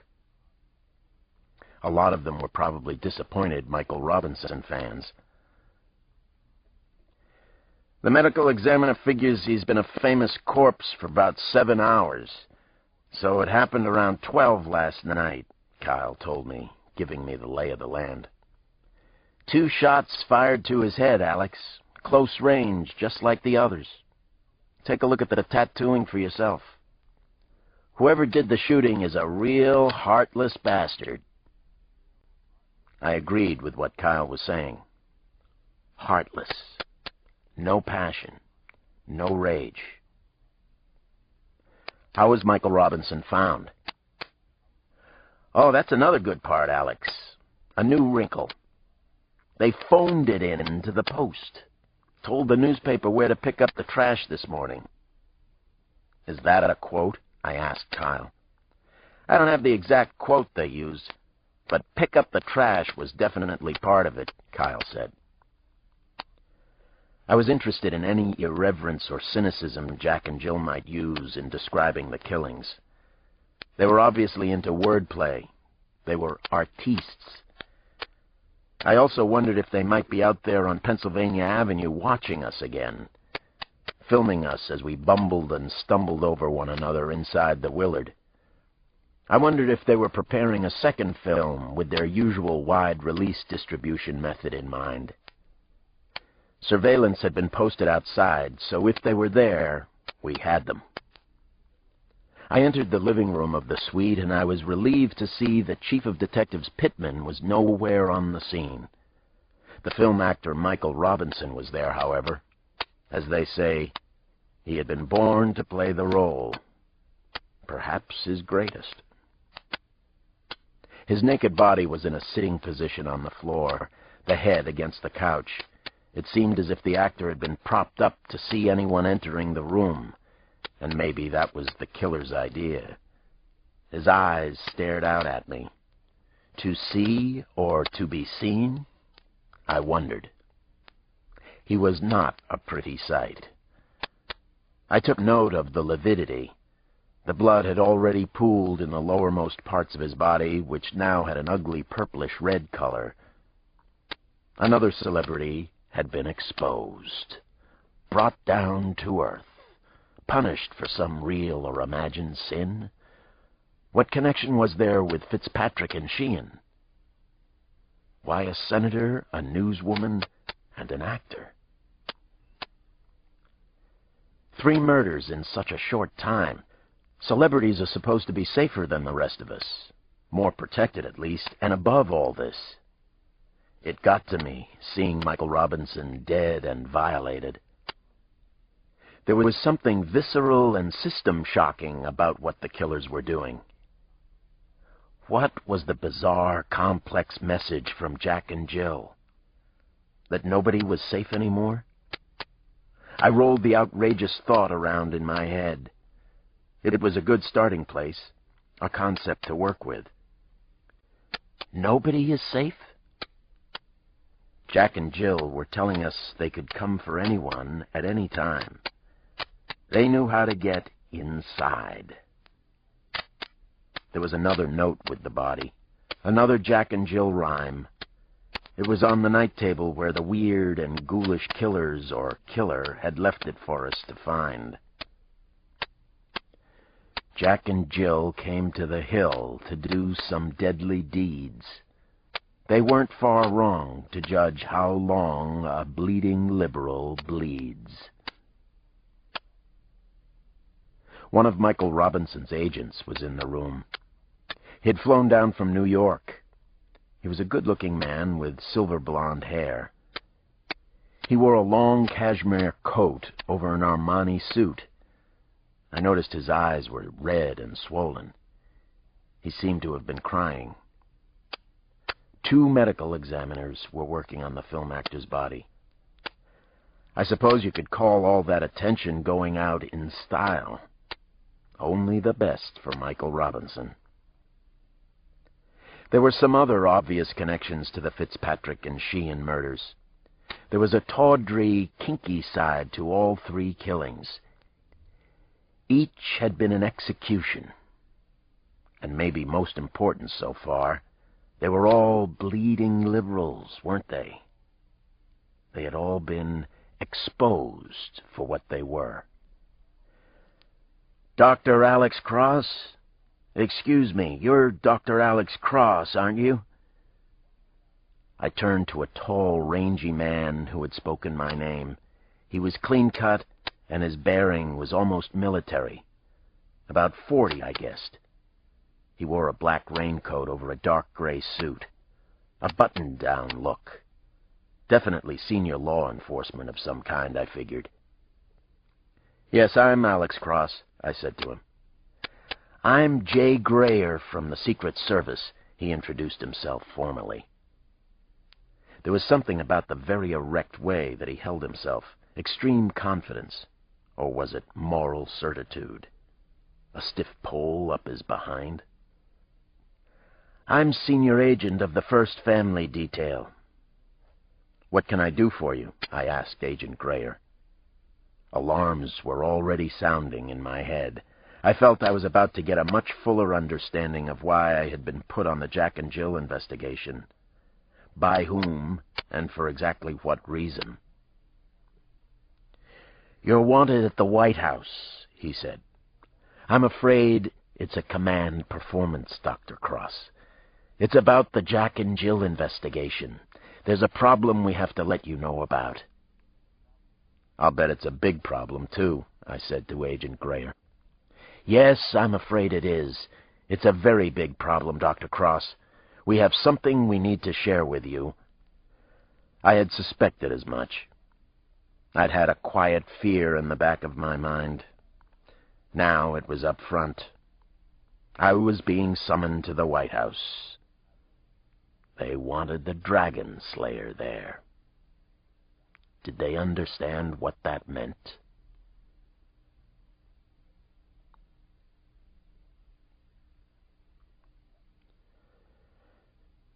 Chapter 30. The only thing anybody seems to share very readily in Washington these days is trouble. I could hardly argue with the command from on high, though. I dutifully accompanied J. Grayer up the street to 1600 Pennsylvania Avenue. Ask not what I can do for my country. The White House was only a short jaunt from the Willard Hotel. Despite the relative performance of some of the recent occupants, the White House continues to cast its spell over a lot of people, including me. I had been inside only twice, on canned guided tours with my kids, but even they had been larger than life and moving. I almost wished Damon and Janny could be with me. We were quickly passed through the blue-canopied guardhouse on West Executive Drive. Agent Grayer was allowed to park his car in the garage under the White House. He seemed modestly proud of the perk. He explained that the garage was still considered a primary bomb shelter, but also an escape route in case of an attack. "Good to know," I said, and smiled. Grayer smiled back. It was forced conviviality, but at least we were both making an effort. "I'm sure you're curious as to why you've been asked to come. I would be." "I don't think I've been invited to tea," I said stiffly. "But yes, I'm very curious." "The reason is the Sonergy and Casanova cases," Grayer explained to me as we took an elevator one flight up from the garage. "Your reputation precedes you here. You're aware that the FBI has never captured a single serial killer for all their expertise. We want you on the team." "What team is that?" I asked. "You'll see in a few seconds. This is definitely the A-team, though. Be ready for some crazy shit. The Bureau has staked out the hotel room where John Hinckley stayed, just in case the killers might decide to stay there. Pay homage or something like that." "Not such a terrible idea," I told Grayer. He looked at me as if I were crazy, too. "Not a particularly good idea, either," I said. He cracked a grin. Half a dozen men and 2 women in business attire were gathered in the West Wing office of the White House Chief of Staff. I sensed a lot of tension in the room, but everyone was working hard to hide it. I was introduced as the representative of the Washington police. "Welcome to the team. Say hello to the Dragon Slayer." The others at the table cordially introduced themselves. 2 more senior agents from the Secret Service, a woman named Ann Roper, and a youngish, good-looking man named Michael Fesco. The Director of Intelligence from the FBI, Robert Hatfield. General Aidan Cornwall from the Joint Chiefs of Staff and the U.S. Army. The National Security Advisor, Michael Caine. The White House Chief of Staff, Don Hamerman. The other woman turned out to be a senior officer in the CIA. the Inspector General. Her name was Jean Sterling. Her presence meant that a foreign power's involvement in Jack and Jill was being considered. There was a twist I hadn't considered before. It was fast company for a homicide detective from Southeast D.C., even for a deputy chief. But I figured I was pretty fast company, too. I had seen nasty things that none of them had, or would ever want to. Let the sharing begin. Glistening sweet rolls, butter in ice, and coffee in silver pots had been put out for our unusual breakfast club. It was obvious that some of the others had worked together before. I had learned a long time ago that if you can't spot the pigeon in a poker game, then you're probably it. The National Security Advisor called the gathering to order a minute or so past 10. Don Hamerman was a wiry, blond man in his mid-30s who appeared to be tightly strung. That definitely fit the White House staff profile in recent years. Very young and very uptight. On the move, on the make, get set, go. I'm going to use overheads for this presentation, folks. That's the way we do it here in the big house, Hamerman said, and managed a thin, forced smile. He had an unsettling kinetic energy. He reminded me of high-flying D.C. public relations types, and even of Michael Robinson's overwrought agent back at the Willard. I gathered from his remark that White House meetings were usually bureaucratic and somewhat formal, rather than loosey-goosey. Everyone seemed to enjoy the small joke anyway. Actually, the forced cordiality disturbed me. I was still flashing on the death mask expression of Michael Robinson. It wasn't an image I liked bringing with me into the White House. Michael Robinson's naked corpse was probably still in the Willard Hotel with the morgue team, ready to be tagged and bagged. I have about an hour's worth of briefing material, tops. With full discussion, let's say we're at 2 hours, Hamerman continued. That will take us close to noon, but I believe the unfortunate circumstances warrant a tight briefing up front. What unfortunate circumstances exactly? I wanted to interrupt Hamerman, but I kept my cool. It was neither the time nor the place. Cups of coffee and several cigarette packs were already laid out on the work table. Everyone was prepared for a tough siege. I guess that was the way it was done at the big house. This ends Disc 4. Jack and Jill, Disc 5. Hamerman placed his first overhead on the gently purring machine. The display screen said, Jack and Jill Investigation. Not much to argue about so far. As you know, there have been 3 brutal celebrity murders in Washington in the past week. The latest was the shooting sometime last night of the actor Michael Robinson at the Willard. The stalkers call themselves Jack and Jill. They leave artsy mash notes at their murder scenes. They like to play games with the media. They seem to relish the spotlight a lot. They also seem to know what they're doing. They've successfully committed 3 high-profile murders and haven't left us squat to work with. They appear to be signature or serial killers, though of a particularly high order. That's debatable, or so I'm led to understand, but it's one theory. Here's the first kicker, Hamerman said, and arched his thin blonde eyebrows. What some of you don't know is that Jack and Jill is also the Secret Service code name used for President and Mrs. Burns. It has been since the president took office. We're not comfortable accepting this fact as mere coincidence.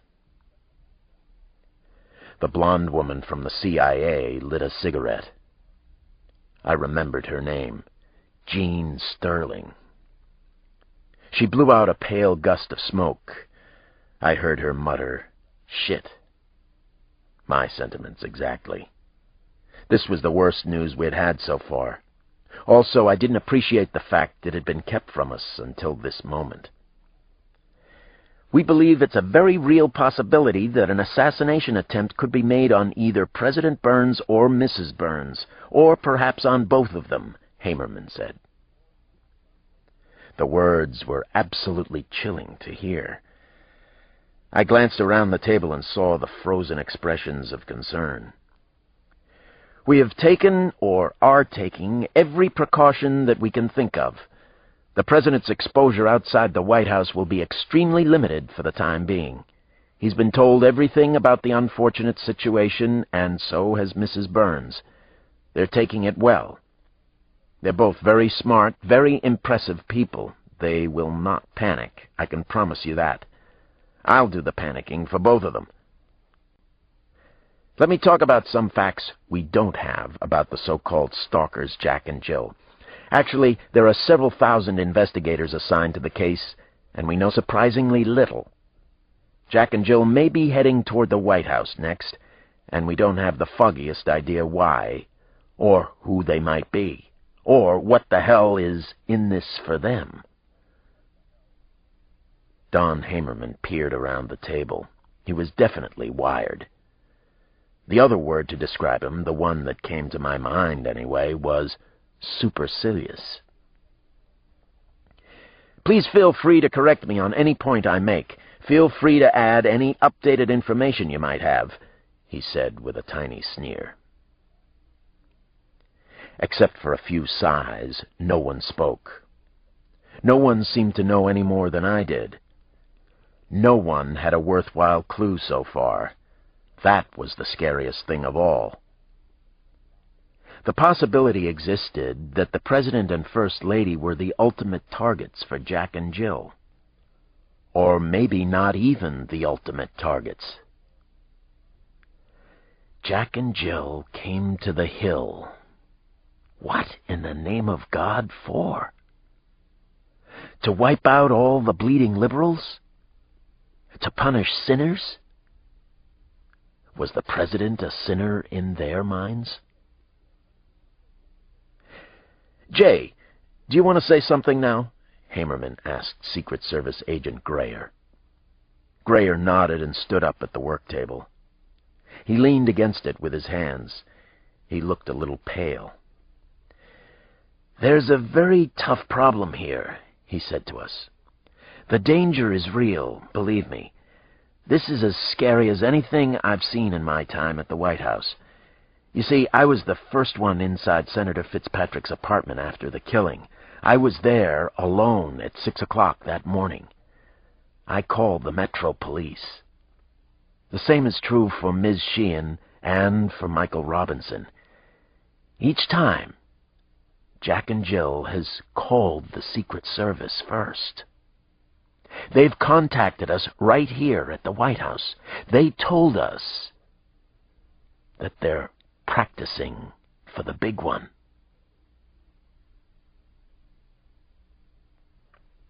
Chapter 31. On Friday night, Jack and Jill checked into a high-priced suite at the Four Seasons Hotel, one of the Washington area's best. No one was scheduled to die at the exclusive hotel. Not that they knew of, anyway. Actually, the killers were taking the weekend off, while everyone else in Washington, the police geniuses especially, stewed in their own juices. What a fabulous treat the weekend was. What a delicious notion. The $600-a-night suite overlooked a corner of Georgetown, and they never left it for a moment. A masseuse came Friday night for a double shiatsu session. Sarah had a facial and a manicure on Saturday morning. Room service sent up a personal chef Saturday night, and he prepared their meal in their room. Sam had also provided for 4 dozen white roses to be delivered when they arrived. It was paradise regained. They felt they deserved it for what they had accomplished so far. This is so unbelievably decadent. It's a postmodern, grossly socially incorrect fairy tale, Sarah said at a luxurious high point late on Sunday night. I love every minute of it. "But do you love every inch of it?" Sam asked her. Only he could get away with a touchy line like that, and he did. Sarah smiled and felt a rush of heat inside her body. She looked at him with warm and inquiring eyes. "As a matter of fact, I do." He was deep inside her, thrusting slowly and gently, and she was wondering if he truly loved her. She wished for it with all her being, but she didn't believe it, couldn't believe it. She was, after all, Sarah the Gimp, Sarah the Drudge, Sarah the Drone. How could he have fallen in love with her? And yet sometimes it seemed that he had. Is this part of the game for him, too? Sarah wondered. Her fingers ran all over his chest, played with individual hairs. She touched him everywhere, his beautiful face, his throat, stomach, buttocks, his dangling testicles, which seemed as large as a bull's. Sarah arched up toward him, wanting to be as close as she possibly could, wanting every inch, yes, wanting everything of him that there was, even his real name, which he wouldn't tell her. "We've earned this weekend," Sam said. "It's also necessary, Sarah. Rest and relaxation are a real part of war, an important part. Jack and Jill is going to get progressively harder from here on. Everything escalates now." Sarah couldn't help smiling as she stared up at Sam's face. God, she loved being with him, under him, over him, sideways, upside down. She loved his touch, sometimes strong, sometimes so surprisingly gentle.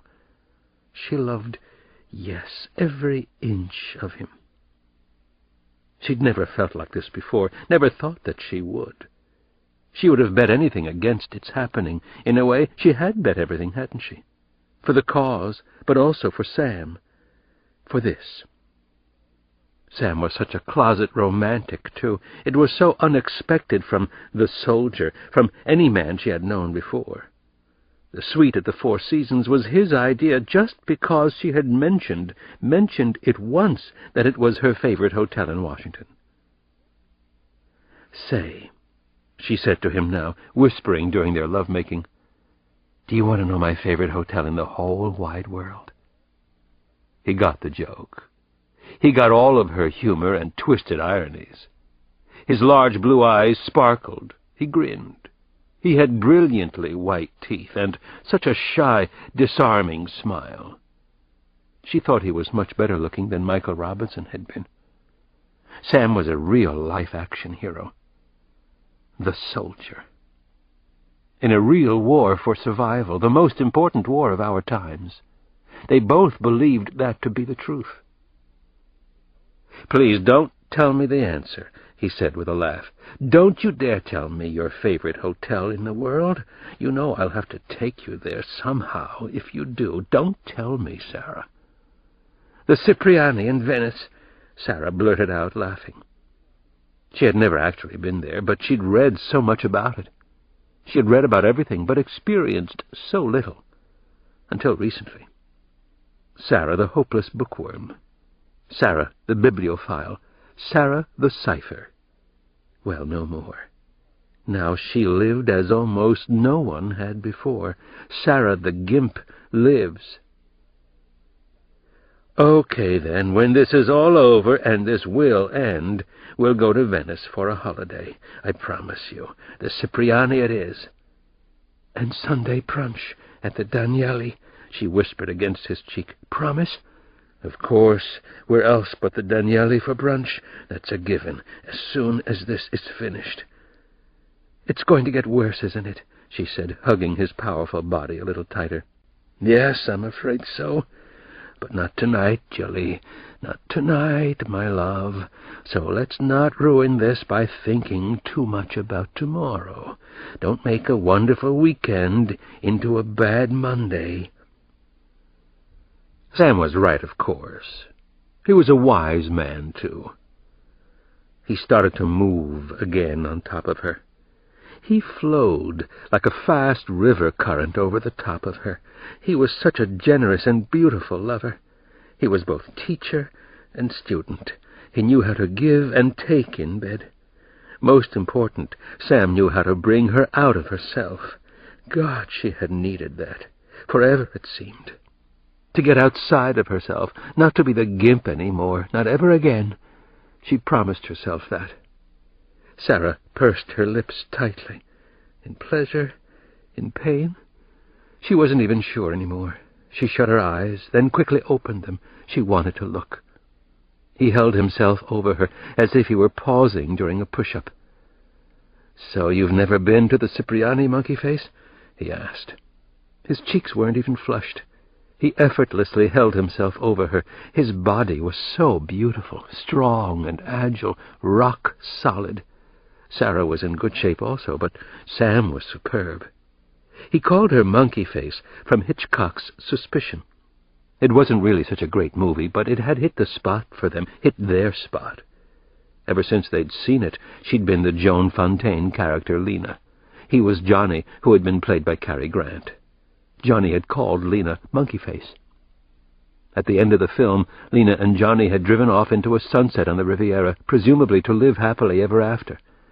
The Hitchcock movie was an elegant, witty, mysterious game, just as this was. Their game. The most exquisite game two people had ever played together. "Will we drive off into the sunset after all this?" Sarah Rosen wondered. "Oh, I think not. I don't suppose that we will. What will happen to us then? Oh, what will happen to us? What will become of Jack and Jill?" "I've only been to the Cipriani in my dreams," she confessed to Sam, "only in dreams. But yes, I've been there many, many times." "Is this all a dream, Monkey-Face?" Sam asked. His look was serious for a moment. She couldn't help thinking how precious every moment like this was, and how fleeting. She had secretly yearned for this all of her life, for one truly romantic experience. "I think it's a dream, yes. It's like a dream, anyway. Please don't wake me, though, Sam." "It's not a dream," Sam whispered. "I love you. You are the most lovable woman I've ever met. You are, Sarah. You're like staying at the Cipriani every day for me. Please believe that, Monkey-Face. Believe in us. I do." He clasped Sarah from behind and pulled her closer. She savored the sweetness of his breath, the smell of his cologne, the smell of him. He began to move inside her, and she felt herself melting into a liquid force. She did love him. She did. She did. She did. Her hands ran all over him, touching, possessing. There had never been anything like this before in her life, nothing even close. She slithered up and down on his long, powerful pole, his strength, his exquisite maleness. Sarah couldn't stop herself now, and she didn't want to. She was choking with her own passion. She heard her voice crying out and almost didn't recognize herself. She was joined with him in a simple rhythm that got faster and faster as the two of them came closer to being one. Jack and Jill, Jack and Jill, Jack and Jill, Jack and Jill.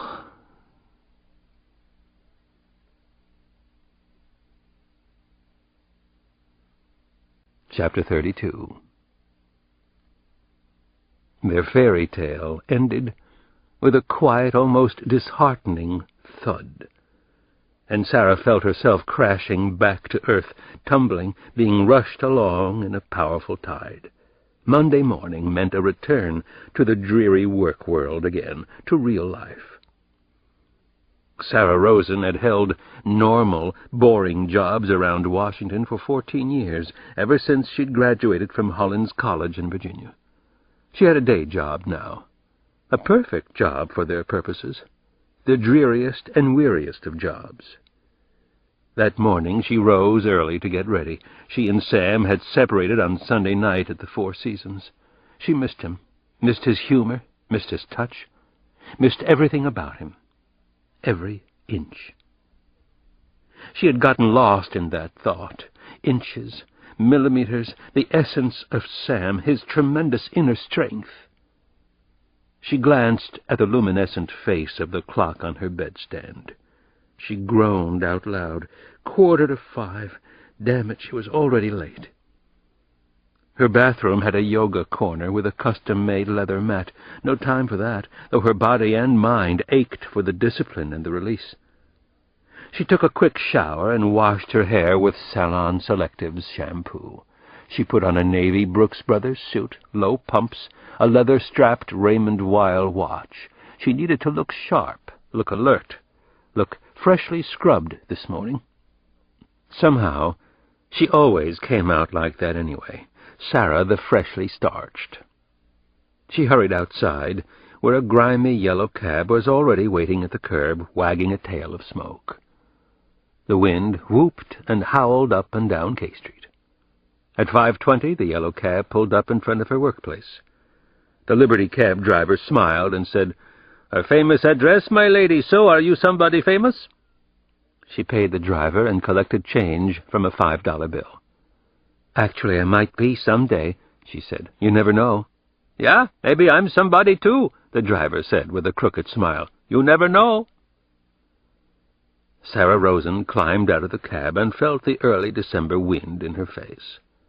The pristine building before her looked strangely beautiful and imposing in the early morning light.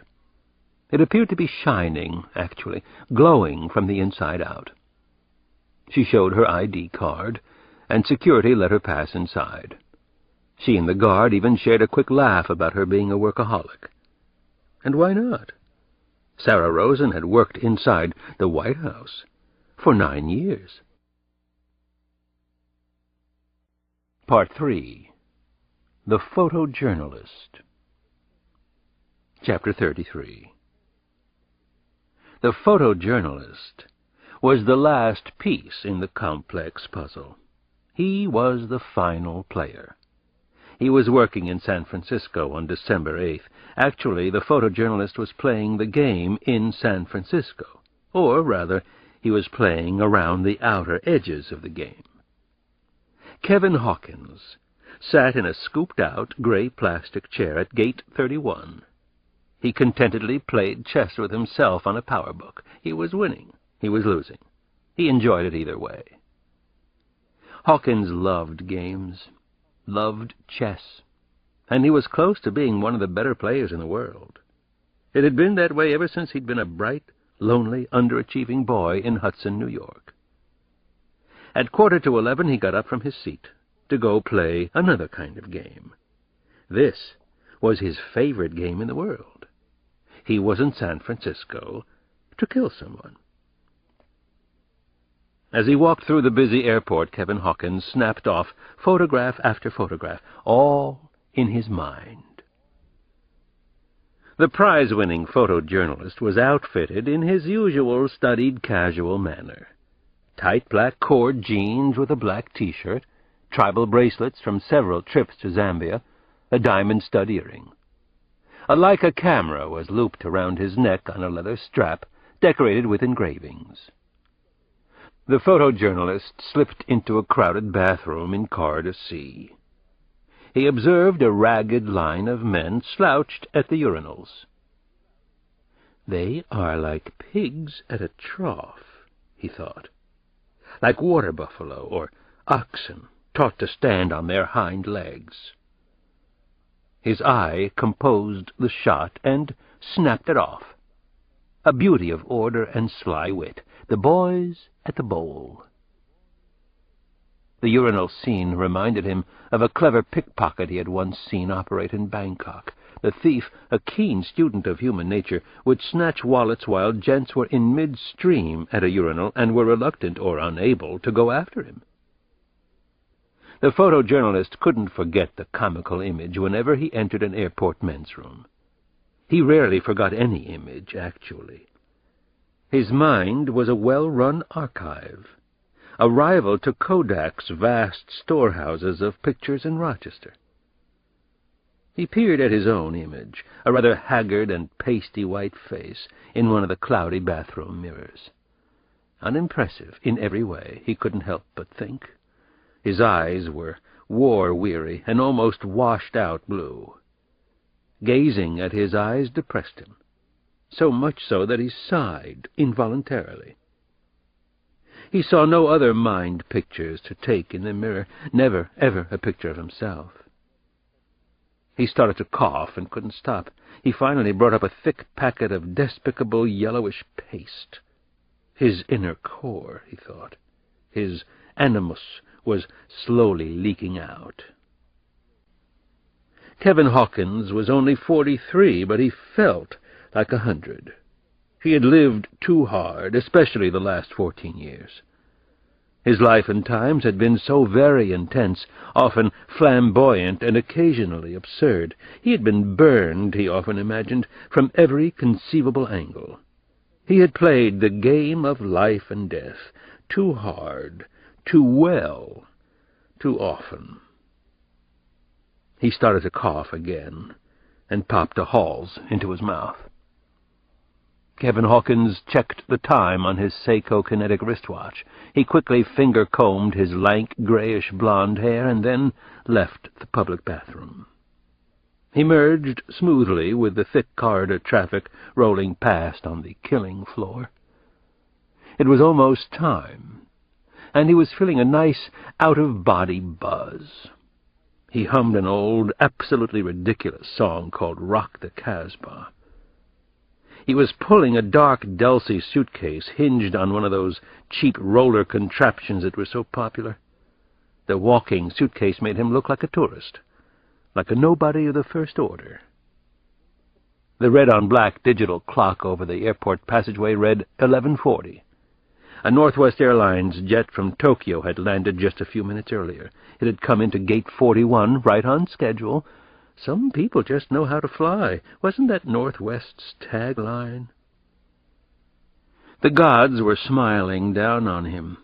Kevin Hawkins felt a grim, humorless smile of his own. The gods loved the game, too. Life and death. It was their game, actually. He heard the first strains of a noisy commotion coming from the connecting Corridor B. The photojournalist kept walking ahead until he was past the point where the two wide corridors connected. That was when he saw the phalanx of bodyguards and well-wishers. He clicked off a shot in his mind. He got a peek at Mr. Tanaka of the Nippray Corporation. He clicked another shot.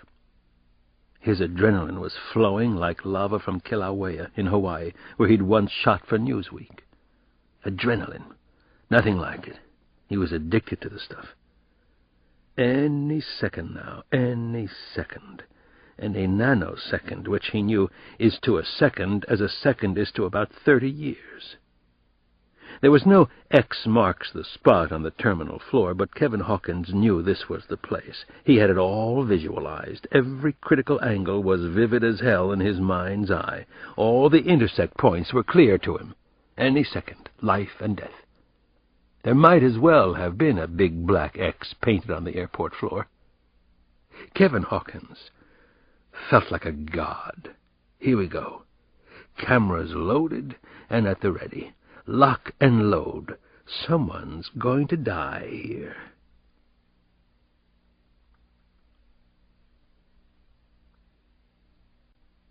Chapter 34. When the semi-official entourage was approximately 12 feet from the busy corridor crossing, a small bomb detonated. The explosion sent a cloud of gray-black smoke into Corridor A. Screams pierced the air like whining sirens.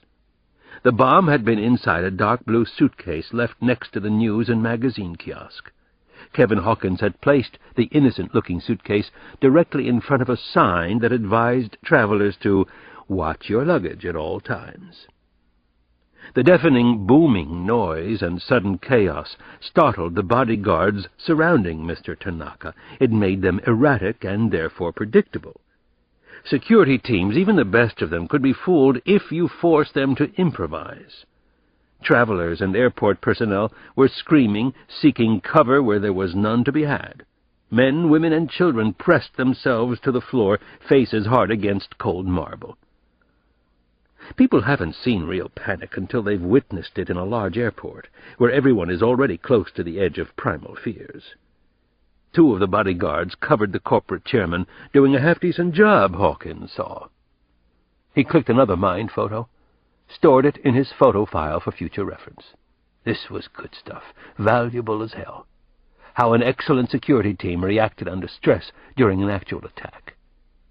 Then the efficient, if uninspired, bodyguards began to hurriedly move their protected person out of danger, out of harm's way. They obviously couldn't go forward into the smoky, bombed-out corridor. The security team chose to go back. Their only choice, the one Kevin Hawkins knew they would make, under duress. They pulled along Mr. Tanaka as if he were a large, ungainly puppet or doll, which he pretty much was. They almost physically carried the important businessman, holding him under his arms so that both his feet left the floor at times.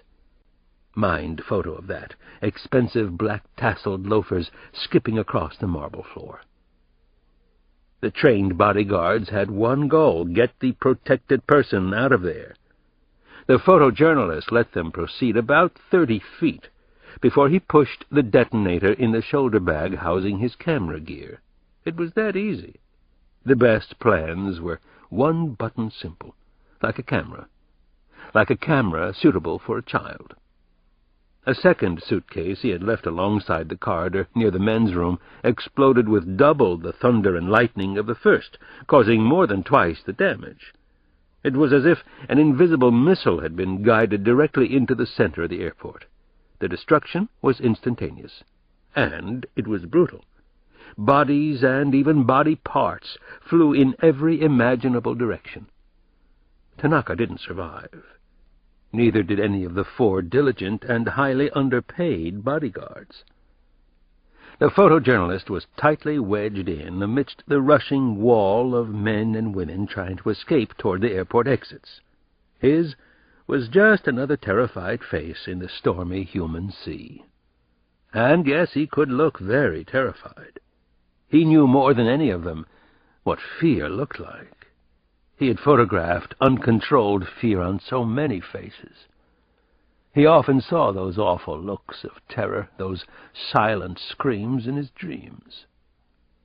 He held back a tight, grim smile as he turned onto Corridor D and headed toward his own plane. He was going to Washington, D.C. that evening, and hoped the delays caused by the murder wouldn't be massively long. The risk had been a necessary one, actually. This had been a rehearsal, the last rehearsal. Now, on to far more important things. The photojournalist had a very big job in D.C. The code name was easy enough for him to remember. Jack and Jill. Chapter 35.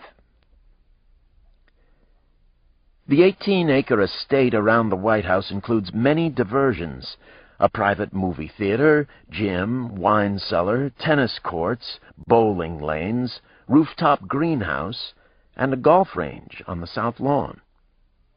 The house and property are currently assessed at $340 million by the District of Columbia.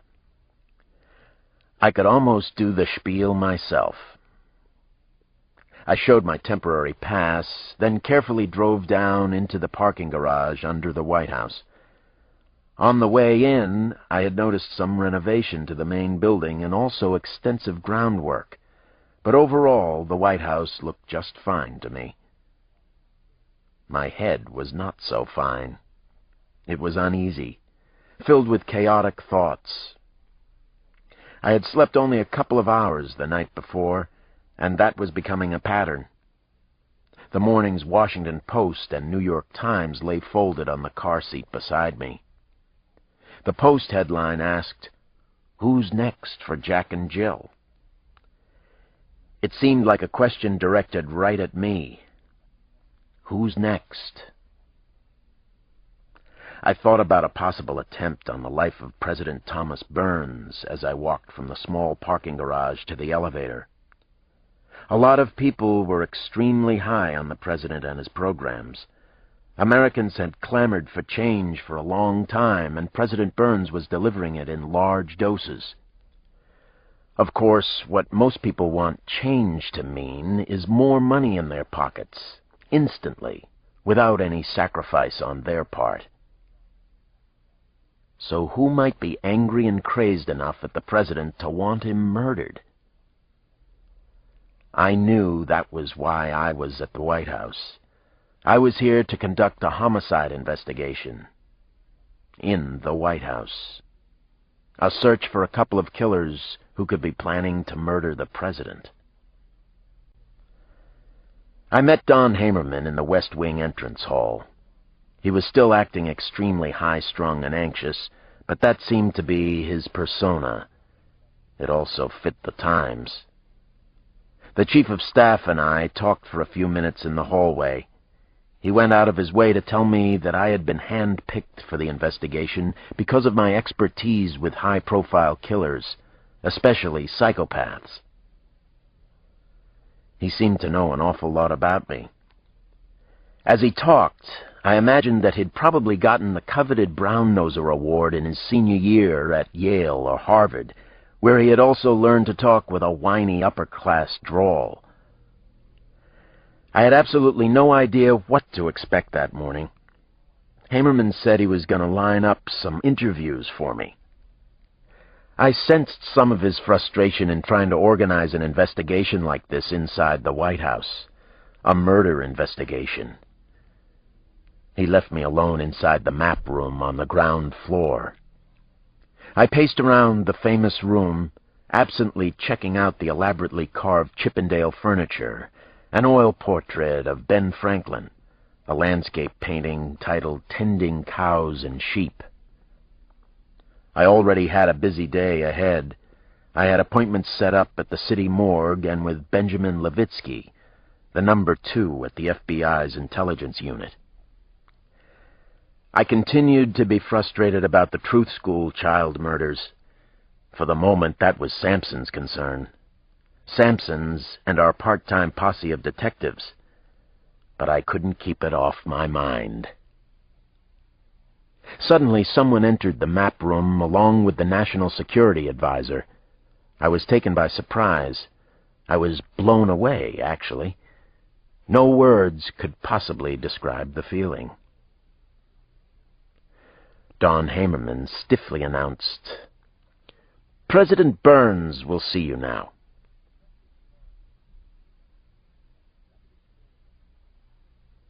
Chapter 36. "Good morning. Is it Dr. or Detective Cross?" President Thomas Burns asked me.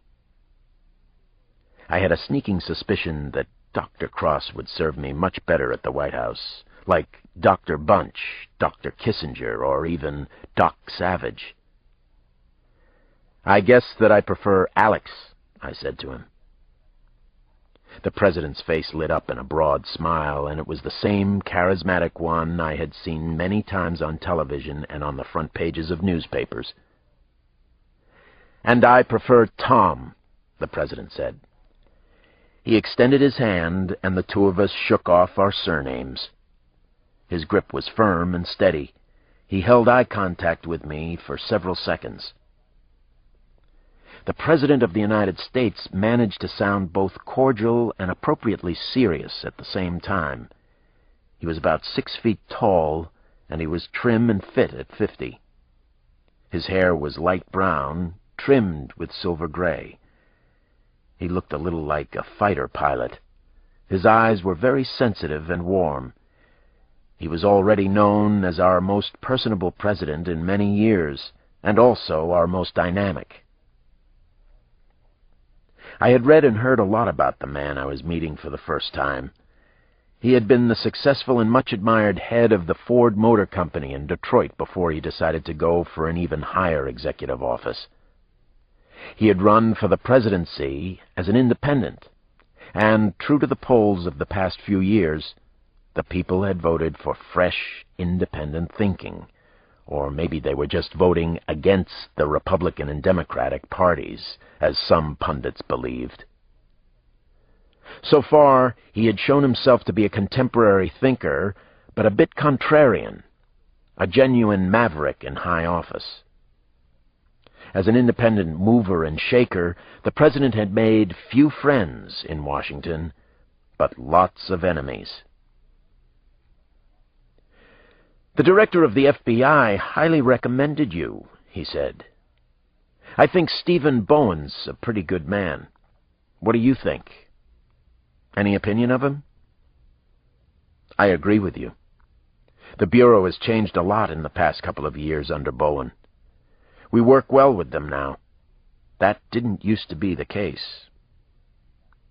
The President nodded. "Is this a real threat, Alex? Or are we just taking wise precautions?" he asked me. It was a tough, blunt question. I also thought it was the right question to ask. "I think the concern of the Secret Service is definitely a wise precaution," I said. "The coincidence of the names Jack and Jill being the same as your code names with the Secret Service, that's very disturbing. So is the killer's pattern of going after famous people here in Washington."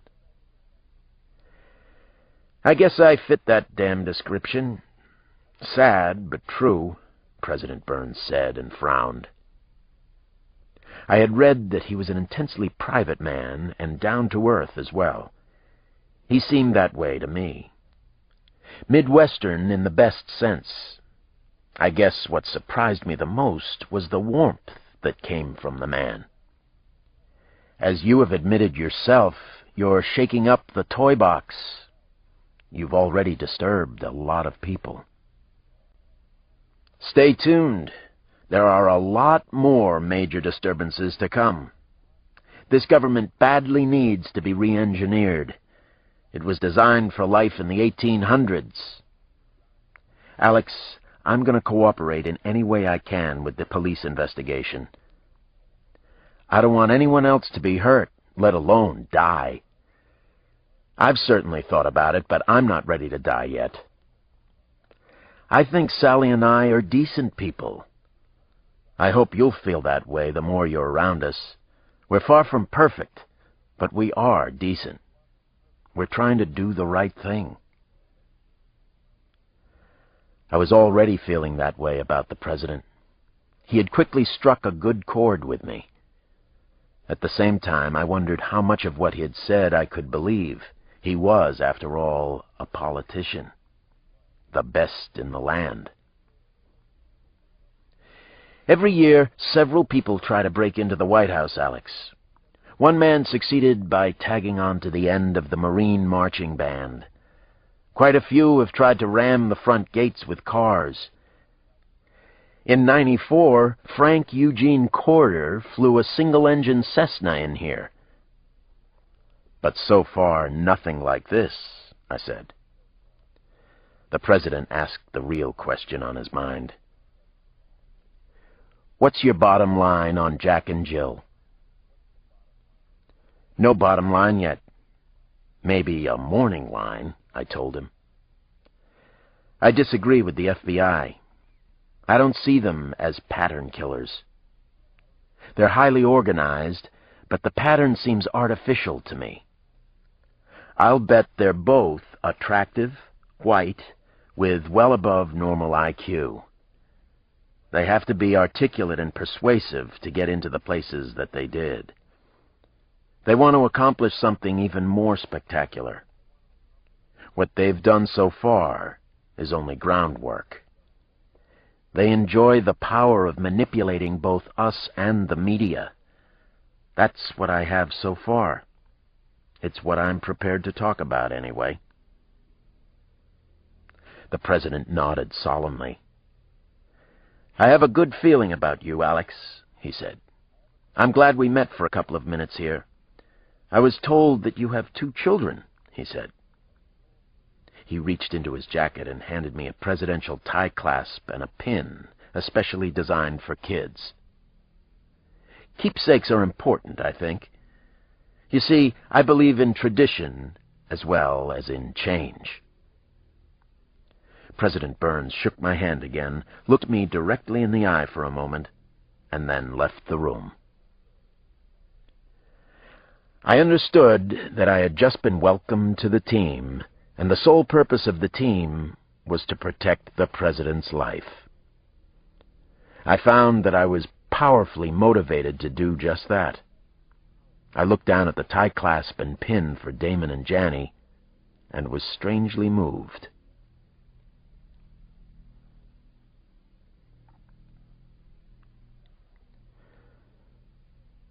Chapter 37. "So did you get to meet the royal couple yet?" Nana Mama asked when I entered her kitchen about 4 that afternoon.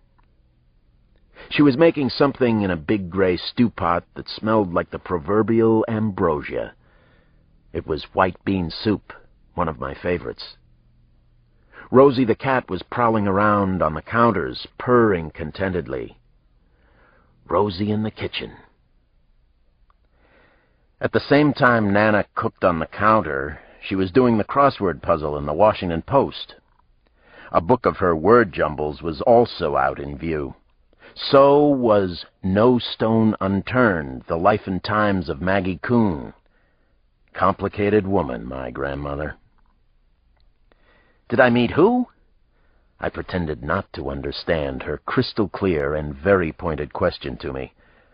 I was playing the game that the two of us have had going for many years, and probably will until death do us part, somehow, sometime, some way. Meet whom, Dr. Cross? The President and Mrs. President, of course, the well-to-do white folks who live in the White House, looking down on the rest of us. Tom and Sally up in Camelot for the 90s. I smiled at her usual high-spirited and occasionally bittersweet banter. I looked in the fridge. I didn't come home for the 3rd and 4th degree, you know. I'm going to make a sandwich from this brisket. It looks moist and tender, or are looks deceiving? Of course they are. But this brisket is moist, and you could cut it with a spoon. Seems as if they work very short hours over at the White House, considering all that they have to do. Somehow I suspected as much, but I could never prove it until now. So, who did you meet? I couldn't resist.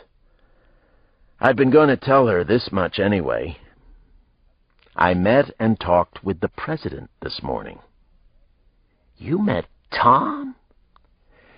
Nana pretended to take a punch in the manner of the heavyweight boxer George Foreman. She did a stumbling stutter step back from the counter. She even cracked a tiny smile. Well, tell me all about Tom, for heaven's sake, and Sally. Does Sally wear a black pillbox hat inside the White House in the daytime? I think that was Jacqueline Kennedy. Actually, I liked President Burns, I said as I commenced making a thick brisket sandwich on fresh rye with Bibb lettuce, tomatoes, and a dab of mayonnaise, lots of pepper, a whisk of salt. You would. You like everybody unless they kill somebody, Nana said as she began to slice up some more tomatoes. Now that you've met Mr. President, you can get back on the Sojourner Truth School case.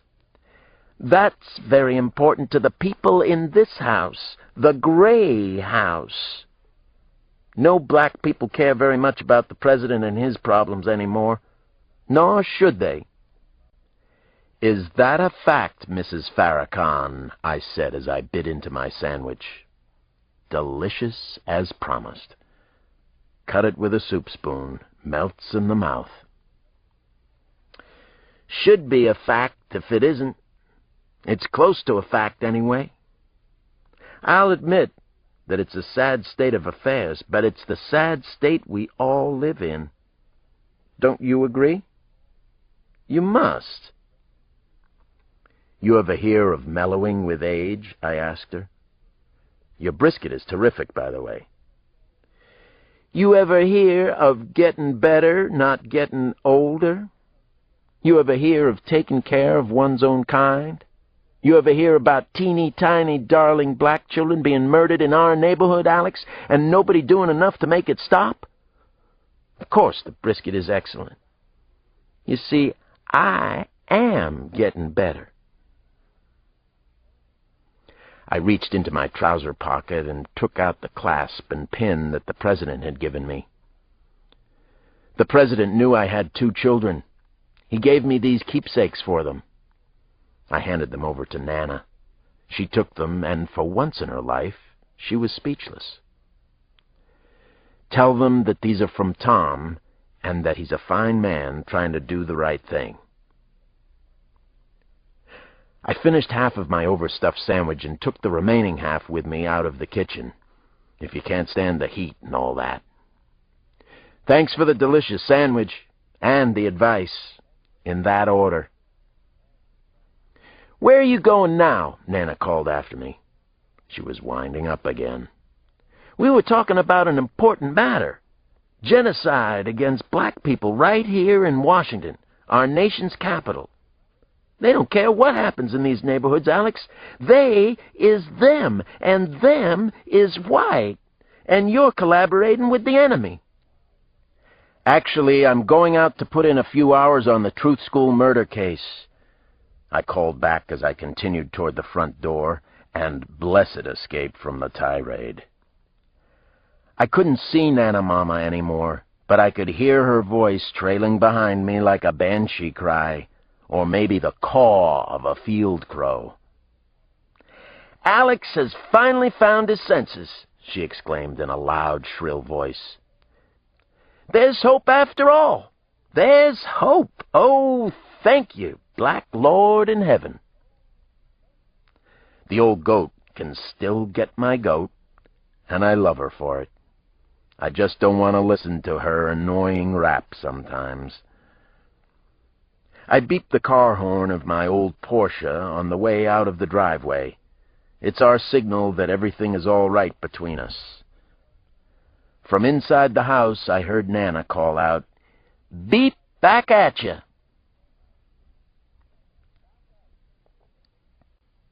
Chapter 38. I was back on the mean streets of inner Washington, the underside of the capital. I was a homicide detective again. I loved it with a strange passion, but there were times when I hated it with all my heart. We were doing all that could humanly be done on both cases. I had set up surveillance on the Truth School during the day, and also had day and night surveillance on Chanel Green's gravesite. Often psycho killers showed up at victims' graves. They were ghouls, after all. The circus was definitely in town. 2 of them. 2 completely different kinds of murder pattern. I had never seen anything like it, nothing even close to this chaos. I didn't need Nana Mama to remind me that I wanted to be out on the street right now. As she had said, someone is killing our children. I was certain that the unspeakable monster was going to kill again. In contrast to Jack and Jill, there was rage and passion in his work. There was a raw, scary craziness, the kind I could almost taste. The killer's probable amateur status wasn't reassuring either. Think like the killer. Walk in the killer's shoes, I reminded myself. That's how it all starts, but it's a lot tougher than it sounds. I was gathering as much information and data as I possibly could. I spent part of the afternoon ambushing several of the local hang-arounds who might have picked up something on the murders. Convivial street people, swooning pipeheads, young runners for the rock and weed dealers, a few low-level rollers themselves, store owners, snitches, Muslims selling newspapers. I gave some of them a tough time, but nobody had anything useful for me. I kept at the job anyway. That's the way it goes most days. You just keep at it, keep your head down and screwed on straight. About 5:15, I found myself talking to a 17-year-old homeless youth I knew from working the soup kitchen at St. Anthony's. His name was Loy McCoy, and he was a low-level crack runner now. He had helped me once or twice in the past. Loy had stopped coming by for free food once he had started moving nickel and dime bags of crack and speed around the neighborhood. It's hard to blame kids like Loy as much as I would like to some days. Their lives are unbelievably brutal and hopeless. Then one day someone comes along and offers them $15 or $20 an hour to do what's going to happen anyway. The more powerful emotional hook is that their dope bosses believe in them, and in many cases, nobody has believed in any of these lost kids before. I called Loy over, away from the posse of fools he was hanging with on L Street. They all wore black, machine-knit wool caps pulled low over their eyes and ears, gold tooth caps, hoop earrings, baggy trousers, the works. His gang was talking about the movie based on the old Flintstones cartoon, or maybe about the actual cartoons. Yabba dabbas was one of the catchphrases used to describe police patrolmen and detectives in the hood. "Here comes the yabba dabba," or "He's a yabba dabba do motherfucker." I had recently read a sad statistic that 70% of Americans got nearly 100% of their information from television and the movies. Loy smirked as he slow shuffled up to me at the street corner. He was maybe 6'1", but about only 140 pounds. He had on baggy, layered winter clothes, artfully torn, and he was gritting me today, trying to stare me down, put me down. "Yo, you say come on over, I gotta come?" Loy asked in a defiant tone that I found both irritating and monumentally sad. "Why's that? I pay my taxes," he rapped on. "I ain't holding. Ain't none of us holding." "None of your bullshit attitude works on me," I told him. "You better lose it right now." I knew that his mother was a heroin addict and that he had 3 little sisters. All of them lived at the Greater Southeast Community Hospital shelter, which was like having the tunnels under Union Station as your home address. "Say your business, and I get back to my business," Loy said, remaining defiant. "My time's money, understand? Ask me what you got to ask." "Just one question for you, Loy. Then you can go back to your big money business dealings." He kept gritting me, which can get you shot in this neighborhood. "Why I have to answer any questions? What's in it for me? What you have to deal?" I finally smiled at Loy, and he cracked a half-smile himself, showing off his shiny gold caps. "You give me something, maybe I'll remember. Then maybe I'll owe you one sometime," I said. "Yo," he came right back at me. "Want to know big fat secret, detective? I don't need your markers. And I don't much care about these murdered kids' homicides you looking into." He shrugged as if it were no big deal on the street. I already knew that. I waited for him to finish his little speech and also to process my offer. The sad thing was that he was bright.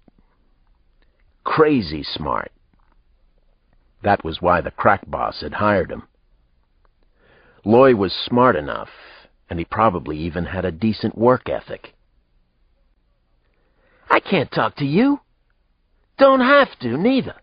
He finally did a little exasperated spin and threw up both his skinny arms. "You think I owe you 'cause once upon a time you fed us manhandler soup slop at the po' boy kitchen? Think I owe you? I don't owe you shit."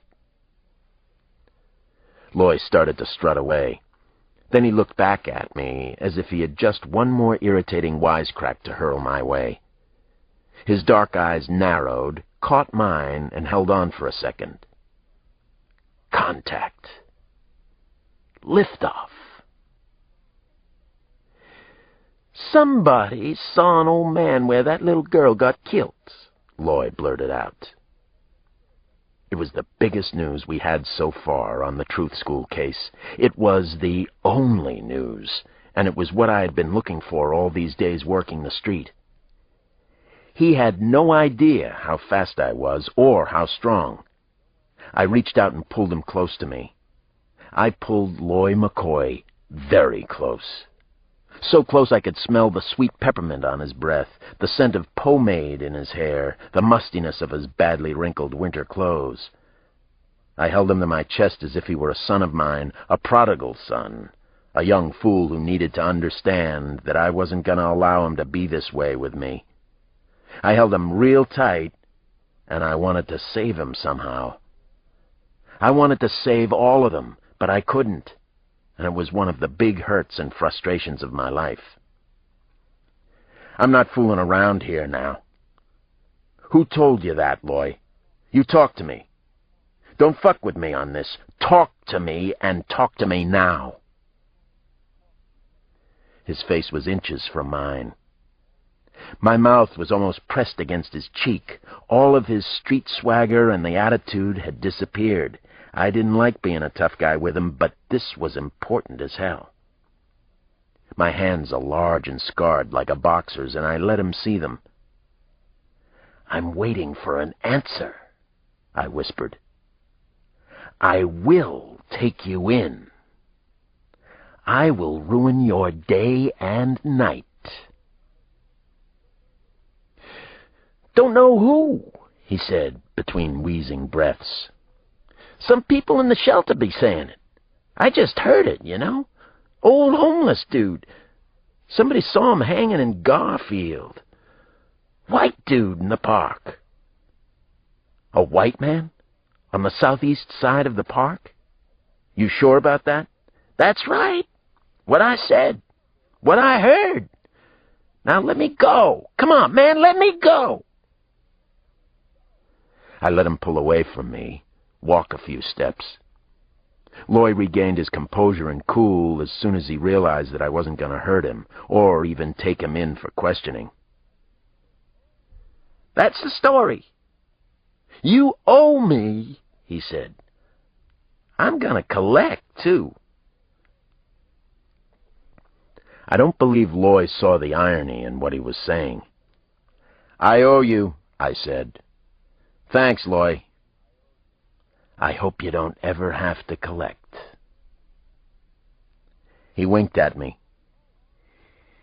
Be all you can be, all right, he said, and laughed as he walked back to the other crack runners.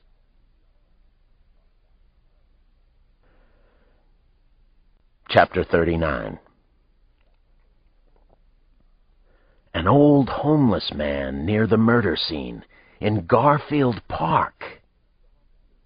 That was something solid to work with, finally. I had paid some dues and gotten a return on my investment. A white man, a white suspect. That was even more promising. There weren't too many white males hanging out in the Garfield Park area, that was for sure. I called Sampson and told him what I'd found out. He'd just come on duty for the night shift. I asked John how it was going on his end. He said that it wasn't going, but maybe now it would. He'd let the others in our group know. At a little past 5, I stopped by the Sojourner Truth School again. There were several forces strongly pulling me in the direction of the school. The new information about the homeless white man, and the constant feeling that just maybe my nemesis Gary Sonergy might be involved. That was part of it. Then there was Christine Johnson. Mrs. Johnson. Once again, nobody was sitting at the desk in the outer office. The multiracial dolls on the desk looked abandoned. So did some face doodles and a couple of Goosebump books. The heavy wooden door into the main office was shut tight. I couldn't hear anyone inside, but I knocked anyway. I heard a drawer bang shut, then footsteps. The door opened. It wasn't locked. Christine Johnson had on a cashmere jacket and long wool skirt. Her hair was pulled back and tied with a yellow bow. She was wearing her glasses, working barefoot. I thought of a line from Dorothy Parker, I think. Men seldom make passes at girls who wear glasses. Seeing her lifted my spirits, brought me up immediately. I didn't know exactly why, but it did. It occurred to me that she worked late at the school a lot.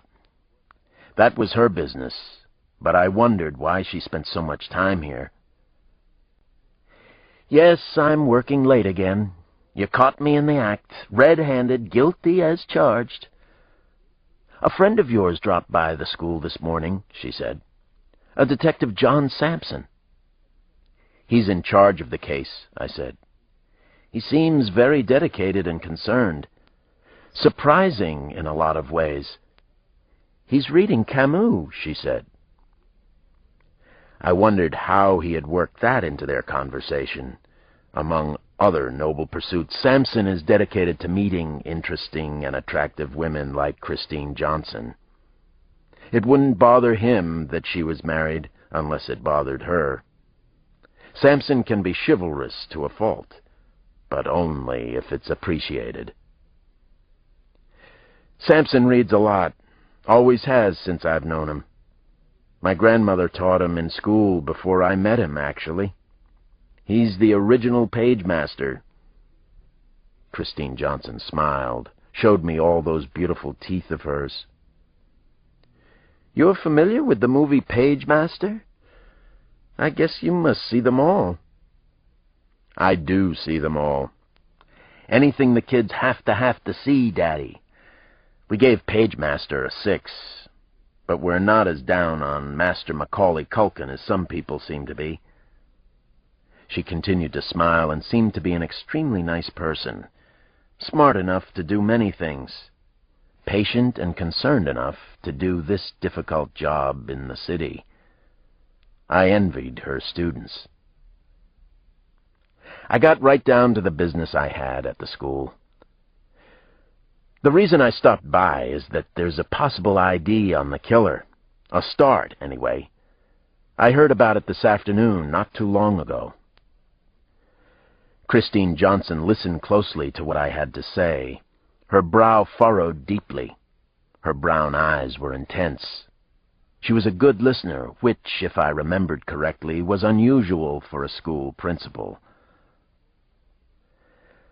An older man, a white man, was seen in the vicinity of where Chanel Green was originally abducted in Garfield Park.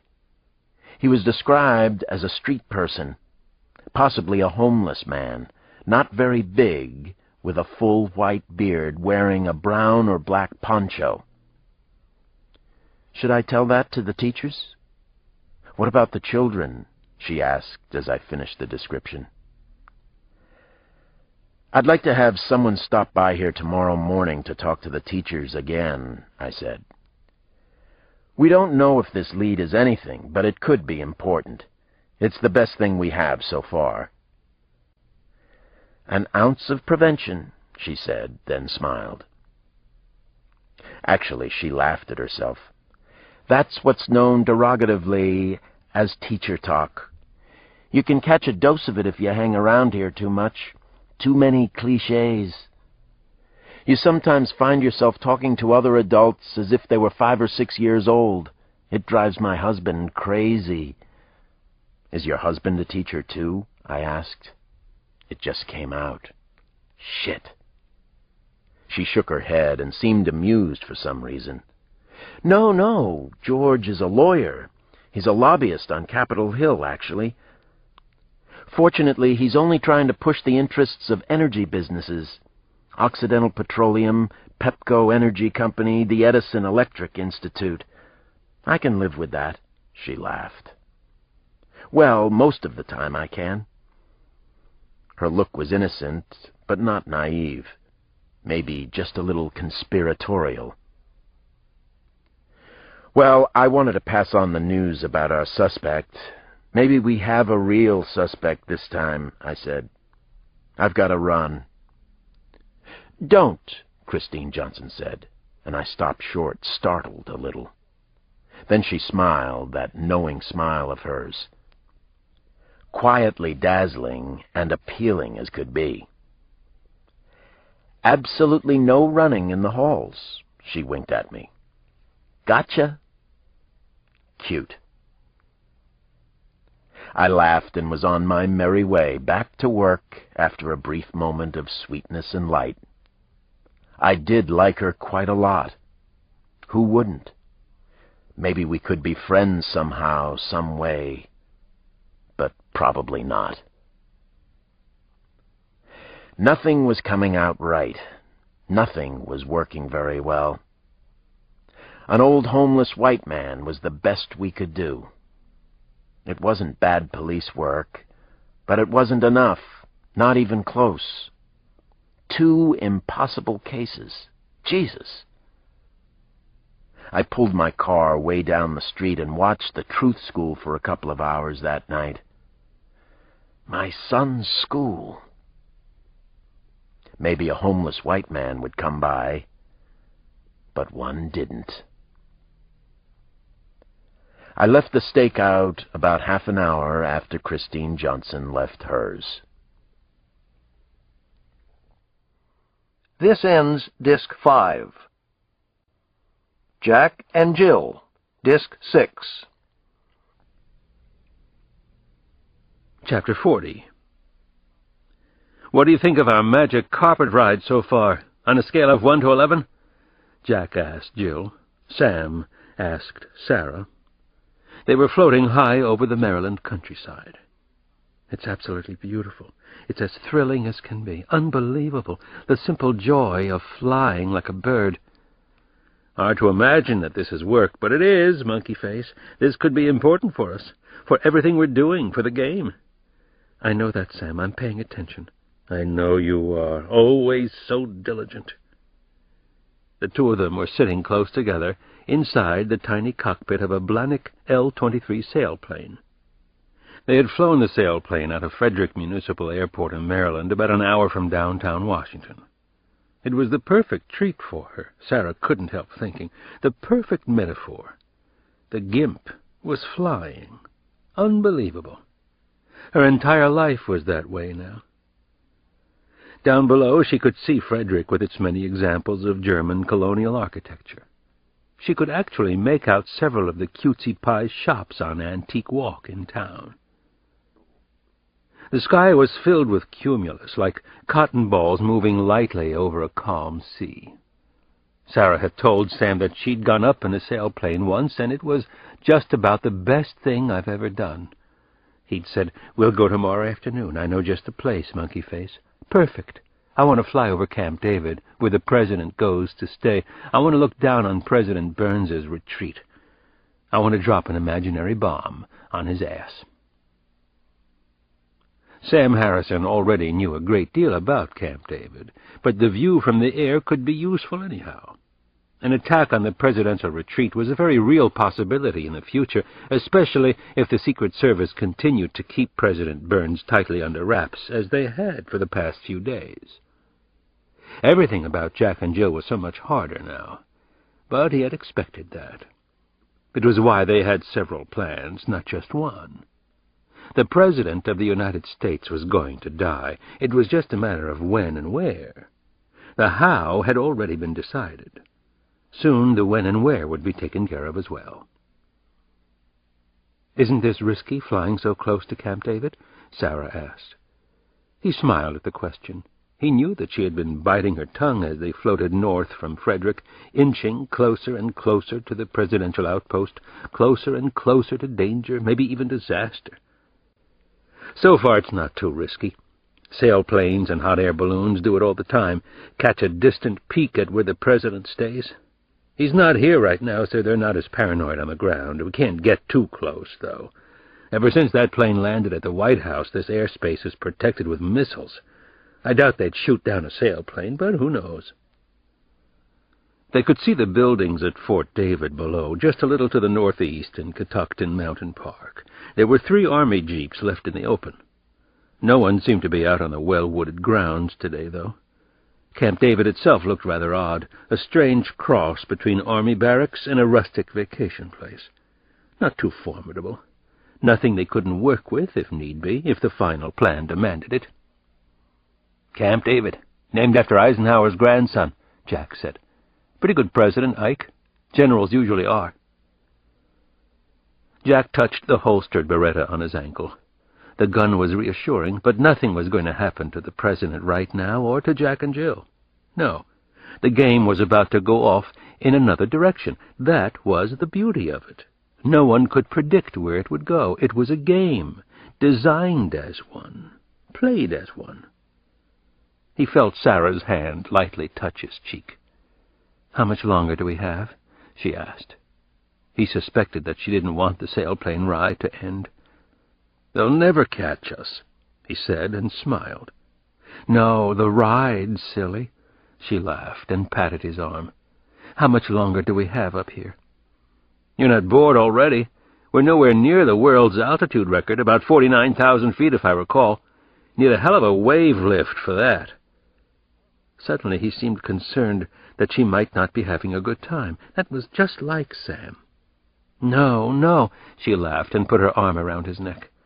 Sarah held him tightly. "I love it up here, love flying, love being with you. Thank you for everything." "You're welcome, monkey face," he whispered against her cheek. Two incredible killers, Jack and Jill, flying over the president's famous retreat at Camp David. "See you soon, Mr. President. There's nothing you can do to stop this from happening, nowhere you can hide from us. Trust us on that. Haven't we kept all of our promises so far?"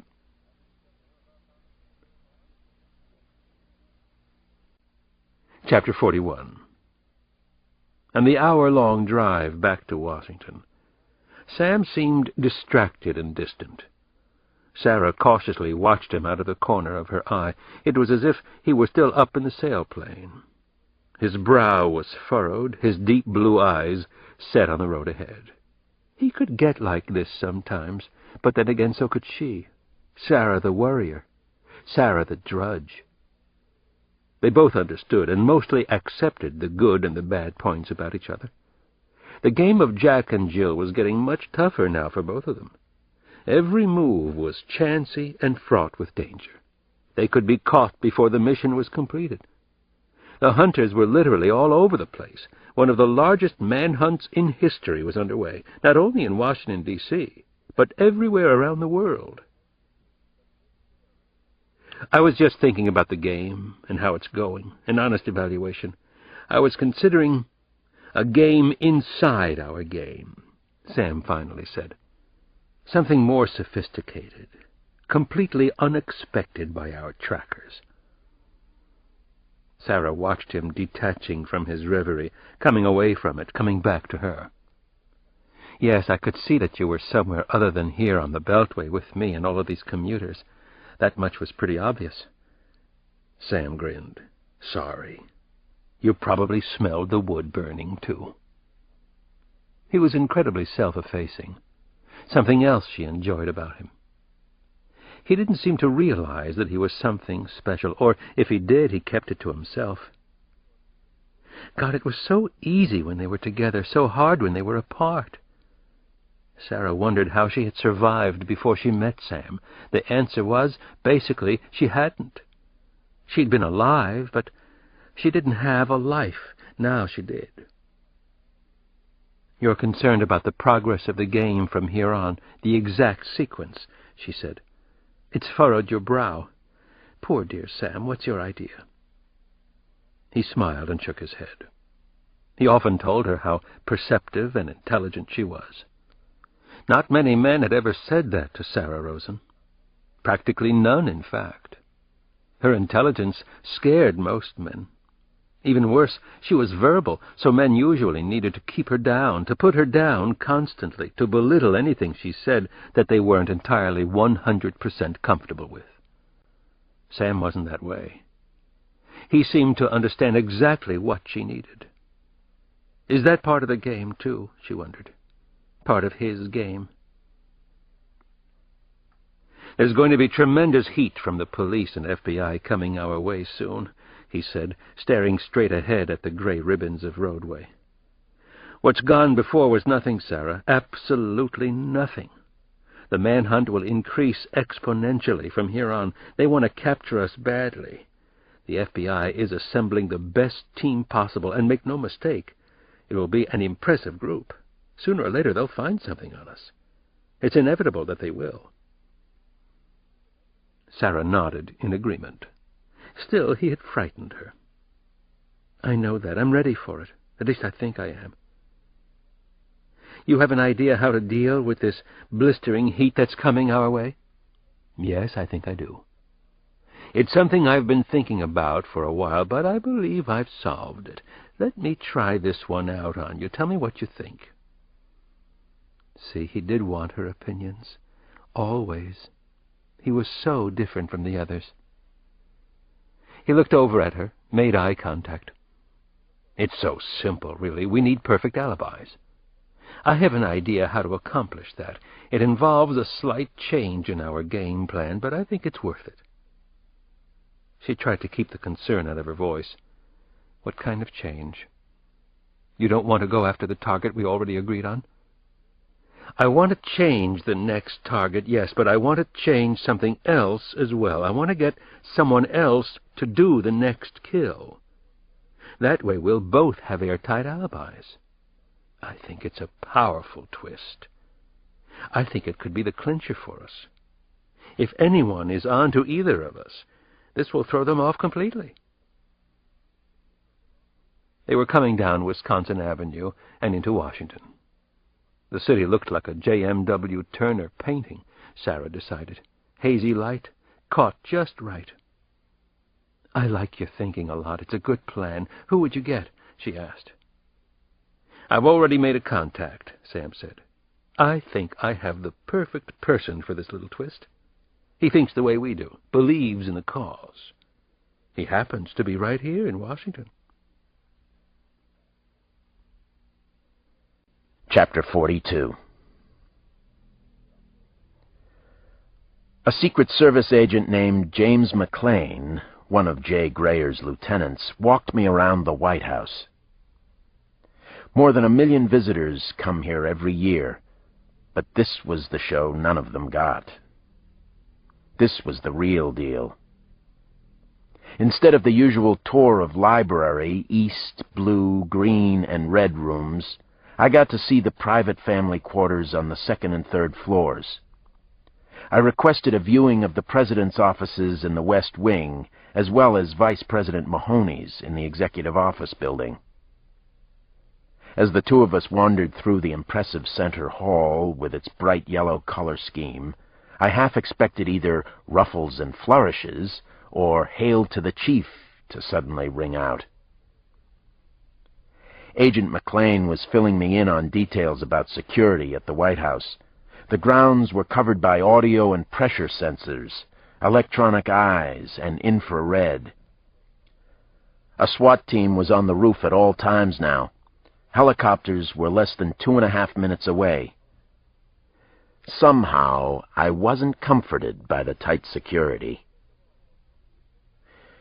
"What do you think of all this?" McLean asked as he led me into the cabinet room. It was dominated by serious-looking leather chairs, each bearing a brass plaque with the cabinet member's title. A very impressive place to visit. "What I'm thinking is that every person working here has to be checked out," I said. "They've all been checked, Alex." "I know that. They haven't been checked by me, though. We need to check them all over again. I'd like each of them run against an interest in poetry or literature, even college degrees in literature. Any kind of filmmaking experience, painting, sculpting, any endeavor requiring creativity. I'd like to know what magazines they subscribe to, also their charitable contributions." If McLean had an opinion on all that, he kept it to himself. "Anything else?" he asked. We were looking out over the rose garden. I could see office buildings off in the distance, so I assumed they could see us. I didn't like that too much. "Yeah, I'm afraid so," I went on. "While we're doing those background checks, we need to look at everyone in the crisis group. You can start with me." Agent James McLean stared at me for a long moment. "You're shitting me, aren't you?" He finally spoke his mind. I spoke my mind, too. "I shit you not. This is a murder investigation. This is how it's done." The Dragon Slayer had come to the White House.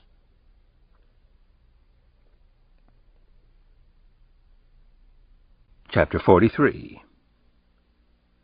The photojournalist had chosen a conservative dark gray suit and a striped rep's tie for the sold-out performance of Miss Saigon at the Kennedy Center. He had cut his grayish-blonde hair short. The ponytail was long gone. He no longer wore a diamond stud earring. It was doubtful whether anyone he knew would have recognized him. Just as it should be, as it had to be from now until the end of the game. "Seems like old times," Kevin Hawkins sang softly as he crossed a parking lot facing USA Today headquarters across the river in Roslyn.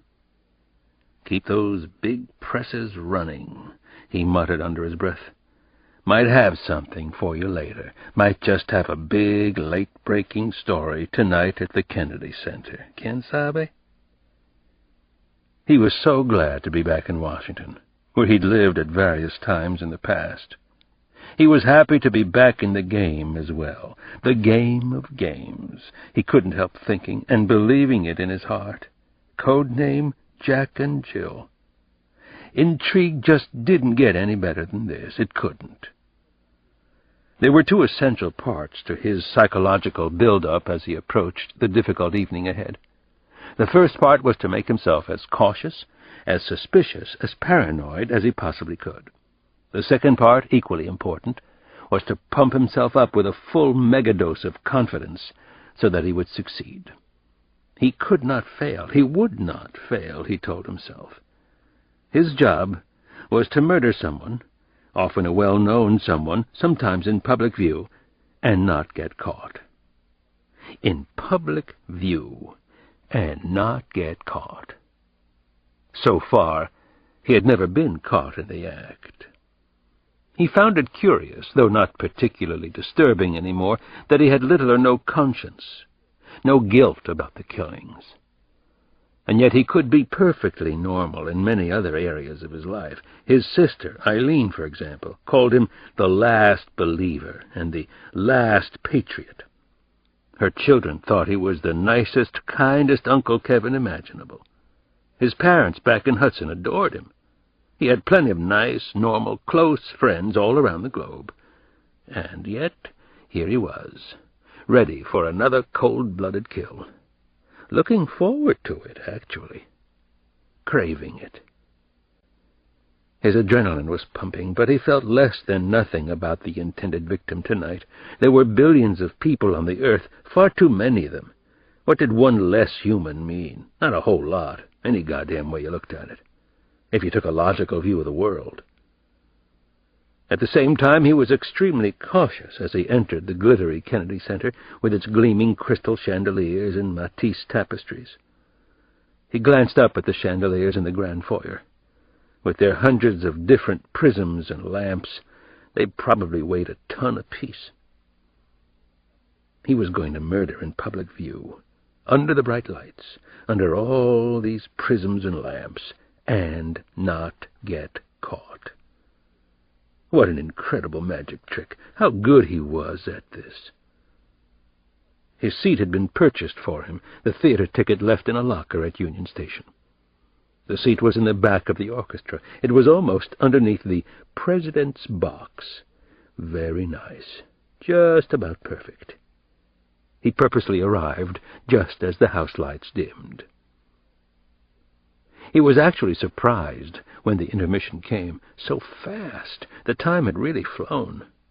The melodramatic stage play really moved along. He glanced at his wristwatch, 9:15. The intermission was right on schedule. The house lights came up, and Hawkins idly observed that the crowd was highly enthused about the hit musical. This was good news for him. Genuine excitement, ebullience, lots of noisy small talk filling the air. He slowly rose from his cushy seat. Now for the night's real drama, he was thinking. He entered the grand foyer with the huge chandeliers that resembled stalactites. The carpeting was a plush red sea beneath his feet. Up ahead was the proud bronze bust of John Kennedy. Very fitting and appropriate. Just so, just right. Jack and Jill would be the biggest thing since Kennedy, and that was more than 30 years ago. He was happy to be a part of it. Thrilled, actually. He felt honored. For tonight's performance, the part of Jack will be played by Kevin Hawkins. Watch closely now, theater fans. This act will be unforgettable. Chapter 44. The grand foyer of the Kennedy Center was mobbed with uppity Washingtonian assholes. Theater people, Jesus. It was mostly an older crowd, seasoned subscribers. Tables were set up selling junky T-shirts and high-priced programs. A woman with a gaudy red umbrella was guiding a tour of high school kids through the intermission crowd. There was a very nasty and difficult trick to this killing, Kevin Hawkins knew. He had to get unbelievably close to the victim, physically close, before he actually committed the murder. That bothered him a lot, but there was no way around it. He had to get right on top of the target, and he could not fail at this part of the job. The photojournalist was thinking about it as he successfully blended into the noisily buzzing theater crowd. He eventually spotted Supreme Court Justice Thomas Henry Franklin. Franklin was the youngest member of the current court. He was an African-American. He looked haughty, which fitted his reputation around Washington. He was not a likable man. Not that it mattered. Snapshot. Kevin Hawkins took a mind photo of Thomas Henry Franklin. On the justice's left arm was a 23-year-old woman. Snapshot. Snapshot. Hawkins had done his homework on Charlotte Kinsey, too. He knew her name, of course. He knew that she was a second-year law student at Georgetown. He knew other dark secrets about Charlotte Kinsey and Justice Franklin as well. He had watched the two of them together in bed. He took another moment to observe Thomas Franklin and the college girl as they talked in the grand foyer.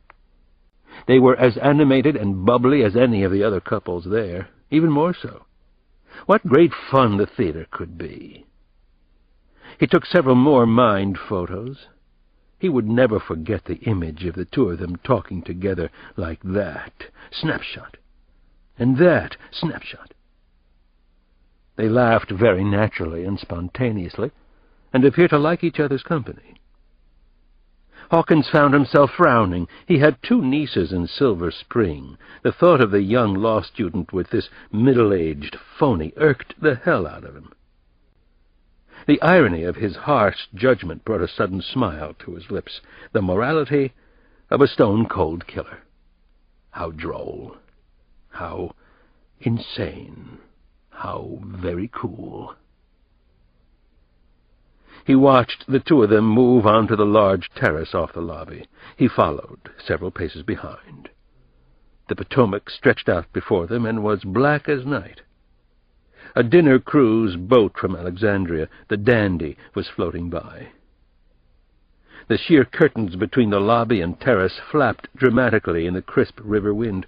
Kevin Hawkins carefully moved toward the Supreme Court Justice and his beautiful date. He took more mind photos of the two of them. He noted that Justice Franklin's white shirt was a size too small, grabbing at his neck. The yellow silk tie was too loud for his subdued gray suit. Charlotte Kinsey had a quick, sweet smile that was irresistible. She had lovely, rounded breasts. Her long black hair swirled in the river breeze. He physically brushed against the two of them. He got that close to Charlotte and Thomas. He actually touched the law student's long, shiny hair. He could smell her perfume. Opium or Shalimar. Snapshot. He was right there, so close. He was practically on top of them, in every sense of the phrase. His mind's eye continued to snap off photo after photo of the two of them. He would never forget any of this, not a single frame of the intimate murder scene. He could see, hear, touch, smell, and yet he couldn't feel a thing. Kevin Hawkins resisted all human impulses now. No pity, no guilt, no shame, and no mercy. The law student carried a leather bag on her left shoulder. It was slightly open, just a sliver, just enough. Ah, carefree, casual, careless youth. The photojournalist was good with his hands, still good, still steady, still very quick, still one of the best. He slid something into her bag. C'est ça, that was it. Success, the first of the night. Neither she nor Justice Franklin noticed the fleeting movement, or him as he passed by in the crowd. He was the river breeze, the night, the light of the moon. He felt incredible exhilaration at that special moment. There was nothing in the world like this. The power in taking, stealing another human life was like nothing else in the full palette of human experiences. The hard part was over, he knew, the close work. Now, the simple act of murder. To murder in public view, and not get caught. His heart suddenly jumped, bucked horribly. Something was going wrong, very wrong as could be. Wrong, wrong, wrong. Jesus! Charlotte Kinsey was reaching into her bag. Snapshot.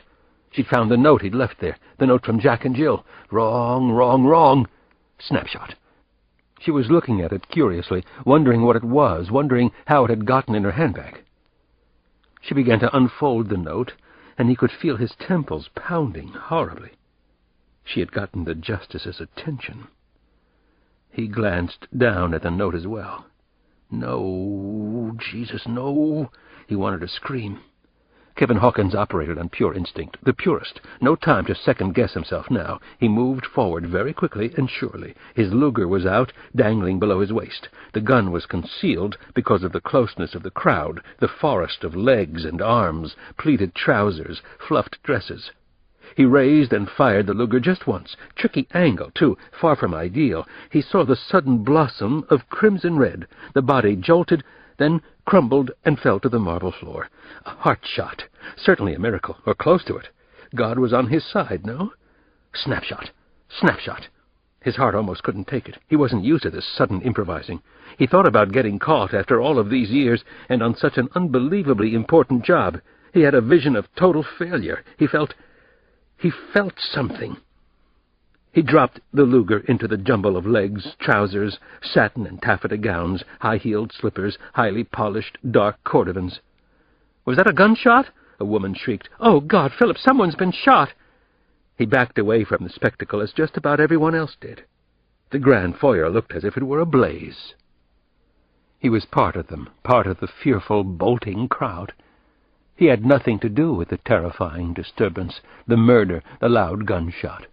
His face was a convincing mask of shock and disbelief.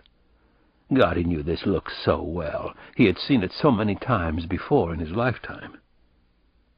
In another tense few moments, he was outside the Kennedy Center. He was heading toward New Hampshire Avenue at a steady pace. He was one with the crowd. "Seems like old times," raced through his head, playing much too fast, at double or triple speed.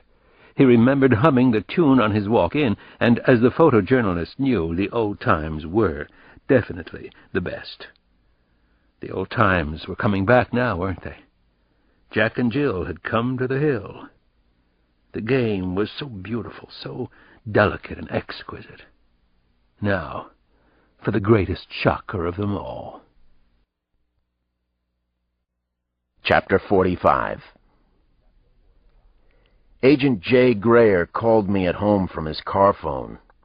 I was in the middle of reading approximately 200 background security checks done on White House personnel by the Secret Service Uniform Division. The deputy director was speeding downtown to the Kennedy Center complex, doing 90 on the Beltway. I could hear the siren blaring from his car. "They struck again. Jesus, they made a hit at the Kennedy Center tonight, right under our noses. It's another real bad acid trip, Alex. Just come." He definitely sounded out of control. Just come. "They hit during intermission of Miss Saigon. I'll meet you there, Alex. I'm 7 to 10 minutes away." Who was it this time? I asked the $64,000 question. I almost didn't want to hear the answer. No, not almost. I didn't want to hear the victim's name. "That's part of the problem. This whole thing is nuts. It wasn't really anybody, Alex." "What do you mean, it wasn't really anybody? That doesn't make sense to me, Jay." "It was a law student from Georgetown University, a young woman named Charlotte Kinsey. She was only 23 years old. They left one of their notes again. It's them for sure." "I don't get it. I do not get this," I muttered over the phone. "God damn it." "Neither do I. The girl might have caught a bullet meant for somebody else. She was out with a Supreme Court justice, Alex. Thomas Henry Franklin. Maybe the bullet was meant for him. That would fit the celebrity pattern. Maybe they finally made a mistake." "I'm on my way," I told Jay Grayer. "I'll meet you inside the Kennedy Center." Maybe they finally made a mistake. I didn't think so.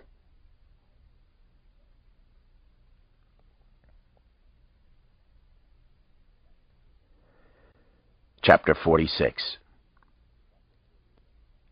It wasn't really anybody, Alex. How the hell could that be? A 23-year-old law student from Georgetown was dead. Christ. It didn't make sense to me. Didn't track at all. It changed everything. It seemed to blow the pattern. I drove from our home to the Kennedy Center in record time. Jay Grayer wasn't the only one partly out of control. I stuck a flasher on the roof of my car and rode like hell on wheels. The second half of Miss Saigon had been canceled. The murder had taken place less than an hour before, and there were still hundreds of onlookers at the crime scene. I heard Jack and Jill mumbled several times as I made my way to the grand foyer. Fear was a tangible, almost physical presence in the crowd. A lot of elements of the murder at the Kennedy Center were torturing me when I arrived at the crime scene at 10:15. There were some similarities with the other Jack and Jill killings. A rhyming note had been left. The job had been done coldly and professionally. A single shot.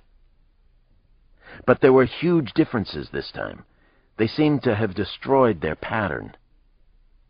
Copycat killer? Maybe. But I didn't think so. Yet nothing could or should be dismissed. Not by me, and not by anyone else on the case. The new twists nagged at me as I pushed my way through the curious, horrified, even dumbstruck crowd on New Hampshire Avenue. The law student hadn't been a national figure. So why had she been killed? Jay Grayer had called her a nobody. Grayer said she wasn't the daughter of anybody famous either. She had been out to the theater with Supreme Court Justice Thomas Henry Franklin, but that didn't seem to count as a celebrity stalk and kill. Charlotte Kinsey had been a nobody. The killing just didn't fit the pattern. Jack and Jill had taken a huge risk committing the murder in such a public place. The other killings had been private affairs, safer and more controllable. Shit. What were they up to now? Was this whole thing changing? Escalating?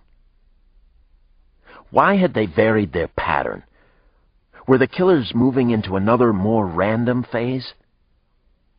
Had I missed their original point? Had we all missed the real pattern they were creating, or had they made a mistake at the Kennedy Center? Maybe they finally made a mistake. That was our best hope. It would show that they weren't invincible. Let this be a goddamn mistake. Please, let it be there first. Just the same, whoever it was made a clever escape. The 600-foot-long lobby had been emptied of all but police officials, the medical examiner's staff, and the morgue crew. I saw Agent Grayer and walked over to him. Jay looked as if he hadn't slept in weeks, as if he might never be able to sleep again. "Alex, thanks for getting down here so quickly," the Secret Service agent said. I liked working with him so far. He was smart and usually even-tempered, with absolutely no bullshit about him. He had an old-fashioned dedication to his job, and especially to the president, both the office and the man. "Anything worthwhile turn up yet?" I asked him. "Besides another corpse. The poem." Grayer rolled his eyes toward the glittering chandeliers hanging above us. "Oh, yeah, definitely, Alex. We found out some more about the murdered student. Charlotte Kinsey was just starting her second year at Georgetown Law. She was bright as hell, apparently. Did her undergraduate at New York University. However, she only had average grades as a Hoya, so she didn't make law review." How does a law student fit into the pattern? Unless they were shooting at Justice Franklin and actually missed. I've been trying to make some connection on the way over. Nothing comes to mind, except that maybe Jack and Jill are playing with us. Grayer nodded. "They're definitely playing with us. For one thing, your illicit sex theory is still intact. We know why Charlotte Kinsey didn't excel at Georgetown. She was spending quality time with some very important men here in town. Very pretty girl, as you'll see in a second. Shiny black hair down to her waist, great shape, questionable morals. Should have made a terrific attorney." The two of us walked over to the dead woman's body. The law student was lying facing away from us. Beside the body was a bag she'd been carrying. I couldn't see the bullet hole, and Charlotte Kinsey didn't even appear to be hurt. She looked as if she'd just decided to take a nap on the floor of the terrace at the Kennedy Center. Her mouth was open slightly, as if she wanted one last breath of the river air. "Go ahead. Tell me now," I said to Jay Grayer. I knew that he had something more on the murder. "Who is she?" "Oh, she's somebody after all. The girl was President Burns's mistress," he said. "She was seeing the president, too. He skipped out of the White House and saw her the other night. That's why they killed her. Bingo, Alex, right in our face." My chest felt seriously constricted as I bent over the dead woman. Claustrophobia again. She was very pretty. 23 years old, prime of her life. One shot to the heart had ended that. I read the note they had left in the law student's handbag. "Jack and Jill came to the hill. Your mistress had no clue, sir. She was a pawn, but now she's gone. And soon we'll get to you, sir." The poetry seemed to be getting a little better. Certainly it was bolder, and so were Jack and Jill. God help us all, but especially President Thomas Burns. And soon we'll get to you, sir.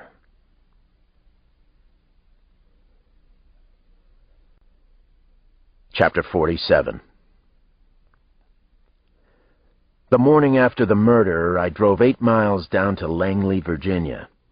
I wanted to spend some time with Gene Sterling, the CIA's Inspector General and the agency's representative on the crisis team.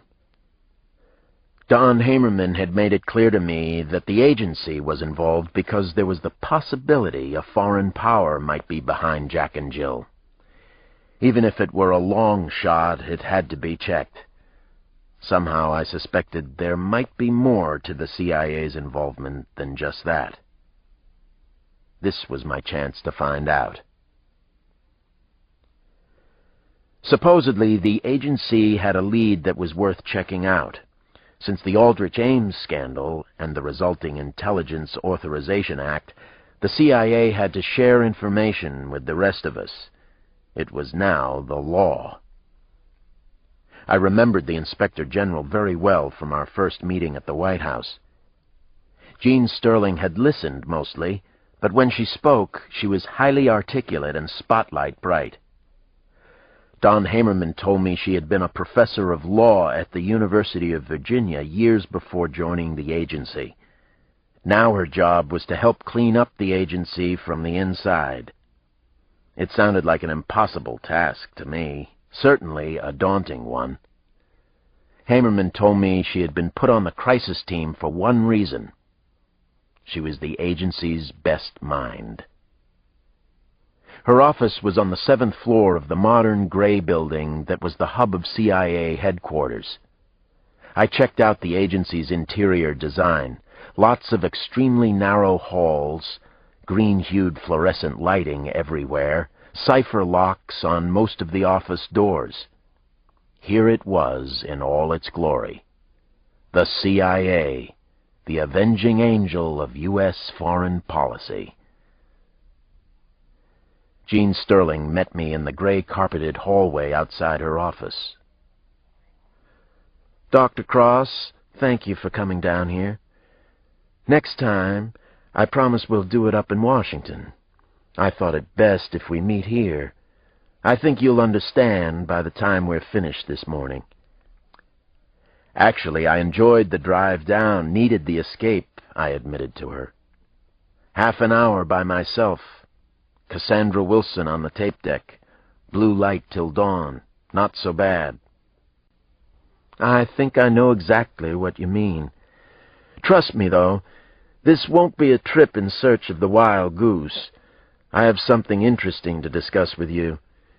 The agency was called in on this with good reason, Dr. Cross. You'll see in a moment." Jean Sterling was certainly far removed from the stereotypical CIA Brahmin of the 50s and 60s. She spoke with a folksy, enthusiastic mid-Southern accent, but she sat on the agency's Directorate of Operations. She was considered crucial to the CIA's turnaround, indeed, its very survival. We entered her large office, which had a commanding view of woods on two sides and a planted courtyard on another. We sat at a low-slung glass table covered with official-looking papers and books. Photographs of her family were up on the walls. Cute kids, I couldn't help noticing. Nice-looking husband, tall and lean. She herself was tall, blonde, but a little heavier than she ought to be. She had a friendly smile with a slight overbite, and just a hint of the farmer's daughter about her. "Something important has come up," she said. "But before I get into it, I just heard that the gun used at the Kennedy Center wasn't the same one used for the previous murders. That raises a question or two. At least in my mind, it does. Could the Kennedy Center murder have been a copycat killing?" "I don't think so," I said. "Not unless the copycat and Jack or Jill happen to have the same handwriting. No, the latest rhyme was definitely from them. I also think it qualifies as a celebrity stalking." "One more question," Jean Sterling said. "This one is completely off the beaten track, Alex, so bear with me. Our analysts have been searching, but we're not aware of any useful psychological study that's looked at professional assassins. I'm talking about studies on the contract killers used by the Army, the DEA, the agency. Are you aware of anything? Even we don't have a comprehensive study on the subject." I had a feeling we were easing into what Jean Sterling wanted to discuss. Maybe that was also why the head of internal affairs for the agency was involved with the crisis team. Contract killers for the Army and CIA. I knew that they existed and that a few lived in the area surrounding Washington. I also knew they were registered somewhere, but not with the D.C. police. Perhaps for that reason they were sometimes referred to as ghosts. There's not much written about homicide in any of the psych journals, I told Gene Sterling. A few years back, a professor I know at Georgetown ran an interesting search. He found several thousand references to suicide, but less than 50 homicide references in the journals he sampled. I've read a couple of student papers written at John Jay and Quantico. There isn't very much on assassins. Not that I'm aware of. I guess it's hard to get subjects to interview. I could get a subject for you to interview, Gene Sterling said. I think it might be important to Jack and Jill. Where are you going with this? I had a lot of questions for her suddenly. Familiar alarms were sounding inside my head. A soft, pained look drifted across her face. She inhaled very slowly before she spoke again. We've done extensive psychological testing on our lethal agents, Alex. So has the Army, I've been assured. I've even read some of the test reports myself. My stomach continued to tighten. So did my neck and shoulders, but I was definitely glad I'd taken the time to visit Langley. Since I've been in this job, about 11 months, I've had to open a number of dark, eerie closets here at Langley and elsewhere. I did over 300 in-depth interviews on Aldrich Ames alone. You can imagine the cover-ups that we've had over the years. Well, probably you can't. I couldn't have myself. And I was working here. I still wasn't sure where Gene Sterling was going with this. She had my full attention, though. We think one of our former contract killers might be out of control. Actually, we're pretty sure of it, Alex. That's why the CIA is on the crisis team. We think one of ours might be Jack.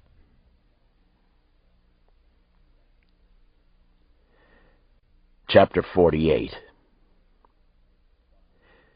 Gene Sterling and I went for a ride through the surrounding countryside. The CIA Inspector General had a new station wagon, a dark blue Volvo that she drove like a race car. Brahms was playing softly on the radio as we headed for Chevy Chase, one of Washington's small, affluent bedroom communities. I was about to meet a ghost. A professional killer. One of ours. Oh, brother. Oh, shit. Plot and counterplot. Ruse and treachery. True agent, double agent, false agent. Didn't Churchill describe your business something like that? Gene Sterling cracked a wide smile. Her large teeth suddenly very prominent. She was a very serious person, but she had a quick sense of humor, too. The Inspector General. We're trying to change from the past, both the perception and the reality. Either the agency does that, or somebody will pull the plug. That's why I invited the FBI and the Washington police in on this. I don't want the usual internal investigation, and then charges of a cover-up. She told me as she engineered her car underneath the towering ancient trees that evoked Richmond or Charlottesville. The CIA is no longer a cult, as we've been called by several self-serving congressmen. We're changing everything, fast, maybe even too fast. You disapprove? I asked her. Not at all. It has to happen. I just don't like all the theater surrounding it. And I certainly don't appreciate the media coverage. What an incredible assemblage of jerk-offs. We'd crossed inside the Beltway and were entering Chevy Chase now. We were headed for a meeting with a man named Andrew Clouk. Clouk was a former contract killer for the agency, the so-called killer elite, the Ghosts. Jean Sterling continued to drive the way she talked, without effort and rapidly. It was the way she seemed to do everything. A very smart and impressive person. I guess she needed to be. Internal affairs at the CIA had to be extremely demanding. "So what have you heard about us, Alex?" she finally asked me. "What's the scuttlebutt, the intelligence?" "Don Hamerman says you're a straight arrow, and that's what the agency needs right now.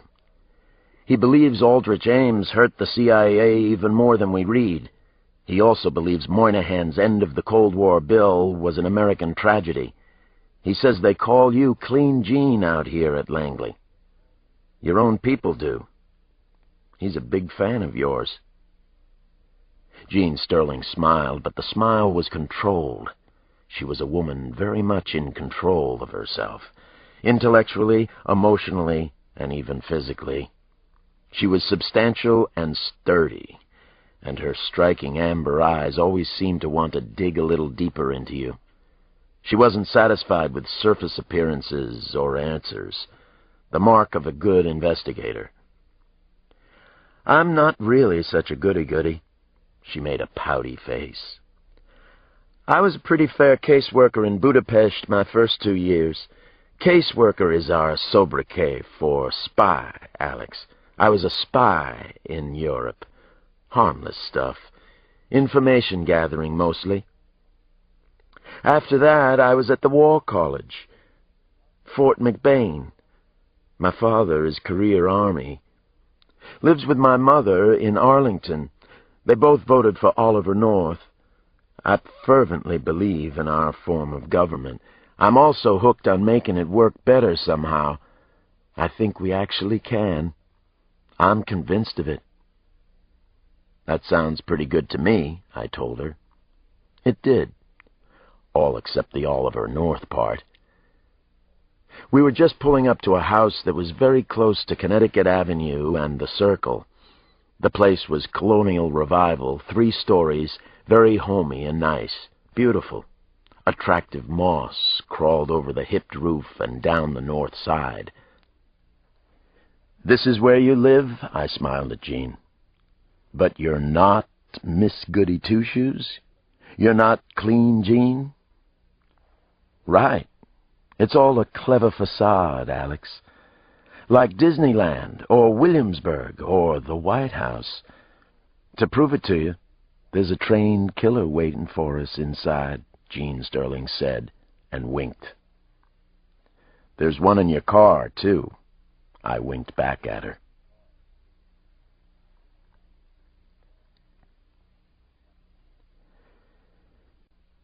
Chapter 49. The late December afternoon was unusually bright and sunny.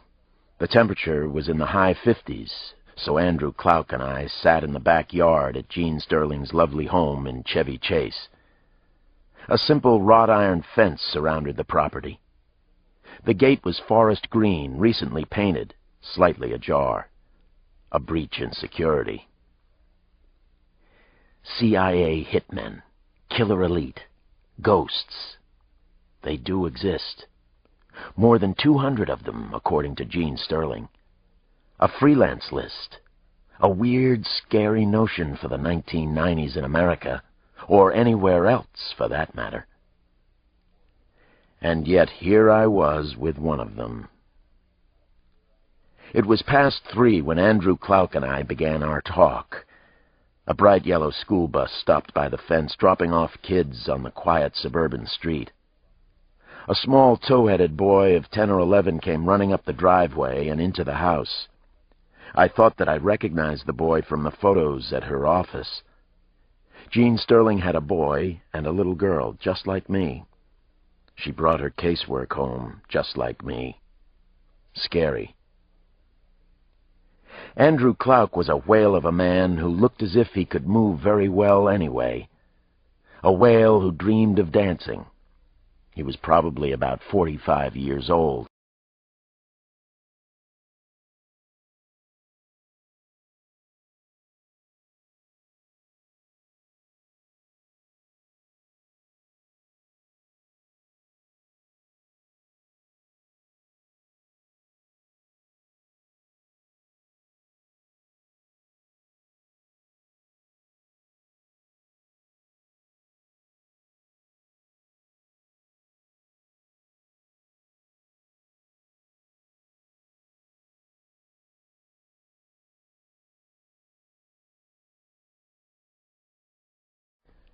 He was calm and extremely self-assured, piercing brown eyes that grabbed and wouldn't let go, penetrated deeply. He wore a shapeless gray suit with an open-neck white shirt that was wrinkled and dingy, brown Italian leather shoes. Another kind of killer, but a killer all the same, I was thinking. Gene Sterling had raised a very provocative question for me on our drive. What was the difference between the serial killers I had pursued in the past and the contract killers used by the CIA and Army? Did I think one of these sanctioned killers could actually be Jack of Jack and Jill? She did. She was certain that it was a possibility that needed to be checked out, and not just by her own people. I studied Clark as the two of us talked in a casual, sometimes even light-hearted manner. It wasn't the first time I'd conversed like that with a man who murdered for a living, with a mass murderer, so to speak. This killer, however, was allowed to go home nights to his family in Falls Church and lead what he described as a normal, rather guilt-free life. As Andrew Clark told me at one point, "I've never committed a crime in my life, Dr. Cross. Never got a speeding ticket." Then he laughed. A bit inappropriately, I thought. He laughed a little too hard. "What's so funny?" I asked him. "Did I miss something?" "You're what, 200 pounds, 6'4"? That about right?" "Pretty close," I told him. 6'3". A little under 200, but who's counting?" "Obviously I am, Detective. I'm grossly overweight and look out of shape, but I could take you out right here on the patio," he informed me. It was a disturbing observation on his part, provocatively stated. Whether or not he could do it, he needed to tell me. That was the way his mind worked. Good to know. He'd succeeded in shaking me up a little just the same, in making me extra cautious. "You might be surprised," I said to him, "but I'm not sure if I get the point you're trying to make." He laughed again, a tiny, unpleasant nose snort. Scary guy to drink lemonade with. "That's the point. I could, and I would, if it was asked of me by our country. That's what you don't get about the agency, and especially about men and women in my position," he said. "Help me to get it," I said. "I don't mean you should try to kill me here in the Sterling's backyard, but keep talking." His tight smile turned to a wide-open grin. "Not try. Trust me on that one." He was a truly scary man. He reminded me a little of a psychopathic killer named Gary Sonnegy. I had talked to Sonnegy just like this. Neither of them had much affect in their faces. Just this cold, fixed glare that wouldn't go away. Then sudden bursts of laughter. My skin was crawling. I wanted to get up from the table and leave. Clark stared at me for a long moment before he went on. I could hear Gene Sterling's kids inside the house, the refrigerator door opening and closing, ice tinkling against glass, birds whooping and twittering in background trees. It was a strange, strange scene, indescribably eerie for me. "There's one basic proposition in covert action. in subversion, sabotage, being better at it than the other guy. We can do anything we want. Clark said it very, very slowly, word by word. And we often do. You're a psychologist and a homicide detective, right? What's your objective take on this? What are you hearing from me? No rules, I said to him. That's what you're telling me. You live, you work in a closed world that virtually isn't governed. You could say that your world is completely antisocial. He snorted a laugh again. I was a decent student, I guess. Not a fucking one of them. Once we're commissioned for a job, there are no rules. Not a one. Think about it. I definitely would think about it. I started right then and there. I considered the idea of Clark trying to kill me, if our country asked him to. No rules. A world peopled by ghosts. And even scarier was that I could sense he believed every word he'd said. After I finished with Clark, for that afternoon at least, I talked with Gene Sterling for a while more. We sat in an idyllic, multi-windowed sunroom that looked out on the idyllic backyard. The subject of conversation continued to be murder. I hadn't come down yet from my talk with the assassin, the ghost. "What did you think of our Mr. Clark?" Gene asked me. "Disturbed me. Irritated me, scared the hell out of me," I admitted to her. "He's really unpleasant. Not nice. He's a jerk, too." "An incredible asshole," she agreed. Then she didn't say anything for a couple of seconds. "Alex, somebody inside the agency has killed at least 3 of our agents. That's one of the skeletons I've dug up so far in my time as inspector. It's an unsolved crime. The killer isn't Clark, though. Andrew is actually under control. He isn't dangerous. Somebody else is. To tell you the complete truth, the Directorate of Operations has demanded that we bring in somebody from the outside on this. We definitely think one of our contract killers could be Jack. Who knows, maybe Jill is one of ours, too." I didn't talk for a moment, just listened to what Gene Sterling had to say. Jack and Jill came to the hill. Could Jack be a trained assassin? What about Jill? And then, why were they killing celebrities in Washington? Why had they threatened President Burns? My mind whirled around in great looping circles. I thought about all the possibilities, the connections, and also the disconnects. 2 renegade contract killers on the loose.